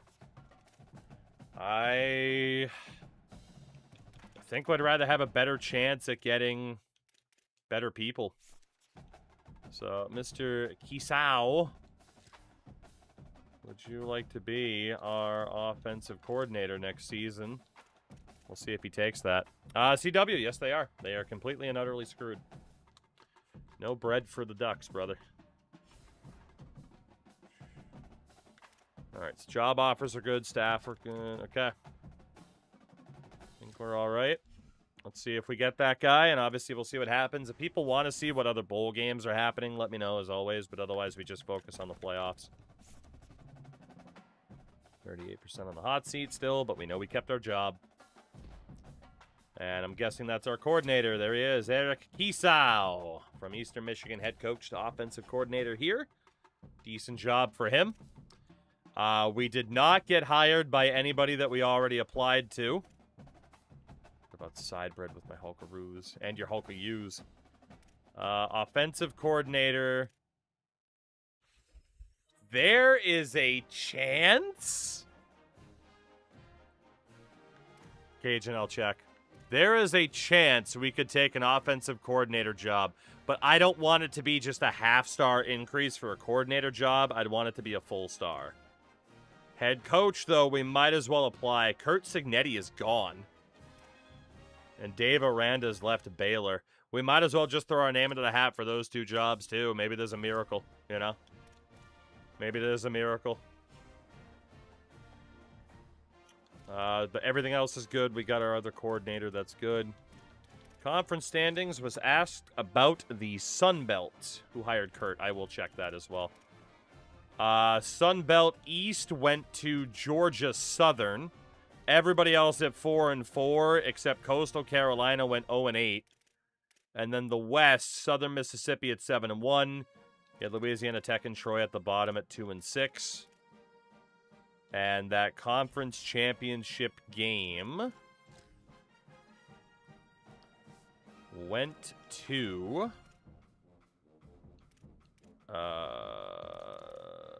Southern Miss, 42-39. That's how that played out. Okay, about being the most hated man at Purdue. I know, but man, if we can take over for Kurt Cignetti, I kind of got to do it. You know? I kind of got to do it at that point. Cignetti goes to Mississippi.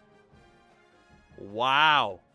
leaves Indiana, goes to Ole Miss. Sheesh. And Dave Aranda left Baylor to go to UCLA.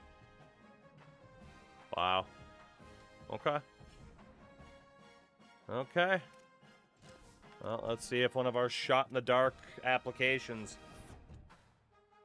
went through. No, it did not. Well, there you go. We will be at Purdue for a 4th season, which I'm kind of surprised by. 1 year at NIU as the OC, and we will get a 4th year with Purdue. And hopefully it works out for us. National title game is going to be Ohio State and Georgia. I mean, CW, he should be. I mean, to be honest, they already screwed it up. Still a 2-star program. Coach stability dropped a bit. And now that the other goal went through, we are at 51 job security. Higher than what we started with at the end of last year. As the Ohio State Buckeyes, shocker, have won another national championship. Jesus, they're third in the 5 seasons, or excuse me, they're third in the 4 seasons that we've played. Tennessee being the exception. Damn. Damn. We'll take a look at that full bracket. So Ohio State went through Memphis and Tennessee, go figure, while Georgia made it past USC, Oregon, and Miami. Man, they ran the gauntlet. Whew. Wow. Why is playing an OSU Dynasty so easy, right? All right. So, we are back up to 1,000 NIL for non-recruitment in general. We also have 36 coach points, so really quickly, we could save up for the bonus XP per recruit, or 450 XP for each win, or with Motivator, we could start speccing in. I think we're going to save still. We don't have enough points to do anything meaningful. OSU winning 3 out of 4. It's like that guy on Twitter complaining that was, yeah, that was the reference. Big boy, that's exactly what Cynical was referring to. All right, so we can't hire staff right now, but of course our facilities, we got that out of the way, which is really nice. We could spec into some of this, but I don't know if I want to yet.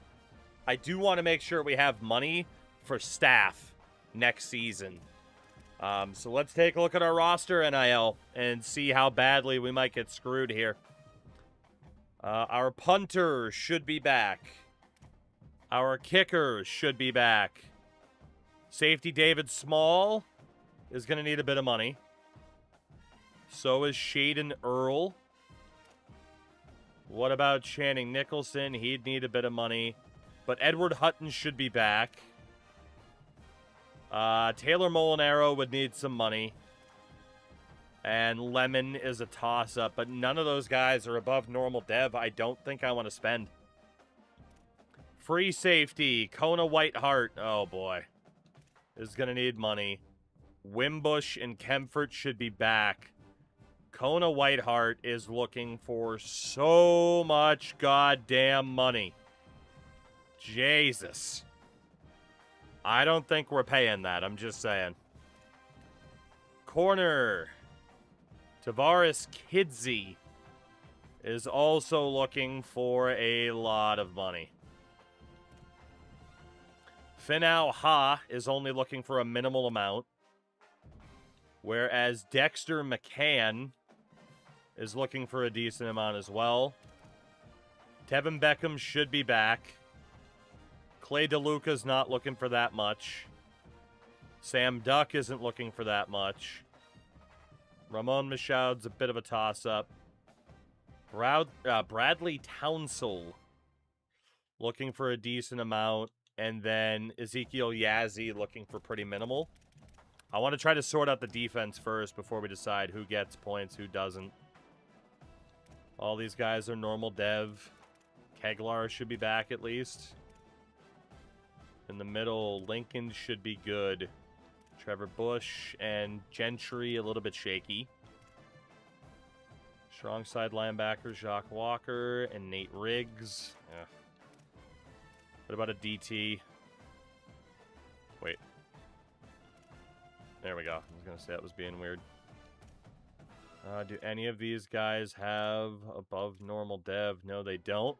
Dalton's a toss-up. Basley should be back, though.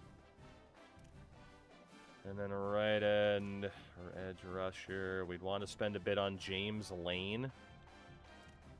And then what about Braden Sweeney? We don't want to spend on him.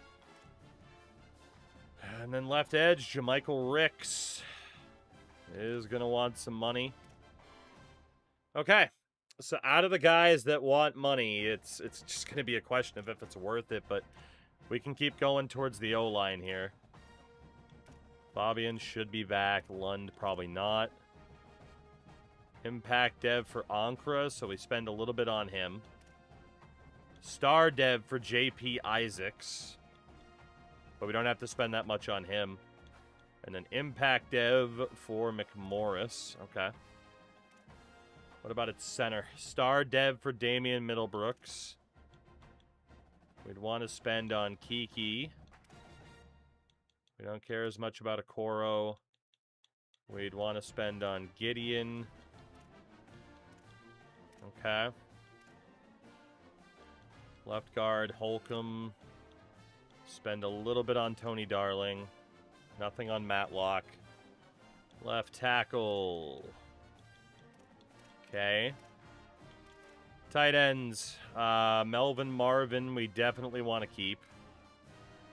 Ideally keep Lutz. We don't care about Simons. Ideally keep Durbin. And, yeah, spend a little bit to keep Mike Marcus as well. Wideouts, Jesus. Okay, that's where the money disappears. Skill positions is where the money is going to disappear. All these guys are on normal dev. Hasty's on impact, but he is a former fullback. There's no way we're paying him that much money. DeVoe would have to be on 15. And 10's the max we can give to Trayvon Volk. Fullbacks, obviously we're not paying Ansah. Running backs with Ty. We'd want to pay him. We don't really care about Riggs. We don't really care about Finau. We do care about Villarreal. We don't care about Shabazz. And then quarterbacks. We don't care about the Napoli, but we definitely care about Manu Young. We would be left with 5 points if we don't make any changes. So, Manu Young, under expected NIL value, we pay it. Running back, Gregory Ty, we have no choice. As a star dev, that's not too bad. Villarreal, that's also not that big of an overpayment. I think we keep him. Nico Hasty, if he leaves, he leaves. Right? Maybe. He's not bad. But we do have DeVoe and Volk. I don't know if we pay Hasty that much. Tight end situation looks good. O-line looks pretty good. Definitely pay Middlebrooks. Definitely pay G. Gideon. There's no one on the O-line I'm concerned about the price that we're paying. Edge rusher, Jermichael Ricks, we need him. I'd rather cut the wideout that we were looking at. Keep James Lane. The big one's Tavares Kidsey. McCann's worth it for that price. Townsville's probably worth it for that price. It's Hasty and Kidsey who are probably not worth what they're asking for. And then Kona Whiteheart as well. Those are the big three. So honestly, Hasty, if you leave, you leave. Whatever. Tavares Kidsey, I don't really want to let go of my #1 corner, but we got 3 guys and then a bunch of freshmen. Yeah, we're going to let him go for that price. If he was star dev, I'd do it, but not for that price. No thanks. Kona Whiteheart. We have no other impact players at safety except for Kona. So for that reason, we'll keep Kona. And that leaves us 475 points left, which isn't insane, but we got to try to keep this roster together if we can. So that is the game plan there. So again, Ohio State national champs for the third time in 4 years. Exciting. And we'll see what we're dealing with from here. 51% approval. Players leaving. How bad is this going to be? Well, we have 2 persuasions, and we certainly have to try to keep Manu Young. Oh my god, if he leaves, we're cooked. Gabe DiNapoli is probably leaving, and Honeycutt is set to graduate. Running backs, Bryce Shabazz is leaving. Fullback, Cordell Ansah is looking to leave. Wideouts, Radarian Daniels, Dafari Hambrick, and Patrick Chukwuma are leaving. Tight end Lamar Simons is leaving. Left tackle Grant Willingham has graduated.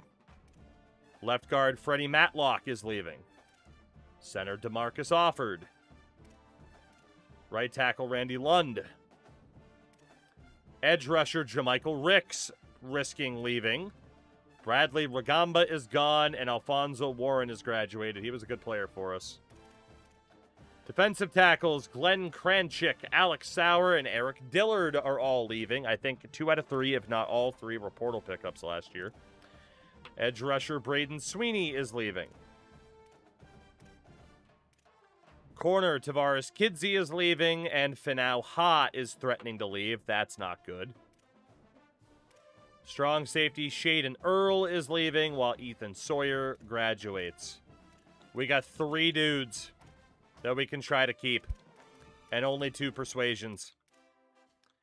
Manu Young is going to be one of them, so the other question, sophomore impact dev Finau Ha, or it's got to be Jamichael Ricks.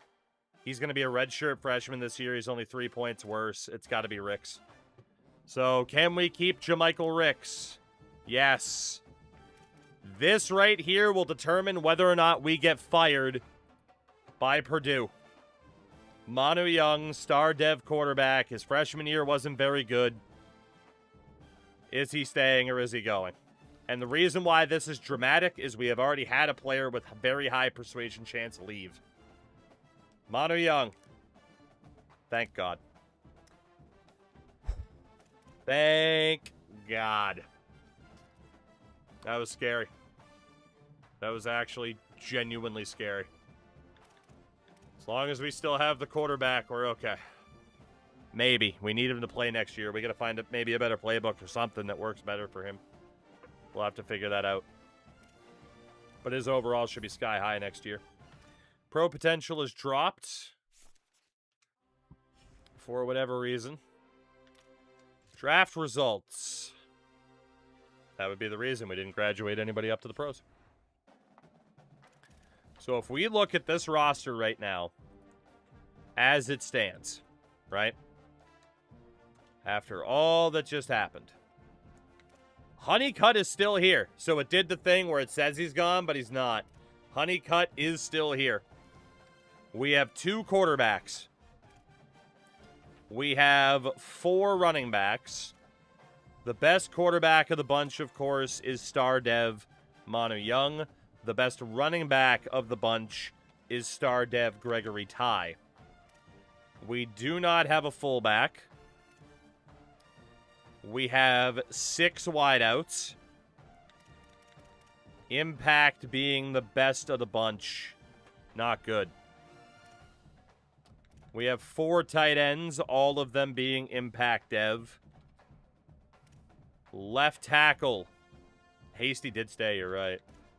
We have 3 left tackles, impact dev being the best of the bunch. We have 2 left guards. Again, Impact being the best of the bunch. We have 6 centers, including Star Dev Middlebrooks. 4 right guards, including Star Dev JP Isaacs. And 1 right tackle, normal dev, Dion Fabian, or Fabian, if you prefer. Edge rusher.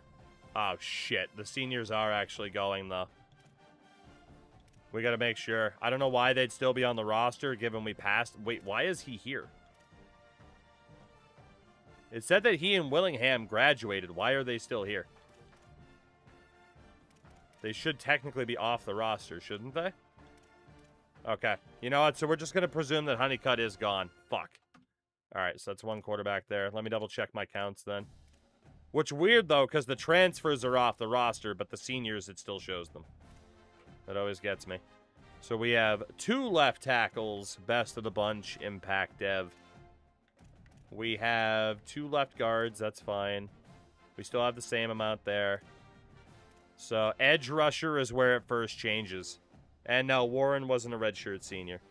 So we have 2 left edge options, including an Impact Dev in Ricks. Right side. Yeah, but the other... No, he was a transfer. He wasn't a senior. Never mind. It's fine. We do have 2 right ends with an Impact Dev, James Lane. We have 2 defensive tackles. Honeycutt should be back. He should be, but I'm going to factor him in as if he's not. Defensive tackle is a gigantic need right now because those are both normal dev. We have 2 strong side linebackers, both normal dev. We need defensive help more than anything else, I'd say. We have 3 middle linebackers, normal dev being the best of the bunch. And we have 3 weak side linebackers. So yeah, the linebacker core is not looking good. Corners. We have 7 corners. Star Dev being the best of the bunch. Free safety. We have 3 free safeties with Whiteheart being the best of the bunch. And then 6 strong safeties, but they are all normal dev. And then, of course, we have our 1 kicker, also normal dev. And our 1 punter, also normal dev. Okay. So this will help me actually figure out where I want to be for this first week of the portal. In terms of positional, factors and everything like that. Ivory, unfortunately, we had him secured, but it looks like he might end up going to Syracuse. That sucks. We got to battle for that guy. Augustine. We're technically in first, but I don't know. We'll see what happens. We have 550 points and 480. We will fight for Jermaine Ivory as best we can. Because that guy could be a very, very, very good 3-star. Alright, Osgood. We are in first. This was one of the 4-stars we were targeting that we didn't really want to, quote-unquote, cheat for. So we will hard sell him. Ivory, by the way, backfield threat. But he is also an athlete. 176. So if he's not a running back or a wideout, he'd be a corner. And that's really the last guy in that position that we need. I don't think we have any... No, we do have other wideouts on the board. Let's be honest, we're not going to need these guys now. Even if they are 4-stars, we just have other pressing issues. Now, of course, if that other guy falls off the board and we don't get him, then that could be pretty bad. But I want to free up these spots. And then maybe we can circle back if we need to. But yeah, we are all in on Ivory. Linebacker, we need help. Edge rusher, we need help. Offensive line, we could still use a bit of help. So we're in for all these guys. Why removing it? Because I need the space. So Osgood, max you out. Schedule you for a visit this week on Conference Prestige. Merling, let's go all in for you. We'll send the house. Schedule you for a visit on playing time. Do guys grow physically in the game? Yes, we've seen some weight changes. I swear. I have. I might be wrong, but I swear I have. So, Benaya, Kotu, and Eric Brown. There we go. Okay. So, biggest needs at this point. We should probably look at the portal. I don't think any of the big names... Oh, there is a 3-star that's interested in us. 5 stars, Brady, Mercado, Nesbitt, and Lambeau. And Ohio State's losing some dudes. I mean, the odds that we could get them, of course, incredibly slim. They're way too expensive. 4 stars, nobody's interested. Based on the needs that we have, I need to just fill up the roster at this point. Shout out to Manu Mama, though. That's a great name. Who was that 3-star that was interested? I guess it wasn't a 3-star and I was seeing things. Fuck. Was it a 2-star tight end? Probably. Okay. Out of those 3 stars, is there anybody who doesn't want anything NIL related? Quarterback, no. Fairness, we just kind of need bodies for that spot. We don't need a running back. We don't need a wideout. We should be okay for the offensive line if we get who we need. So we are mainly looking at the defensive side of things, although I will double-check the O-line. There's a lot of people on the O-line. And a lot of people as edge rushers. Okay. Let me figure out what we're going to do from a quarterback perspective. Is there anybody on the prospect list proper that might be interested in that regard? Quarterbacks. It's some dudes that'll still cost money. I don't really want to do that. Even the 2 stars actually cost a little bit. So yeah, we might as well just go for the portal for the quarterbacks that we need, since we only have 1 on roster, potentially 2. So we need 2 QBs here. Out of those 3 stars, we're not going to spend... Well, we could go for Lonnie Iorio. Only looking for 25. What about the 2 stars? None of them want to even be here. And there's no 1 stars. Okay, so we do have to spend at least a little bit on the QBs. So, I mean, Iorio is a freshman. So is Abram. So is Hallman. Right. Could just go for those guys and see what happens. I mean, best bang for our buck, basically. I guess maybe some of the athletes we have could end up being quarterbacks as well, but that is what it is. So again, running back, we got 4 on roster. We really don't need another one. Wideouts, like maybe 1 more, but it's not the biggest of needs. There were so many dudes on the O-line and defensively. We need another... I don't know why I went to athletes. They obviously won't be in the portal. Shout out to the punters, though. I think we're fine with who we have. We could use another impact safety, of which there are plenty of people in that conversation. We could definitely do need help, though, on the D-line. We have numbers for the secondary. We need help on that defensive line. So edge rushers, freshman Jason Cota, Henry Darth, Jay Punga, Derek Kellum, Corey Schumacher, Jesus, James Whiteheart, Alex Henkel. They're all freshmen. Holy shit. John Bandy, Josh Fisk. Okay, we need to reassess this. Oh my god. Let's go to defensive tackle first. And we have 2 guys there right now. How many of these guys are freshmen? How many are at 0? That's a lot. I mean, even the 5 to 10 point guys could be decent. But, alright. So, Emmanuel Leo. Make sure these guys are like 275 or better. Alright, so let's see. We got Leo, Steven Carmada, Bernard Dizon, What else do we have for freshmen? Okay, I'm not upset that they're more few and far between. Kevin Dreisbach, Luis Giuliano, and Jonathan Torre. Let's start with those guys. So Hallman at quarterback. Again, we need QBs, so we will just offer probably at a base level. Let's go for it. I need to make sure we have quarterbacks on the roster. We can afford to spend a little bit. It's fine. Because we're saving money on others, so spend a little to make a little. But we need at least 2 of those QBs, if not all 3 of them. That doesn't leave much left. But Leo, we can put on 5 points. Yeah, just in terms of the hours, let's just start throwing 5 points on all these guys. And see who we can make a bit of an impact with.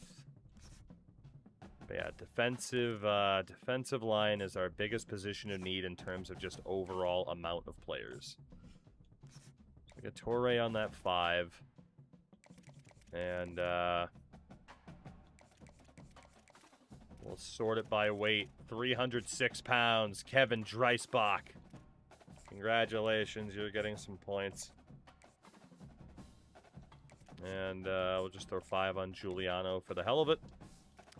That is week 1. Not as confident in the recruiting class, but also we did waste a fair amount of time just investigating the shortcomings that people have mentioned.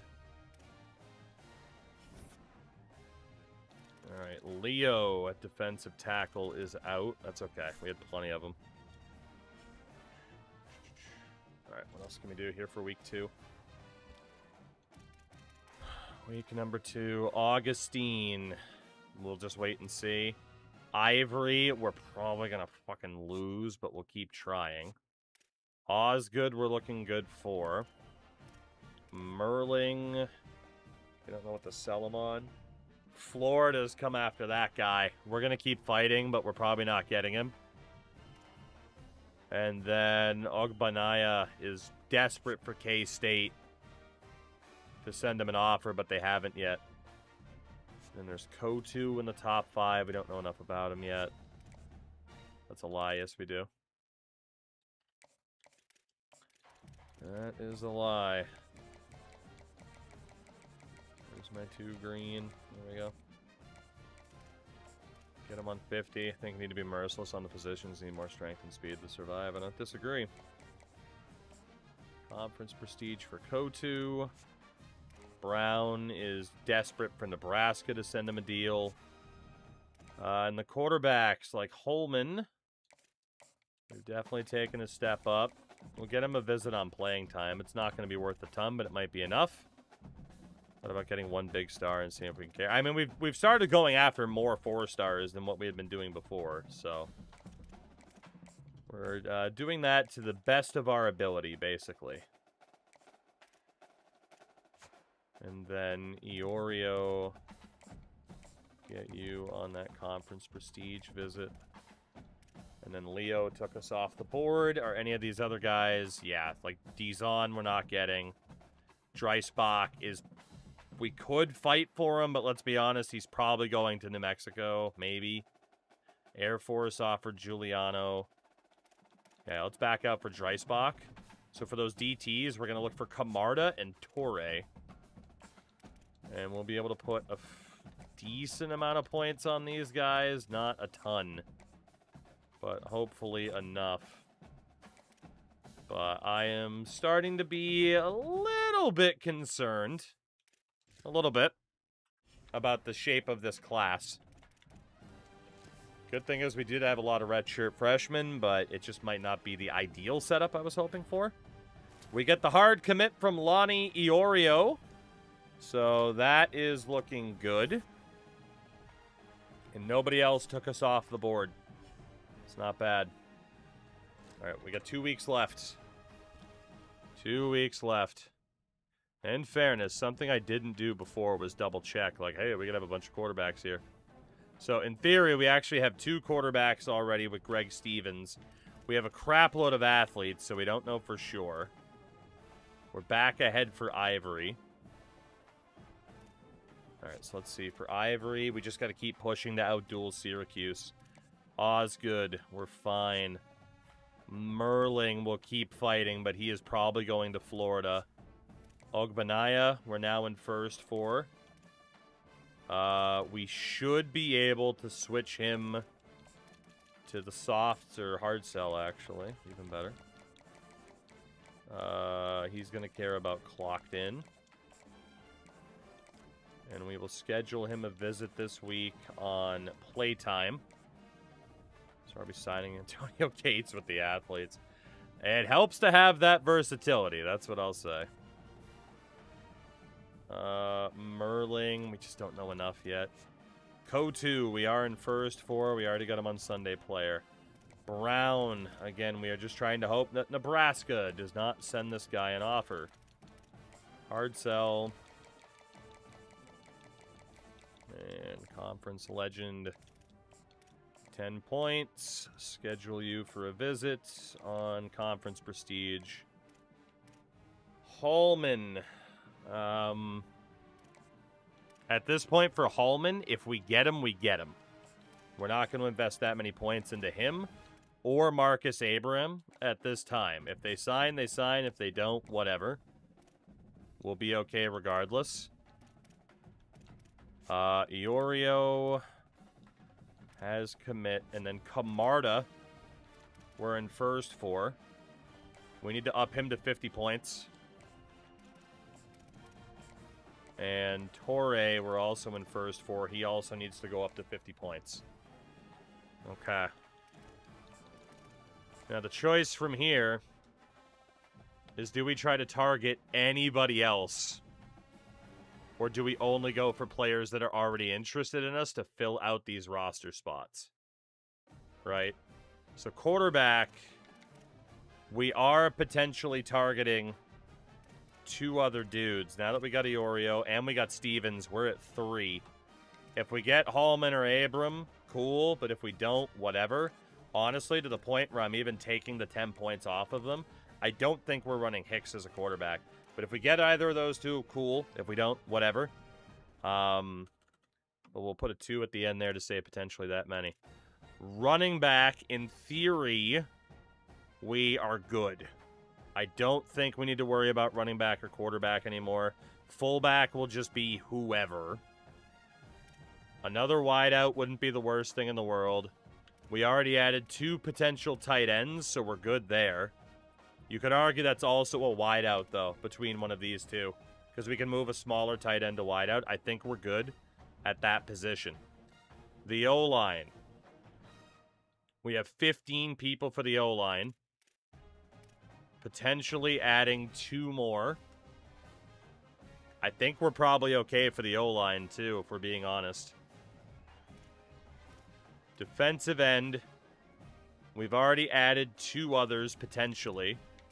While still targeting 2 others. And then defensive tackle, that would bring us up to 4. I think we're good there, too. Linebacker, we have 8 guys. We're targeting Osgood and potentially Augustine. Probably good there, too, if we're being honest. Or Augustine is a corner, obviously. At this point, we get the best players that we can. That we're more guaranteed to get. Just to make sure we have people on the roster. So in terms of the prospect list, I think that means probably 2, if not 3 stars. I mean, maybe 3 stars. We do have these 4 stars that are interested in us. Maybe they still sign here, but these are the guys that we kind of cheesed to get. So I'm going to ignore them. But if they still show up for us, cool. But like I said, I didn't want to go about the whole avoiding NIL thing. So out of the 3-star prospects that do not want any money. I mean, there are running backs, but let's look at the defense first. Actually, are there any athletes left? No, we're already targeting all the athletes. I mean, in theory, we could play it safe with a kicker or a punter in case someone decided to leave, but Nobody at strong safety. Nobody at free safety.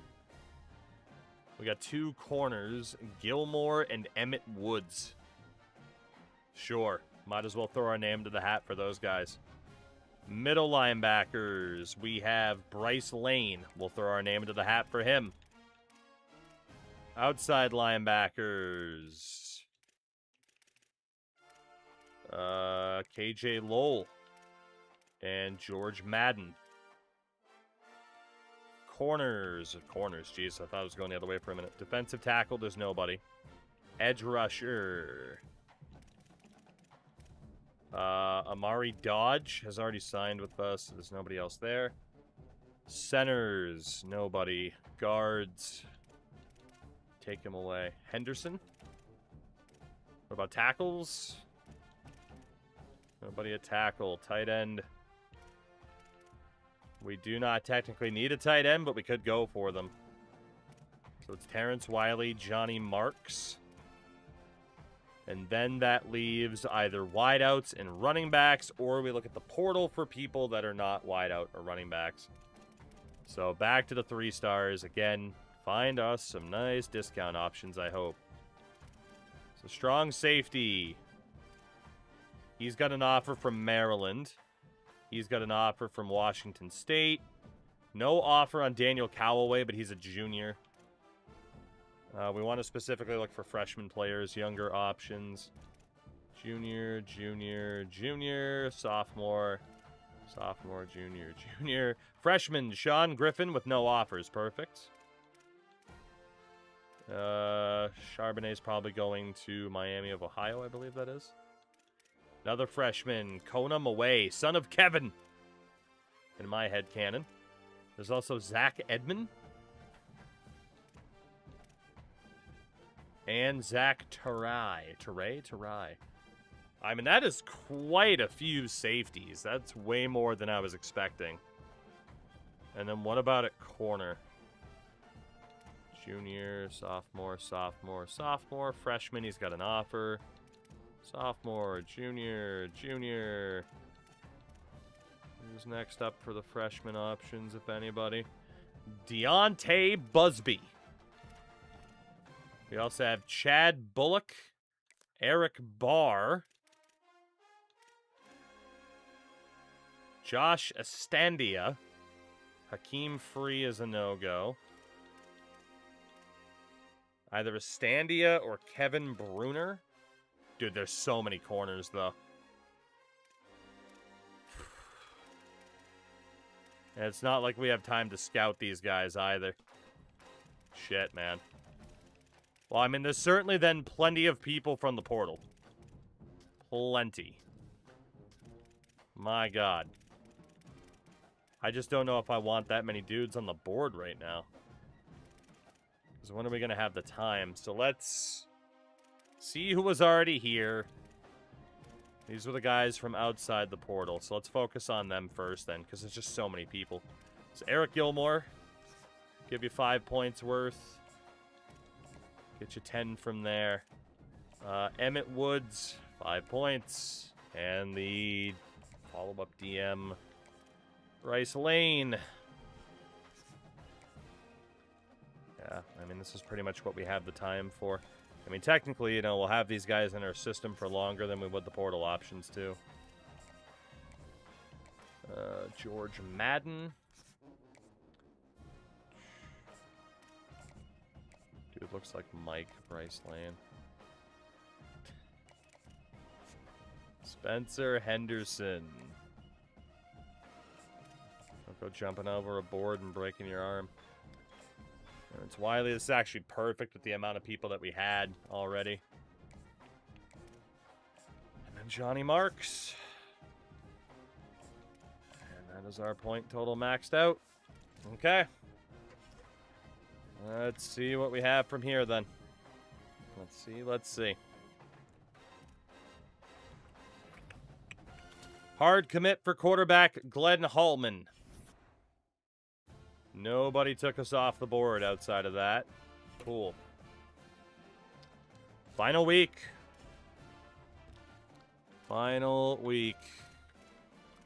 Augustine, we just hope We wait and we hope. Ivory looks like we should pull that off over Syracuse. Osgood. Let's be honest. If he signs, he signs. If he doesn't, he doesn't. At this point. So let's just save our points, be able to use it elsewhere, but Femi Osgood should be ours. Merling. He is going to go to Florida. We have no chance of getting him. Let's back out. Ogbanaya. We'll keep fighting for just in case. Kotu. Nothing more we can do for this guy. He either signs or he doesn't. Pretty straightforward. Brown. We'll keep fighting. Hallman. Hard commit, but he's unhappy. Abram, we can't really fight for anymore. He'll probably pick Virginia. Let's just back out. Iorio, we already got. Camarda, we got to keep fighting for. And we can set him up on the hard sell and schedule him for a visit as well.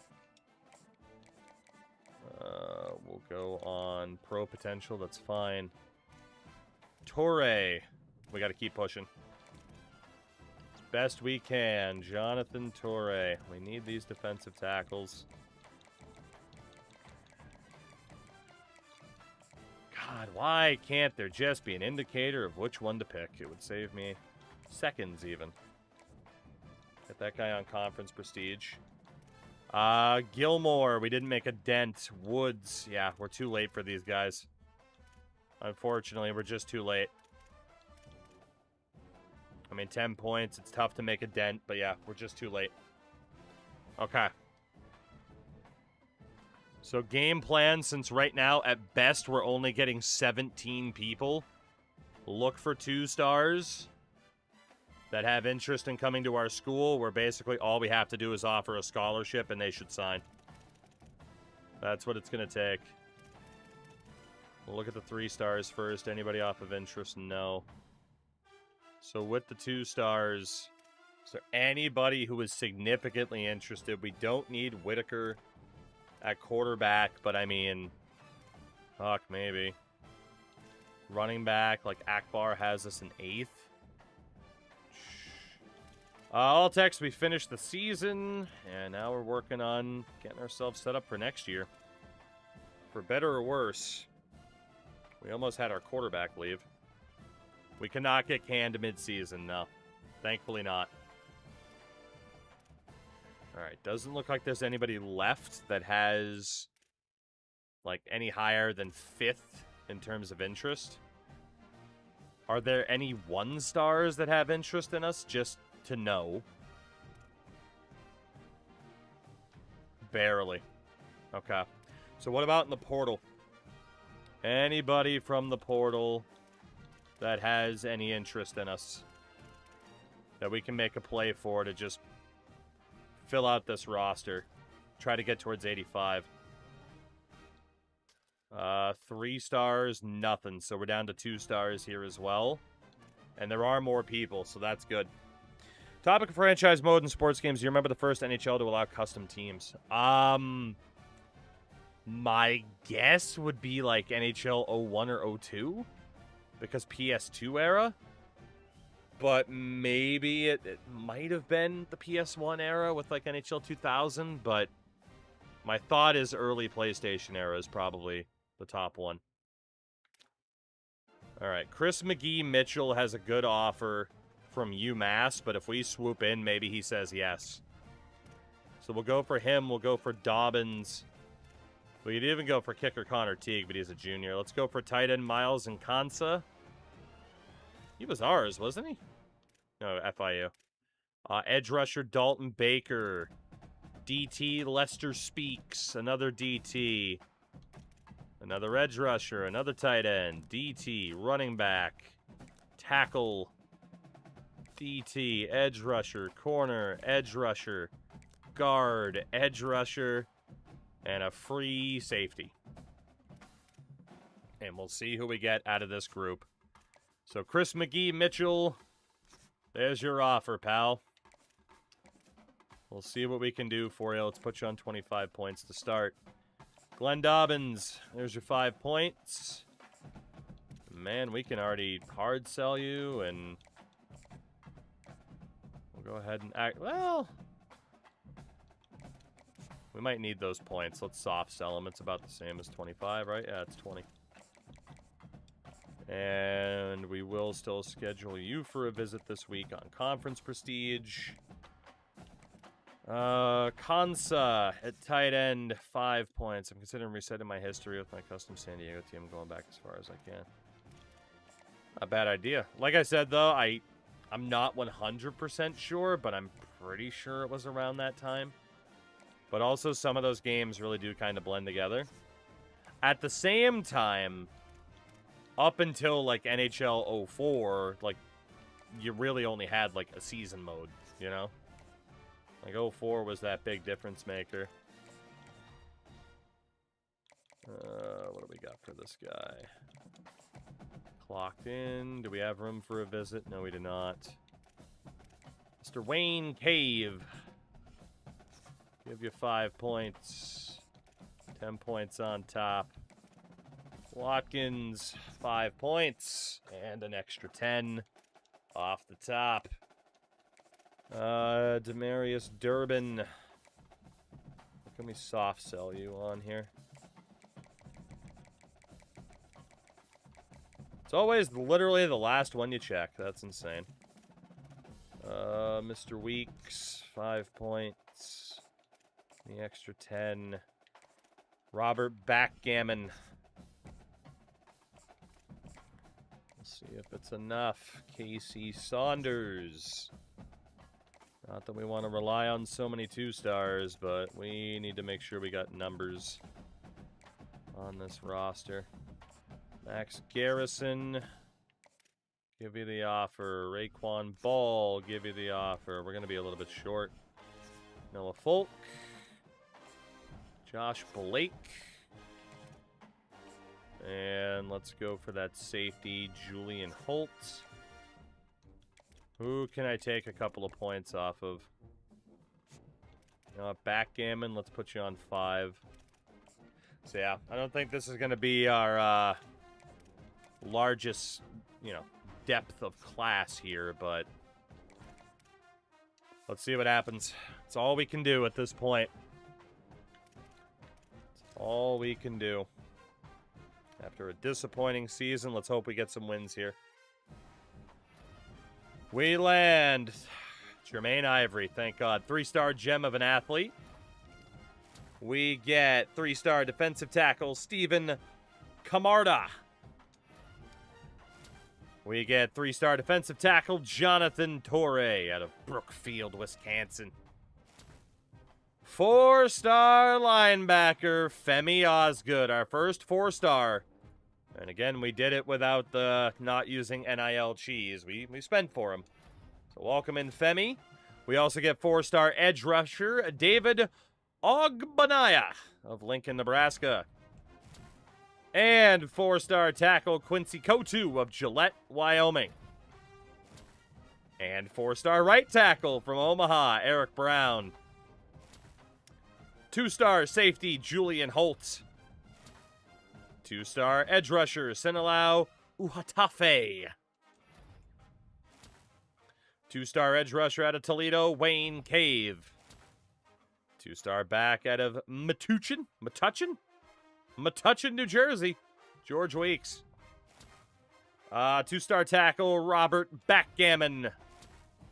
2-star corner Raekwon Ball out of Cibolo, Texas. 2-star edge rusher out of Aledo, Texas, Max Garrison. So quite a few of those 2-stars we went in for at the portal to fill out the roster. It worked out well. Miles Nkansa, Monteverde Beach, Florida. Dalton Baker, 2-star edge rusher. All those guys signed with us. 2-star DT Lester Speaks. Not bad. We definitely missed out on some of the other 2-stars, but quite a few of them signed with us. We did all right for ourselves there. We did okay. It wasn't a home run in terms of total depth, but we did get a fair amount of people at the end and some quality as well.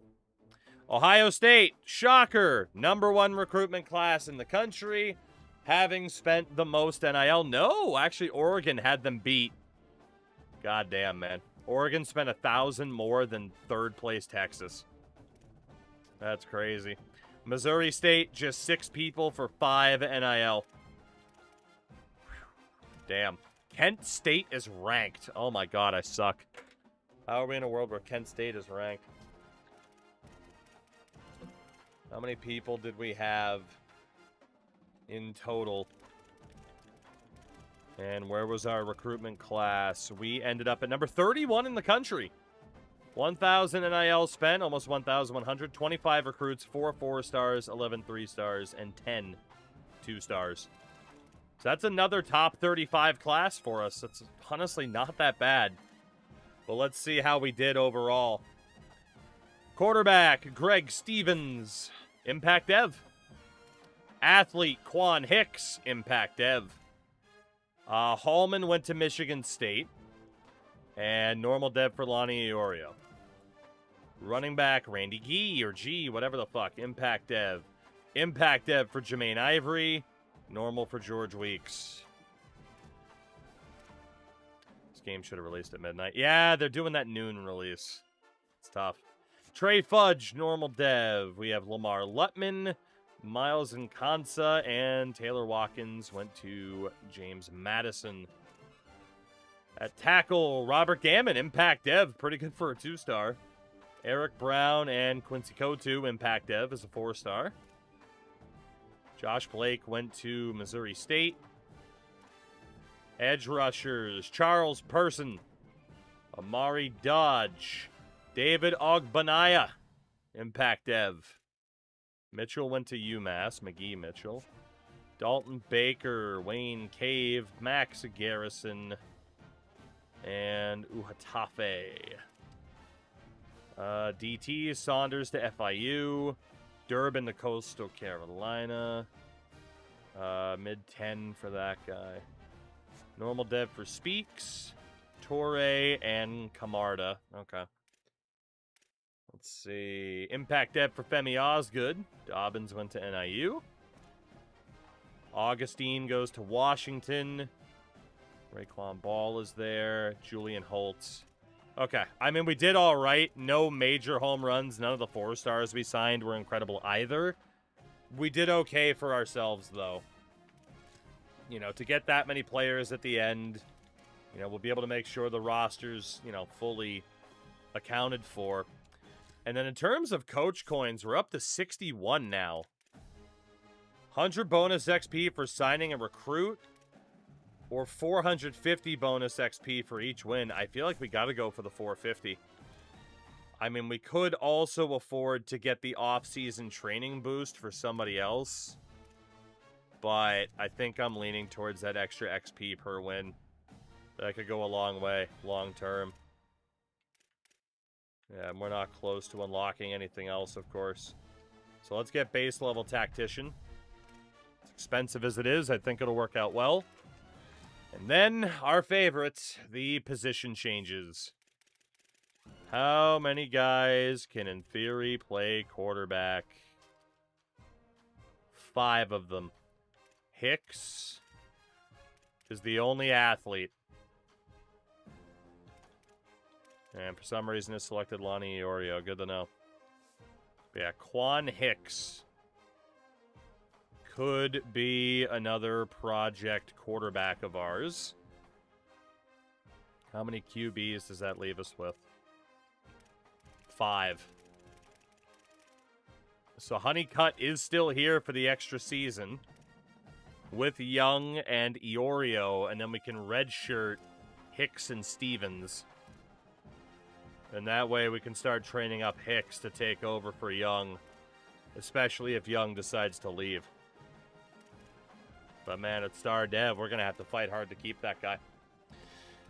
But from there, it's the fun stuff. Seeing what this roster is going to look like. Double-checking who's on defense, who's on offense. And hopefully next season goes just a little bit better than this year did. Hopefully.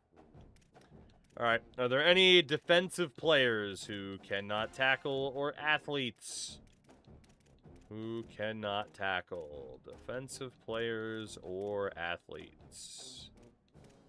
Defensive players or athletes? Defensive players or athletes. No, there is not. Okay. So Tremaine Lutz on the offensive side. We can test him out defensively again. We know we'll have the athletes. We can also test out Melvin Marvin if we need him. Any other offensive players then aside from the athletes? Running back Eric Villarreal could be switched over.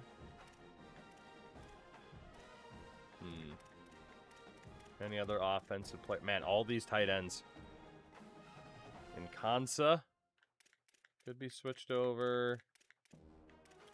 That's center, Morgan Fogg. I wasn't expecting that. Hold on. Did I miss a different center? I feel like I might have then. So we got the tight end in Lutz. Another tight end in Marvin. We wrote down Villarreal. Offensive players, because we're not worried about the athletes. Wrote down Incansa. Center Morgan Fogg might potentially be better on defense. Any other offensive players? No. Okay. So yeah, we'll definitely check out the athletes on defense then. So Charles Person rocking up at 290 pounds. Big boy indeed. Let's put him at defensive tackle to start. See if that's where his landing spot will ultimately be. Amari Dodge at 250. Let's put you on the edge. That's where he's best anyway. 225. Lamar Lutman. Let's try you at linebacker. Like, decent speed, but also, like, he's not going to get bullied. Jermaine Ivory, 176. We will put you at corner. Randy Gee, 178. We'll put you at corner. And Trey Fudge, 240 pounds. We'll put you on the edge. Cool. Those other players, then. What about Fogg at center? Morgan Fogg, 282 pounds. Let's see what you look like at defensive tackle. Villarreal at running back. Does have safety valve at 199. We'd probably put him as a safety / corner. So I'll see if I need him. And then tight end. Let me write down for Fogg here that he could be a center again. Marvin would probably be a corner. Lutz at 216 would probably be either a safety or a linebacker. And then Kansa at 226 would definitely be a linebacker. So if we need anybody else in those positions, we can factor those players, but we're looking okay. All right, so punter is what it is, 93.86. That's good. All right, so it's safety, 214. He's fine. Anybody developed to be over 214? No, and everybody's over 200. That's good. Corner, anybody here over 200 pounds now? Tevin Beckham. Let's move you back to safety. So now we might not need that extra corner help. Anybody over 200? No, that's a fair amount of corners. Linebackers between about 215, 229 in terms of weight. So Tyler Lincoln, we'll double check him as an edge rusher again. And Femi Osgood, we can test him out as an edge rusher too. Strong side. Everybody there is still good. DT, is anybody over like 275? That's all of them. Then edge rusher. Anybody over 230? 218. Let's move Ogbanaya to linebacker. Could be a good blitzing option. And anybody under like 230 or over 275? No. And then what about left side? Uhatafe. move you over to linebacker. Okay, so for the edge rushers, I mean, fair amount of dudes in the mix. And then Fogg was at defensive tackle, right? He could be our second best defensive tackle. So, I mean, we're really going to see if we need an offensive lineman. All right, what about at tackle here? Eric Brown, let's move you over to guard.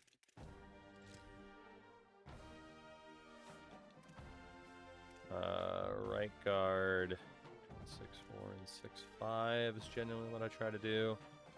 Anybody there? 6'3" and under. And 6'4", 6'5" for guards. And then tackles. Cool, that looks good. Tight ends.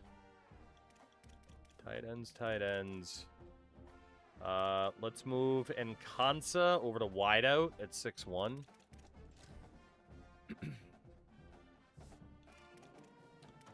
Then for wideouts proper. Everybody there is looking fine. We'll have to find a fullback. Running backs are all relatively short. George Weeks, let's test you out at wideout. All right, so that leaves us with 5 quarterbacks, unless we wanted to move Quan Hicks somewhere else. But, and honestly, maybe, because Stevens is also impact dev. So where would we move Hicks? Probably to wideout. We have 4 running backs, but they're all eligible to play. We do have quite a fair amount of wideouts and tight ends here, though, still, too. So I think we're okay. Again, some of these tight ends, though, are so fucking slow. But it just is what it is. There's not much I can do about it. I don't think I'm worried about having a natural fullback on the roster. It just kind of is what it is. So for the O-line, how many tackles? Actually, really quickly. So quarterback, 2 red shirts, 3 guys on roster. That's good. We got 4 running backs this year. Don't need a fullback.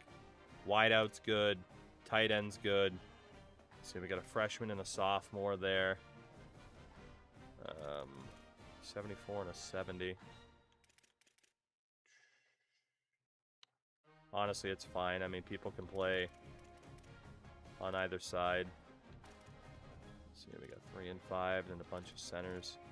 So yeah, we definitely don't need any of those attack or offensive players to move to the defensive side. We're fine. It's just whether or not we want Fogg at defensive tackle to move over to the offensive line, but I think I'll leave him there. 6 foot, he'd just be in that log jam of centers. So edge rushers, fair amount of them. Defensive tackles, fair amount of them. Certainly a fair amount of linebackers here too. Let's just move one of those guys to the middle so that the game doesn't freak out on me. That's looking okay. Bunch of corners, as per usual, but that's fine. And then free safety, strong safety side. Honestly, that doesn't really matter too much, but I want to see what Beckham looks like as a free safety. And then I want to see what Whitehart looks like as a strong safety. And Wimbush. All right, not much in the way of moving people around. We got our formula down pretty well. We'll definitely end up having strong safeties play free safety, but that's not a big deal. Cool, that's looking good. All right, we advance. See how well these training results work out for us, hopefully decently. Nothing crazy there. We still won't know our new goals yet. And someone went up in dev trait. Wimbush goes to impact. Okay, we like that. We got 2 of them. Hutton also goes to impact. Very nice. Do I see 3? Yes, I do. Torrance up to impact dev. This is going splendidly. Does the safety of the linebacker pipeline work like it does in Madden? It can. Yeah, it definitely can. All right, let's see. Young has 56 upgrade points. God damn. This guy will be about an 85 for next year, at least. What does he have for physicals? Mobile resistance. Improved pressure resistance on the run. And then what can we do for grades? The accuracy is capped, but we can definitely go for a big power increase. Or we can go for a lot of IQ and elusiveness. I mean, 93 power. Is that enough? Deep accuracy won't get any better. I mean, the break tackle and break sack need to really go up to get his abilities. So that would be elusiveness. Okay, you know, we'll say the power is good where it is. We could also upgrade his health as well since we're here. So yeah, let's try to cap out that elusiveness and see if those grades get to where they need to be. And we'll put a little bit on health too. No, it didn't get there. That's okay.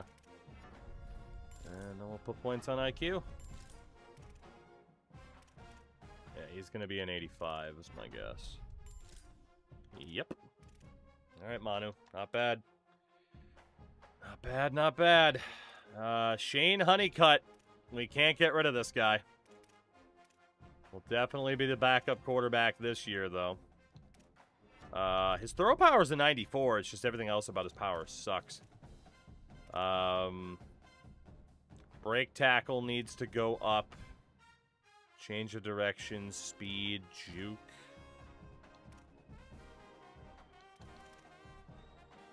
Well, we can upgrade his speed. Was that enough? What's that speed have to get to? Oh, and his change of direction's got to be up there. That's pretty brutal. Well, let's go for some elusiveness then. We can get sidestep on. Definitely a mobile quarterback, Shane Honeycutt. 78 overall for his senior year. Fair enough. And then Lonnie Iorlio, who came over in the portal because we needed a body. 88 throw power. God, his accuracy sucks. You are definitely a backup, buddy. Good lord.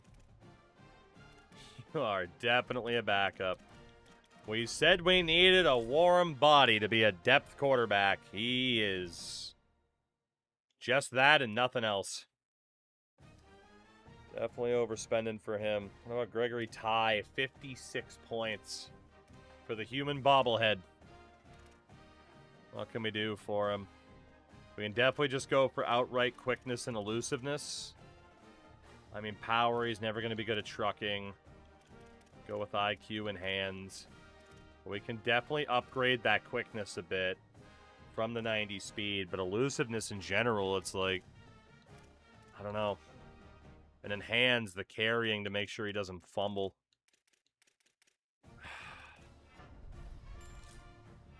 I need to make sure he's not this big-time fumble threat because he's going to get the ball a lot. So yeah, let's cap out the hands. We could still do a quickness boost at 20. Did he get any more physicals? No, we didn't. Just no crypto bronze. Get that elusiveness up there. We could still do more. I don't think I'm as worried about the route running. Let's get a quickness boost in. More elusiveness. 84 for Gregory Ty as a running back. Not bad. 29 points for Paul Riggs. What can we do for you? Definitely want to get that quickness up there, so let's just spend. And that gives us 9 points left. That was health related. That's recoup. So 3 on elusiveness, hands, IQ. Let's go elusiveness, 1 on hands, and 1 on IQ. 76 for Mr. Riggs. Another big head mode guy. Dude, I had so many of them. 34 points for Finau. What do we have for Finau? Let's get that speed up there. Spend big. So then 3 points. It's elusiveness and IQ. Max out IQ for Finau. It's not the sharpest crayon in a knife drawer. A little bit more on elusiveness. 75 overall for Finau. And then 47 points for Eric Villarreal. Another bobblehead. Up that quickness. Fuck it, we'll go twice over. Gets him up to 88 speed from an 83. 7 points left. 3 on elusiveness. Or route running, obviously, we'll go elusiveness. 74 for Villarreal. It's taken him a lot longer to develop than I wanted, but that's okay. He will probably be our backup because of the speed. I mean, everybody has safety valve. Wideouts. Caleb Moma. Oh, boy. This receiver core is scary. And not in a good way. Speed upgrade. And then the rest we could do, we can do a power increase. He is just never going to be a good wideout, but it's the best we got, basically. He stays at a 75. 36 points for DeAndre Applewhite. That'll also be a quickness increase up to 80 speed. And then we got elusiveness and power. Belgium's appealing the suspension. Good. Like, dude, I'm sorry, but, like, whether or not you're like, oh, it wasn't actually a red card. Like, man, they fucking called it a red card. Like, trust me, there were some fucking cards back in the day I fucking wish Liverpool just could have whined to get out of. Holy shit. Are you kidding? That'd be great. But it's like, it's either you like the human element factor or you don't, but... Alright, Usoft. Do we want double dip? I guess we do. But again, like this tournament, it's... Hey, let's bend the rules for Ronaldo. Hey, let's bend the rules for the U.S. Purdue's receivers being fast and not good at Swag, it's actually the opposite.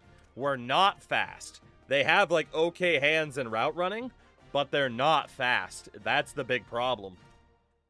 Is we don't have speed at wideout. Which is kind of crazy. We just have, like, these fucking physical beasts.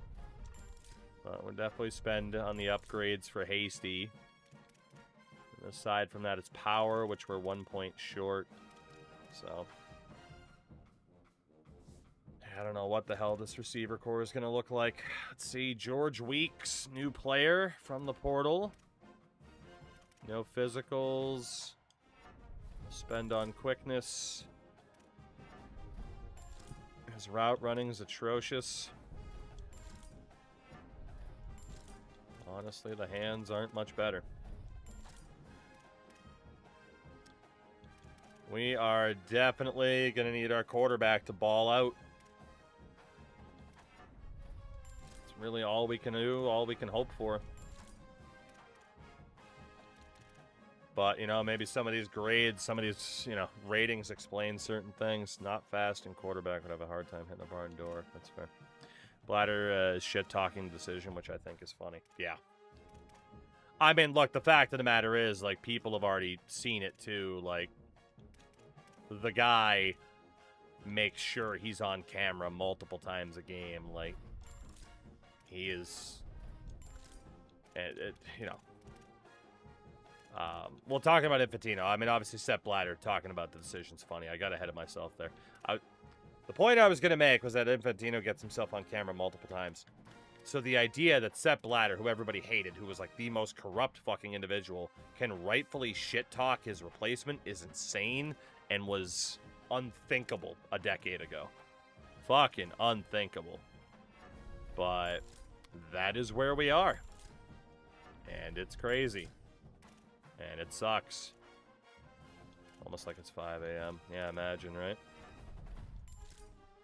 And I mean, some of these guys are going to be faster, but their mechanics are not going to be as good. Miles and Kansa. What do we got for you? No physicals. Work on that quickness, and then anything take 1 point. IQ or route running? Route running is weaker. Yeah, this receiver core is not looking good at all. Good thing is the tight ends will still be beasts. Melvin Marvin. My goat. Quickness is already capped out, so we could do a bit of power. IQ is blocking is already capped in his hands. We could do recoup for fatigue recovery, but we should be fine. Let's just cap out his catching ability. Let's go for that IQ. And again, like, maybe we do a power increase, but... Winnie Boy Fantino makes Step Bladder look like a choir boy. It's insane. Bladder being the voice of reason shows how far we've fallen. Like, dude, people, and still do, but people used to meme the hell out of Sepp Blatter as the head of FIFA. Literally, like, him announcing fucking Qatar for the World Cup. Like, that still gets memed all the time on, like, the soccer subreddit and shit.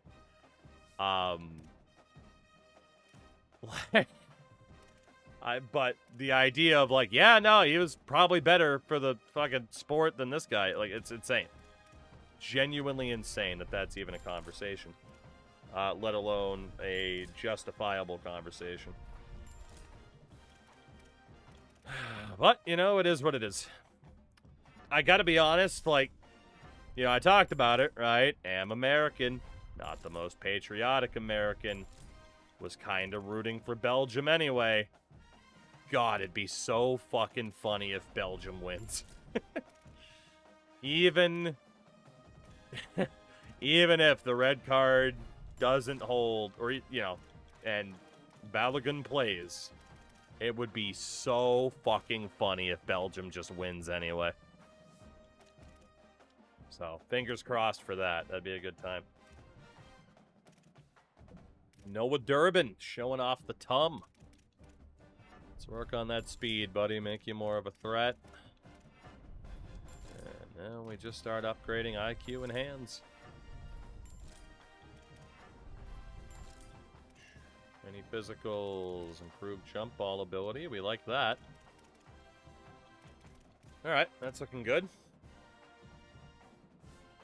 And then Mike Marcus. Thank God we have some tight end options on this team. Mr. Marcus. Some of these guys will end up playing freaking wide out at this rate, too. Go for the quickness, and I'm pretty sure that's the only thing we'll be able to upgrade. That and 1 point on IQ. Fair enough. We might not have the best overall team, but at least they'll be a little bit fucking faster. Mylau, you are now the starting left tackle. Congratulations. Probably want a power increase, but honestly, he needs, like, everything. So, let's just make him a better overall player instead of the outright power increase. You know, he can overcome not being the best athlete by just being technically sound. KDB and Lukaku could realistically put the U.S. in the dirt. It's true. It is true. Like, the Belgian roster has more outright talent. The problem is the U.S. team has definitely incorporated, dare I say, a fucking Herb Brooks-like approach from Poch. Just being like, okay, we might not be the best team or the most talented, but we're going to outwork you. And that is very dangerous for Belgium. Especially, too, because some of those key players are a little bit older, might not be able to be at full effect for an entire game, you know? So, I mean, I don't think it's a guarantee Belgium wins that game. I got this real moron thing I do. It's called thinking. All-timer quote, of course. Dangerous to think. We definitely live in a world where it's a lot easier to just mindlessly go about your day and not give a shit about anyone or anything around you. Much easier to do that, too, honestly. But, you know. You know. Alright, Zach, Morris, anything else? Got a bunch of things that cost 3 points. Let's do pass blocking. And we'll keep working on the footwork. Alright, Mr. Morris. Oh my god, Hulk, yeah. No kidding. No kidding. He would have had a field day. Julian Holcomb. Swag, that's true. Honestly, like the U.S. men's team kind of plays like, FIFA Ultimate Team a decade ago. Where it was literally just, it doesn't matter what color the card is, it's just pace, pace, pace. It's like the U.S. team was inspired, like, exclusively by a Barbo. It's very funny.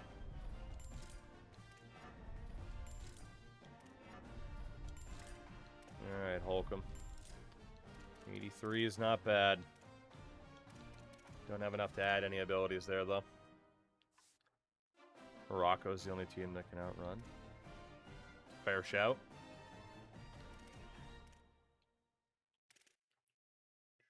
And again, that's because they do kind of have to play that style, you know?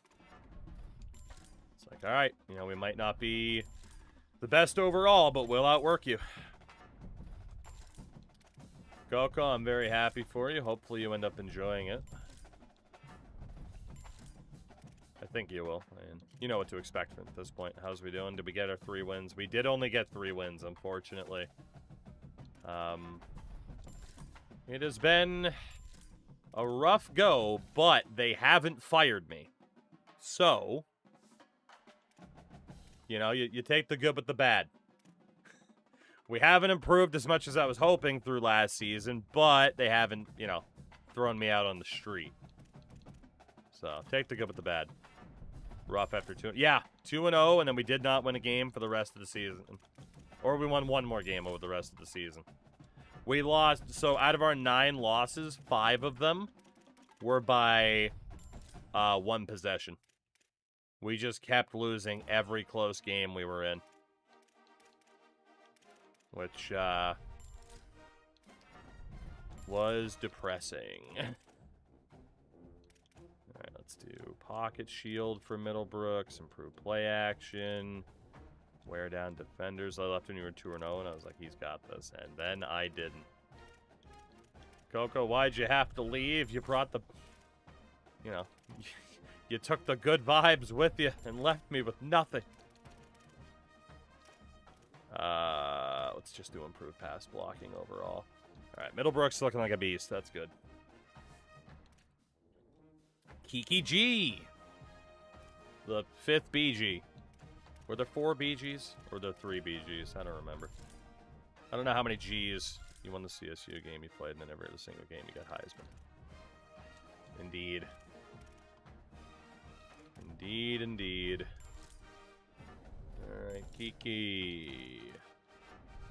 Let's get that footwork up there a little bit. The Ohio State throw was absolutely insane. Like I said, I feel like I gave the game the smallest excuse possible to not have that throw be completed, and it said, thank you very much, and that was that. I feel like that's what happened, unfortunately. What about the BBG? We do love the BBGs, don't we? I feel like we run up the middle quite a bit, so let's do that. We love the BBGs. The big, beautiful guys. The ultimate wrestling stable name. Pro Wrestling Noah had the good-looking guys. We'll have the BBGs. The big, beautiful guys. That's Donnie's favorite stable. Look at him. Look at the muscles. Alright. 4 points. Anything else? No, it's 5. Let's go pass blocking. And no abilities still. Never get a chance to watch Dynamite. I did not. I'm still doing my best to try to keep up, but there's just been so much going on that, like, eventually, something falls to the wayside, and unfortunately it has been Dynamite a little bit. Like, I'm still in the loop, but in terms of being able to take, the hour 45, 2 hours to watch, I just haven't been able to do it.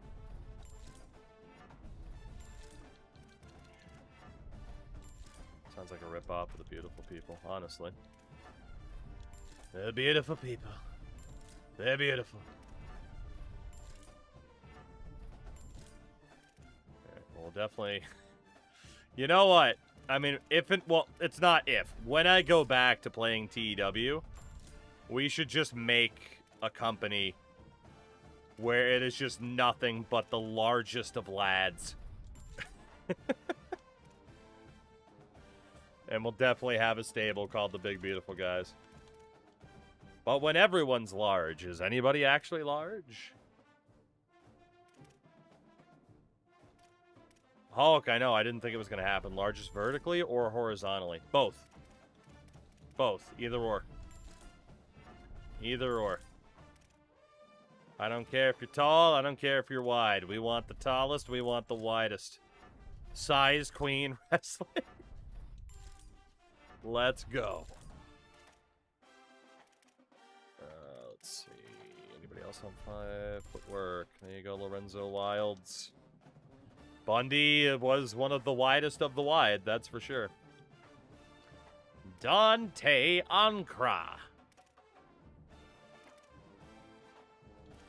Let's see. A bunch of 4 points. Anything else? IQ was maxed out. Footwork for the Ankra. Nothing else to do. Okay. So either 5 points, 20 points for power, 20 points for quickness. I'll just go pass blocking. And then some more footwork. Any physicals? No. Dante, you disappoint me. You disappoint me. That's all we can do for Ankra. Fair enough. I'm picturing this during territory days, so you get a healthy Andre. I mean, that could happen, right? Start off in the 70s, just get the largest of large lads. I mean, 70s, 80s, or 90s, either way, it'd be fine. I mean, even modern day, you could still do a large lad company, you know?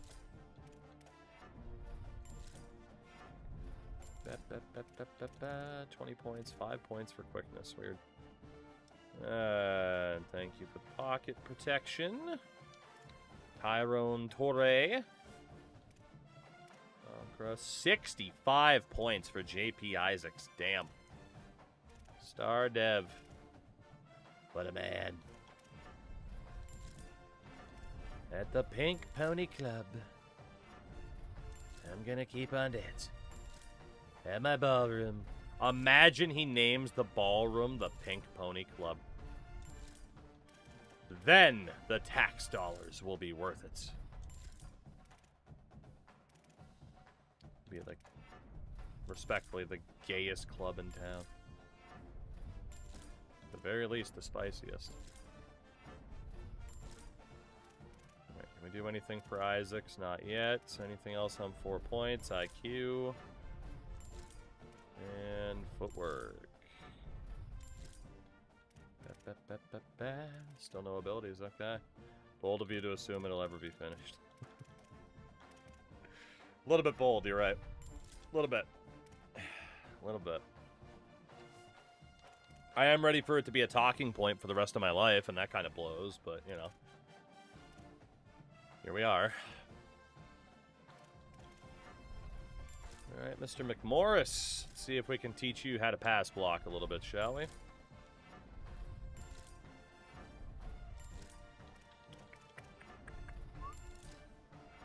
Alright, Mr. McMorris. Let's put that footwork up there. Alright, he's going to be decent. We're going to have some half-decent tackles. That's good. Lord knows that blindside last season fucking sucked. Go for more run blocking. And the IQ. Any abilities? No abilities. Actually, shit, he's a guard. I thought we were on tackles. I lied. Now we're on tackles. Dion Fabian. The double Dion Fabian. 15 more years to complete the ball. Oh, man. It's gonna be like that church, I think, in Spain that's been being worked on for like 500 years or whatever the hell. It's gonna be like that. You know? It's gonna be a talking point for a very long time. So that's gonna be fun. Footwork.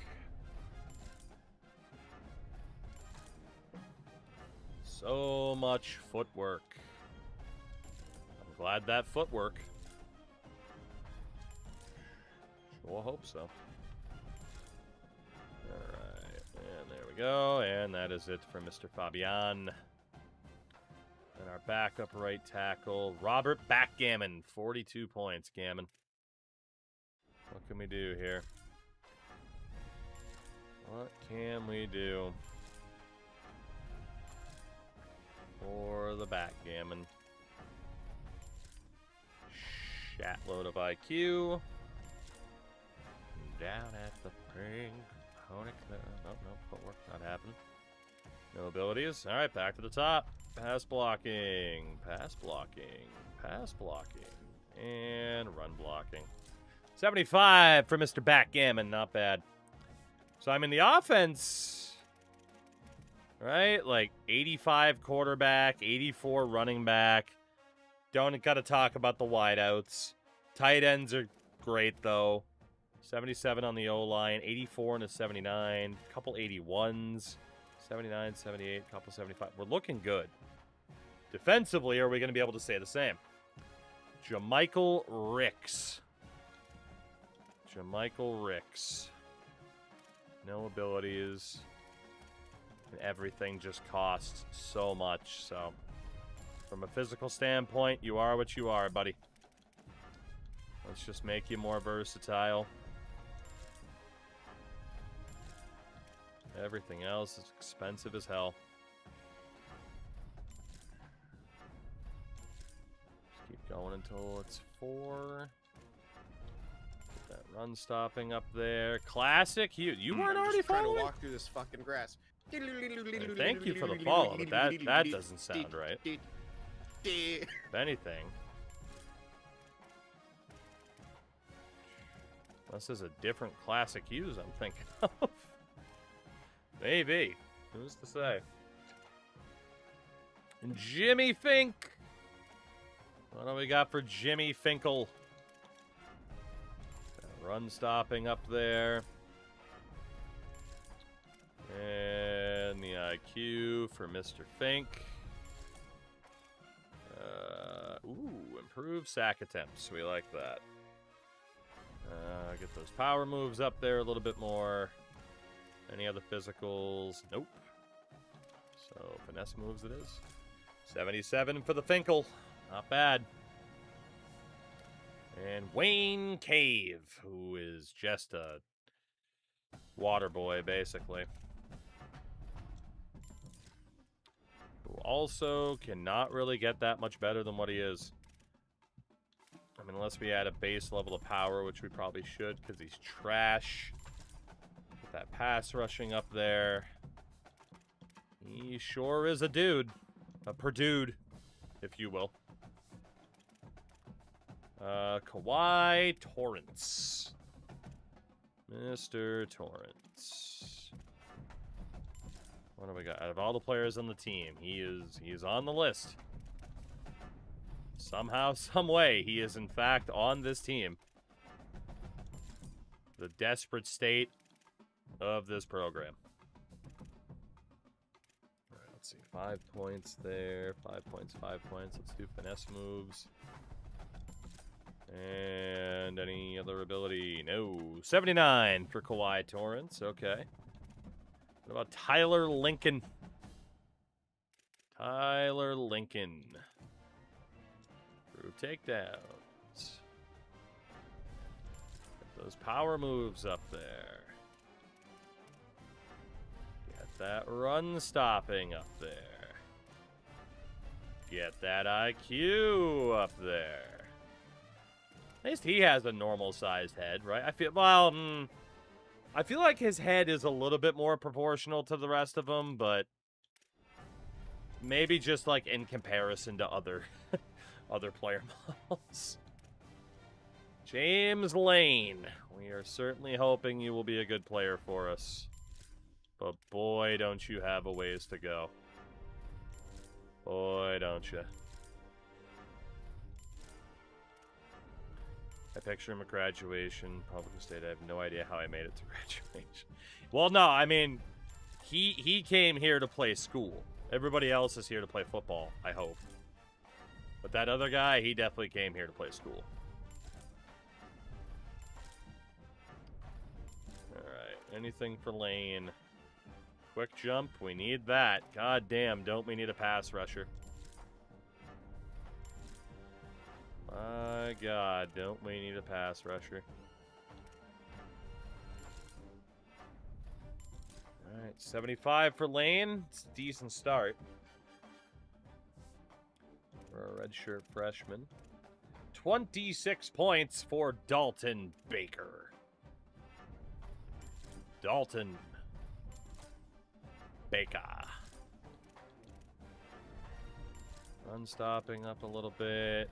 Go for that IQ. We need a borderline felon pass rusher. Just go straight up blitz the league. Get somebody out of the local penitentiary. I mean, Terry Ho can't be that far away, can it? I don't think it can be. Should be a banner outside the facility if you want to go to school, play for Stanford. I like that it corrected the Stanford. Stanford, baby. Stand for the Cardinal and the anthem. The Indiana Penile League. Look, man. Look.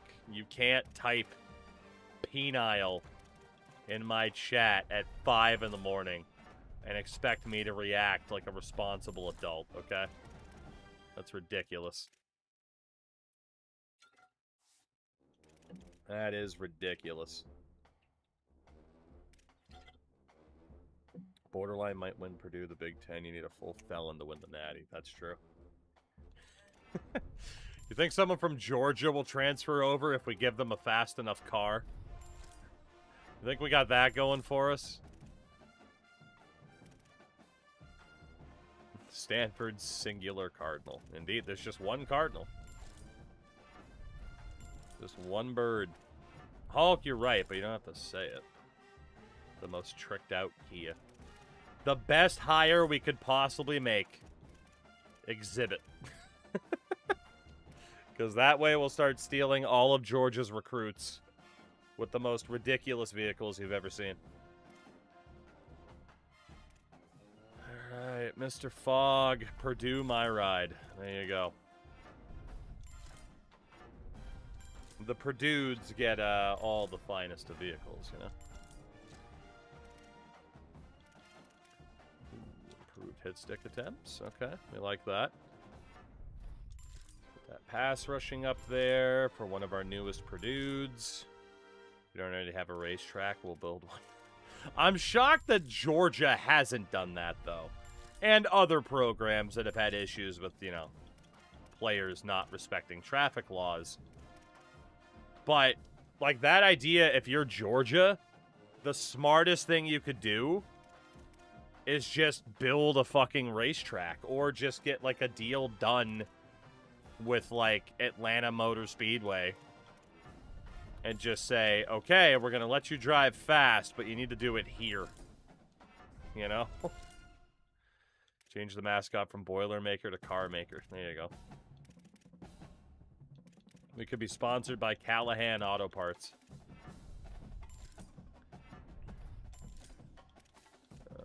Let's see. Get those finesse moves up there. Get that IQ up there. Any abilities, Jeremy? No. If you want to go vroom, do it here legally, right? It's like a safe injection site. Like, you know, people are going to do it anyway, so you might as well try to minimize the damage, you know? Jonathan Toure.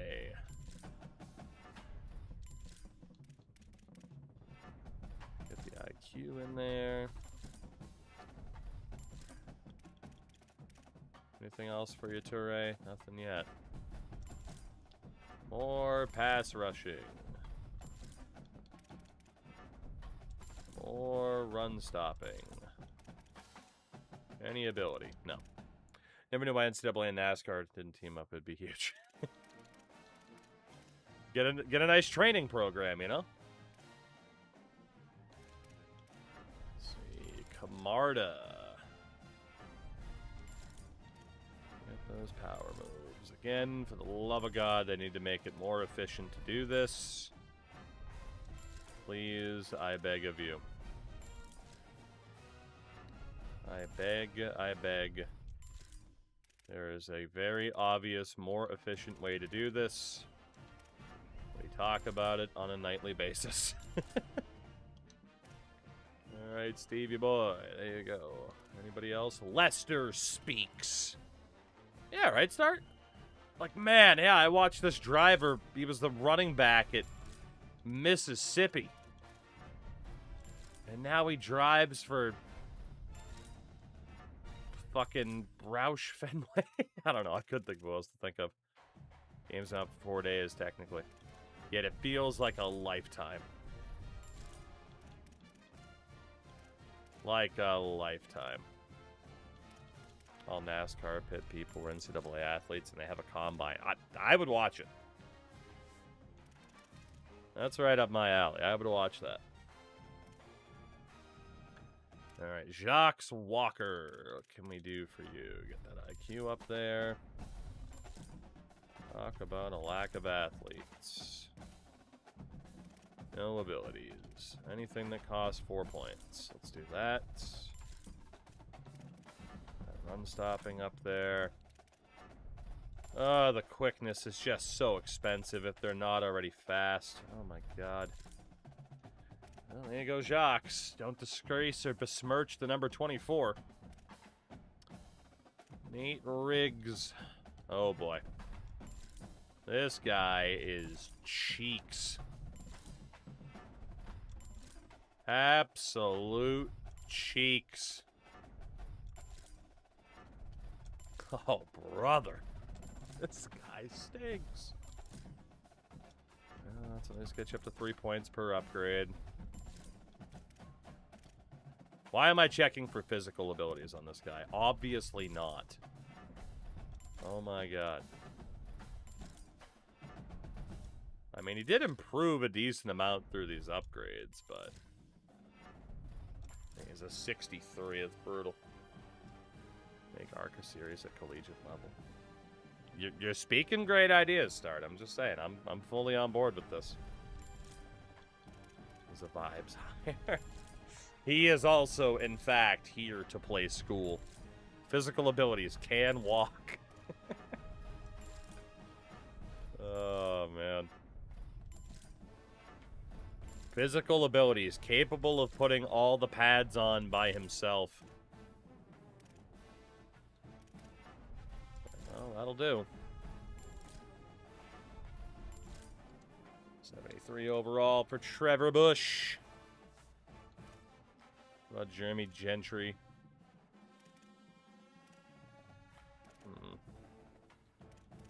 Already capped out on quickness. That's not good.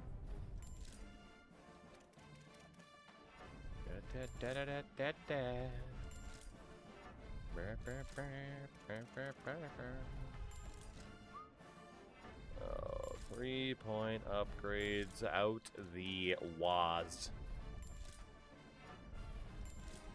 Out the Mizzou. 72 for Jeremy Gentry. And what about Sinalau Uhatafe? Speaking of dudes who are just here to play school, can you believe we had to pick this guy up in the portal just because we needed bodies? Oh my god. You know it's Sand Patrol. Look at that lettuce. I mean, he's here for, so he's here to hit on the women or men that might try to date our actual players.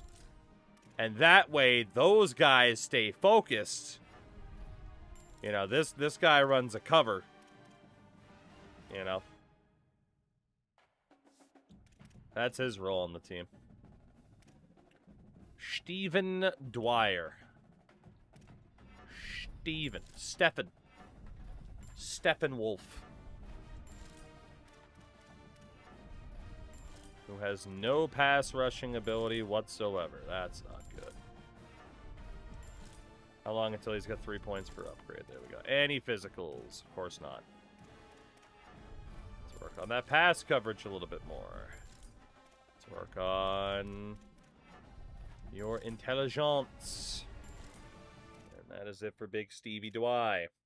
He cock blocks the actual players. Correct. That is his role. Our school has a designated cock blocker. It may sound unnecessary, but I assure you, after how last season went, it is not. We need these players to be as focused as possible. No abilities for that guy, of course. Put more on pass coverage. Give him some intelligence. 72. And then David Keglar. What do we got for the Keglar? Some run stopping on there. Some IQ. His cock blocking skills are Sunday material. So coach, why'd you draft this guy in the 7th round? Is the team faster now? I mean, Moki, I'm trying, but when like it costs 15 points, you know, like it's difficult.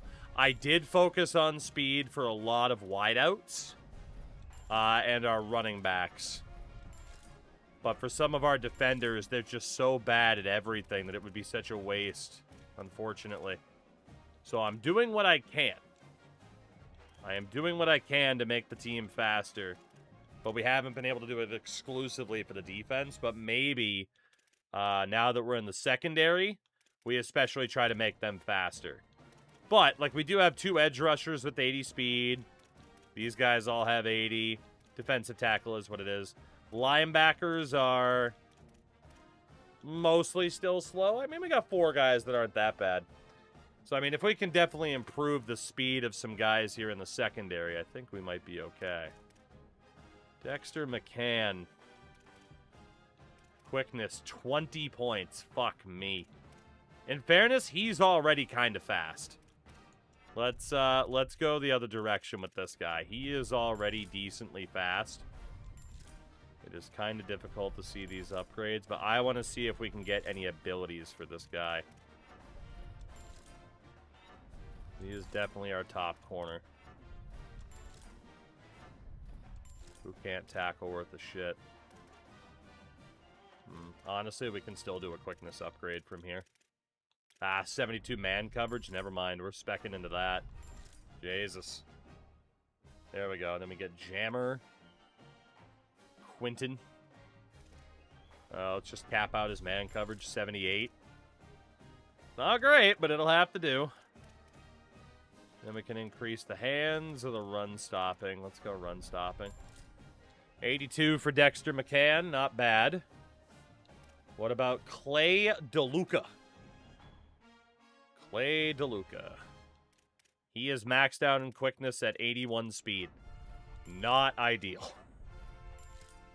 Not ideal, but damn it, he's the best we got.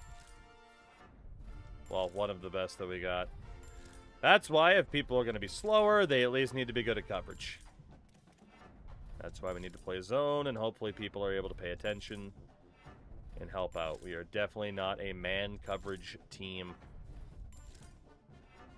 Definitely not. This guy might have some interception capabilities, though. And then tackling. He's not going to be very good at that, though. 81 speed sounds like a safety. Yeah. Problem is, he's also very undersized. So if he's slow and short and gets matched up against a tall wideout, he's just totally cooked. So, it's trying to minimize damage if we can. I mean, he's 6 foot, 184. I mean, maybe we could put him there, but again, the situation is no. Oh my God, this guy's already capped out. Jesus Christ. Well, that's it for Raekwon Ball. Yikes. All right, Sam Duck. What do we got for old Sam? Quack, quack, Mr. Ducksworth. He's already capped out on his quickness as well. We have definitely struggled recruiting in the speed / good athlete department with these 3 stars. If we can start recruiting more 4 stars, we'll get people with half-decent athleticism. So, are these still real people? No. I think some of the IRL freshmen should still be in, but most of the people on our team are generated at this stage. Alright, got layout for Sam Duck. That's not bad. Alright, be named Ball while being bad. The sport should be illegal. That is awesome and correct. 73 for Sam Duck. Alright, Ramon Michaud. What do I got for Ramon? We can improve his quickness, so let's do it. And then, of course, everything else is just going to be a disaster. Teach him how to catch a football. If he could catch, he'd be a wideout, right? As they say. Right, all these remaining points are basically going into hands. Yeah. A 69 for Ramon. Bradley Townsell. I can't speak anymore. Bradley, let's make you faster. He has, like, bare minimum zone coverage. I hate it here. I hate it here. See, this is where it's like, should I have made him faster or just actually make him half decent in zone? I went for that little bit of speed, though, to cap it off. Teach him how to catch a football. Maybe a good thing can happen. Oh my god, how long until he hits 3? Sheesh. Well, I mean, he'll have some catching ability. 67 for Townsell. Definitely have some catching ability. And then final guy, Ezekiel Yazzie. He has one question. Have you tried not being bad? Yeah. We will upgrade the quickness twice over for this guy, as risky as it is. As risky as it is. Let's give him some speed. Even though he is going to be bad at everything else. Moki, I gotta be honest, I'm kind of regretting focusing on speed for that guy, because he needs everything. Eventually he'll be good, though. He's not now, but he can move. Free safeties. Tevin Beckham. Tevin David Beckham. Fuck it. Give him some quickness.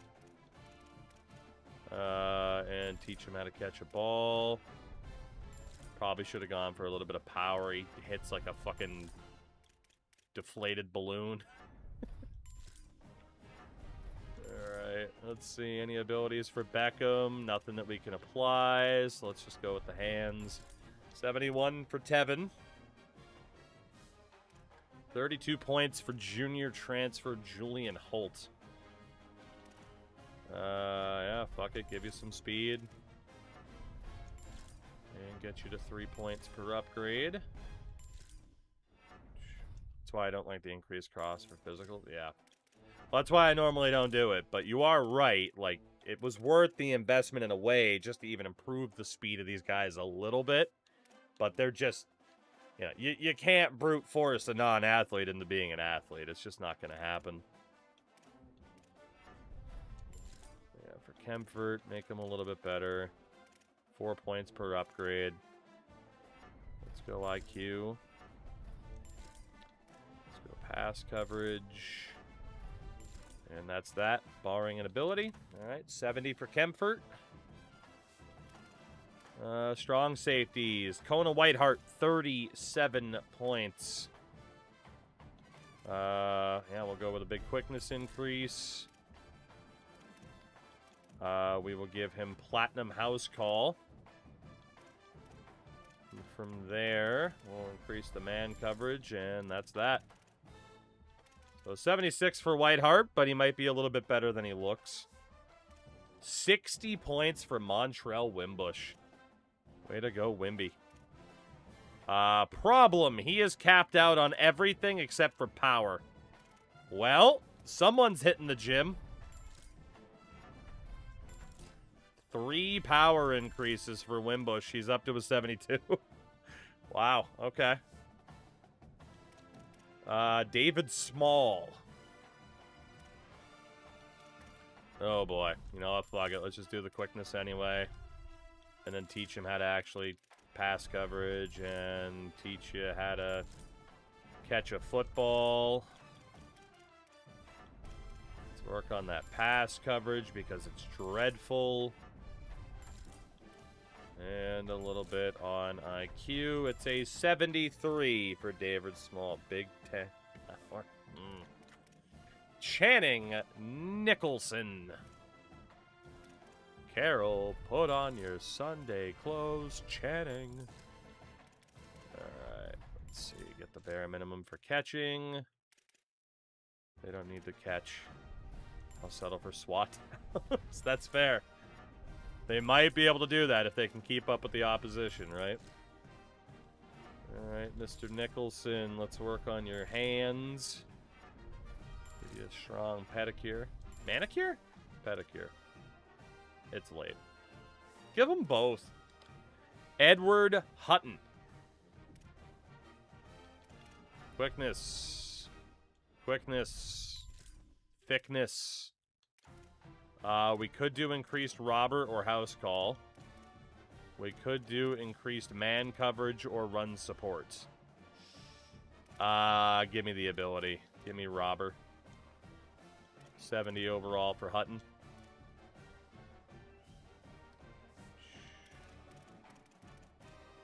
Taylor Molinaro. A little bit of speed. Learn how to catch a ball. Pretty important in this line of work. Work on that man coverage and right back to learning how to catch a football.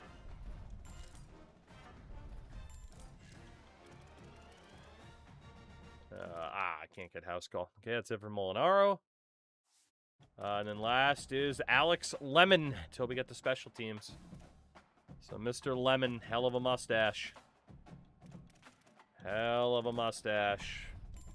IQ. Pass coverage. What else do we got for you? Catching ability. Back to IQ. Force a brain into those ears. More pass coverage.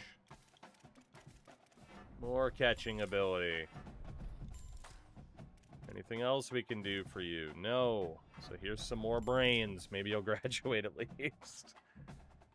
Alright. Kicker. Benny Suarez. What do we got for you, Benjamin? We don't need coffin corner. Power's maxed out, so we work on accuracy. And we'll go for mega leg. And more accuracy. And that is that. That's all we can do for Benny. And last but not least, our punter, Trevor Buck. Already maxed out on power and accuracy, but we can do coffin corner. So that's good. And, well, we can do IQ, quickness, throw power, and accuracy. I guess I'll just make them faster in case a defensive play is needed. And that's that. So we were a 74 last year. I don't actually know if we're going to be better or worse. I don't actually know. Alright. Encourage transfers. Do we have to get rid of anybody this year? Yes, we got to get rid of 4 people. We do. Got to get rid of 4 people. I mean, we might as well keep Honeycutt as the backup. That's fine. Wideout.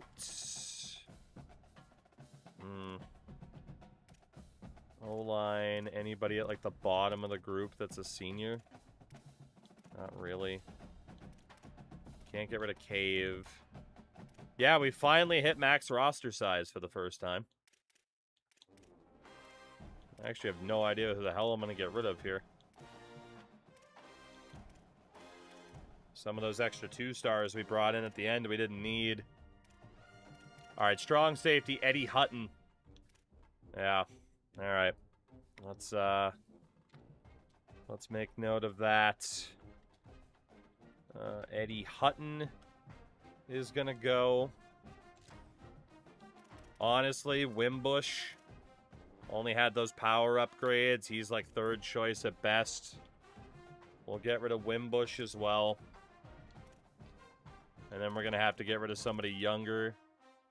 I mean, backup quarterback could be Glenn Holman, but, like, we probably do want it to be Honeycutt. At least he could theoretically keep our season alive. That would mean, though, that we have 4 quarterbacks. Maybe we do just finally get rid of Honeycutt. Is there any other person I can justify other than Honeycutt? Impact Dev, so those guys aren't going. All those guys are Impact Dev. That dude's a 70, even though he's normal. He's not going anywhere. Centers. I mean, like, Lorenzo Wilds could go, but, like, none of those offensive linemen are trash. Could get rid of Basley. Could get rid of Nate Riggs as well. Keglar.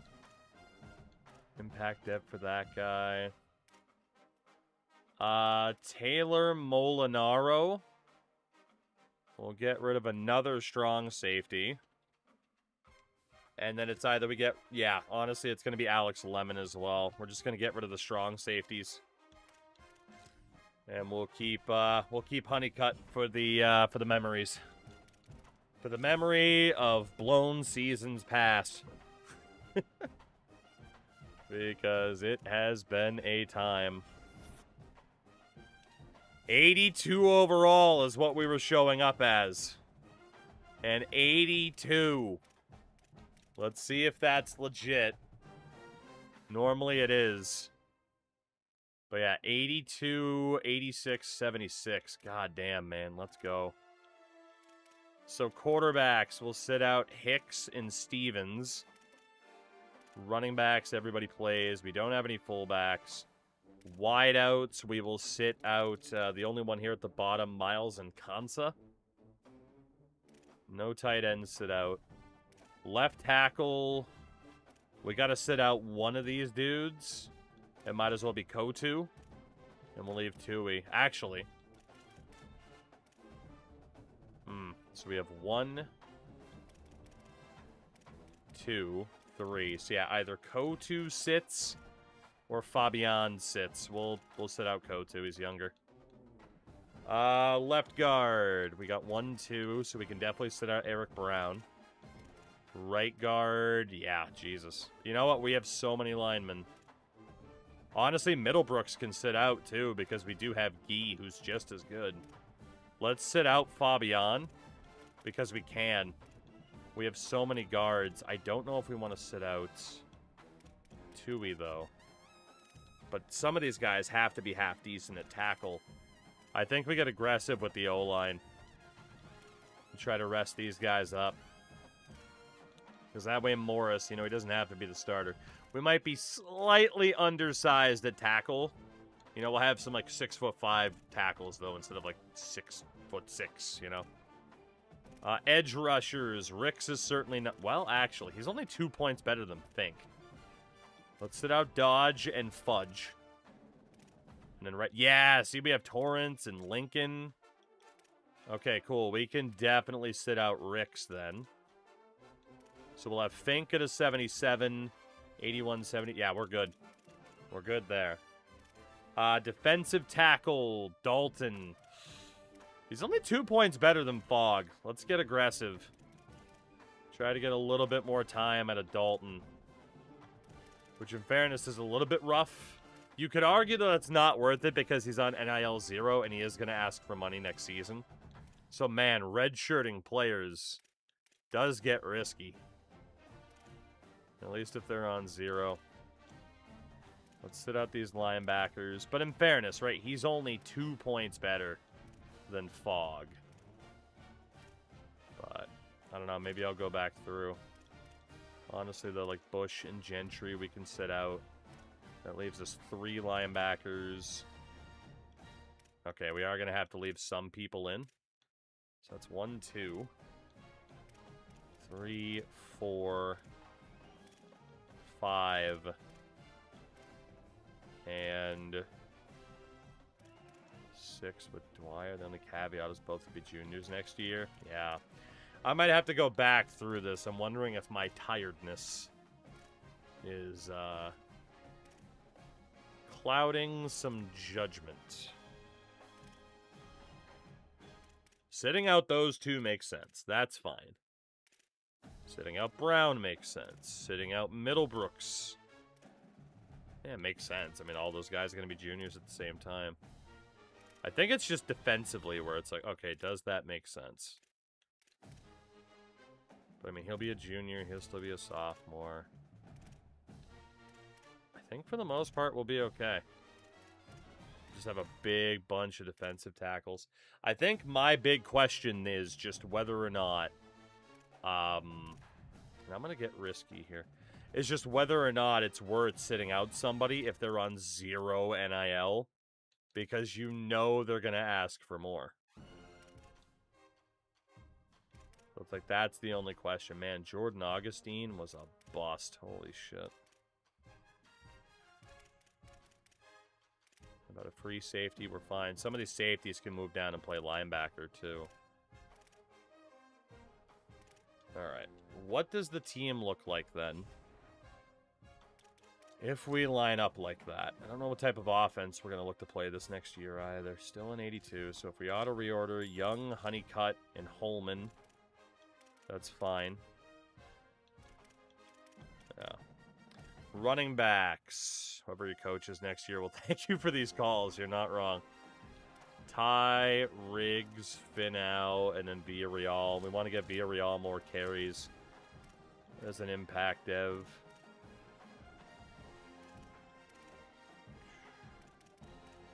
Fullback. Ends up being defensive tackle Fogg. That's fun. That's fun.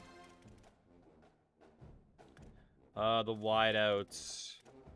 We do have Nico Hasty as impact dev. We also have Malik DeVoe with impact dev. Volk. Okay. So a bunch of guys on normal. So the thing is, George Weeks, right? Normal dev, but he is like our fastest wideout, which is awful. Oh, that's awful. I'm gonna go back to that in a second because tight end is fine. Tight end's fine. I mean, Mike Marcus doesn't get to play much, but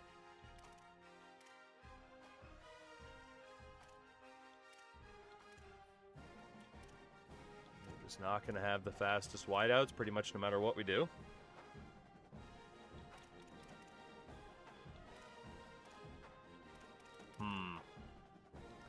Yeah, there's definitely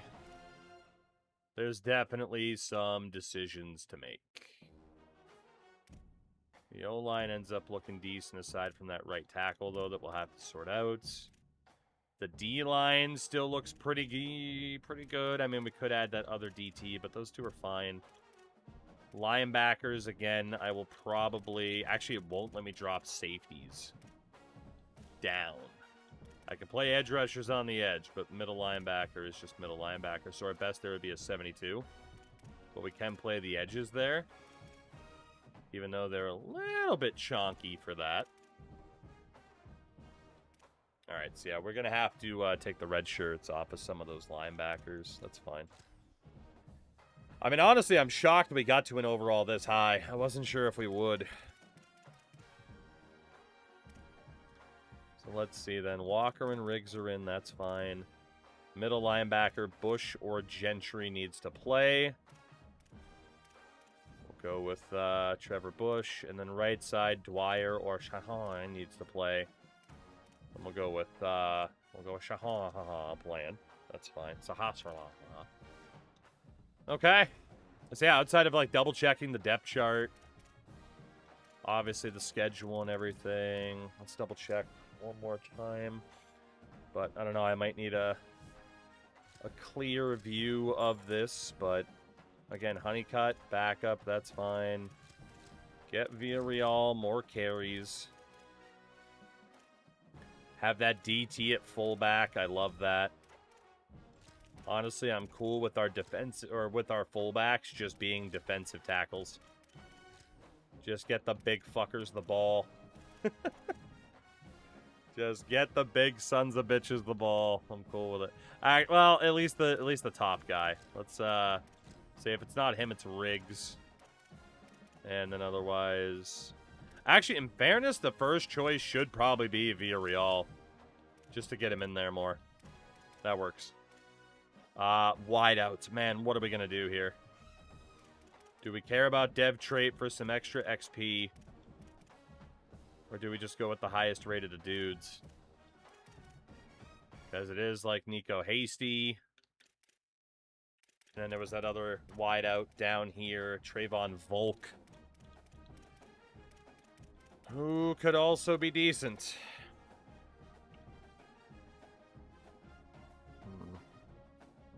Or, I mean, at this point, we could literally just say best dudes, highest spots.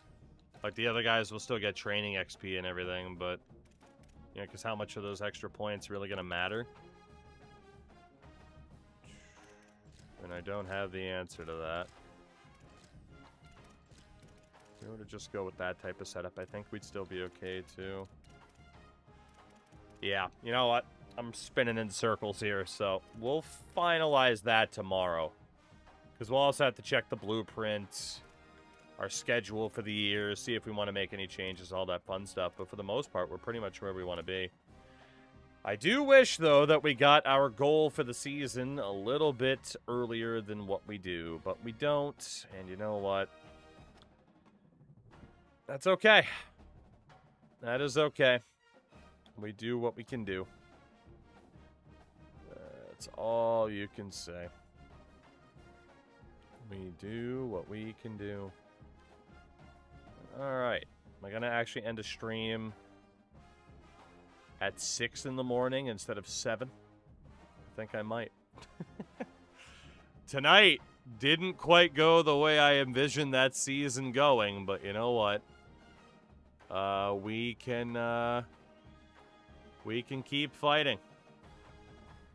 We can do what we need to do. Let's see.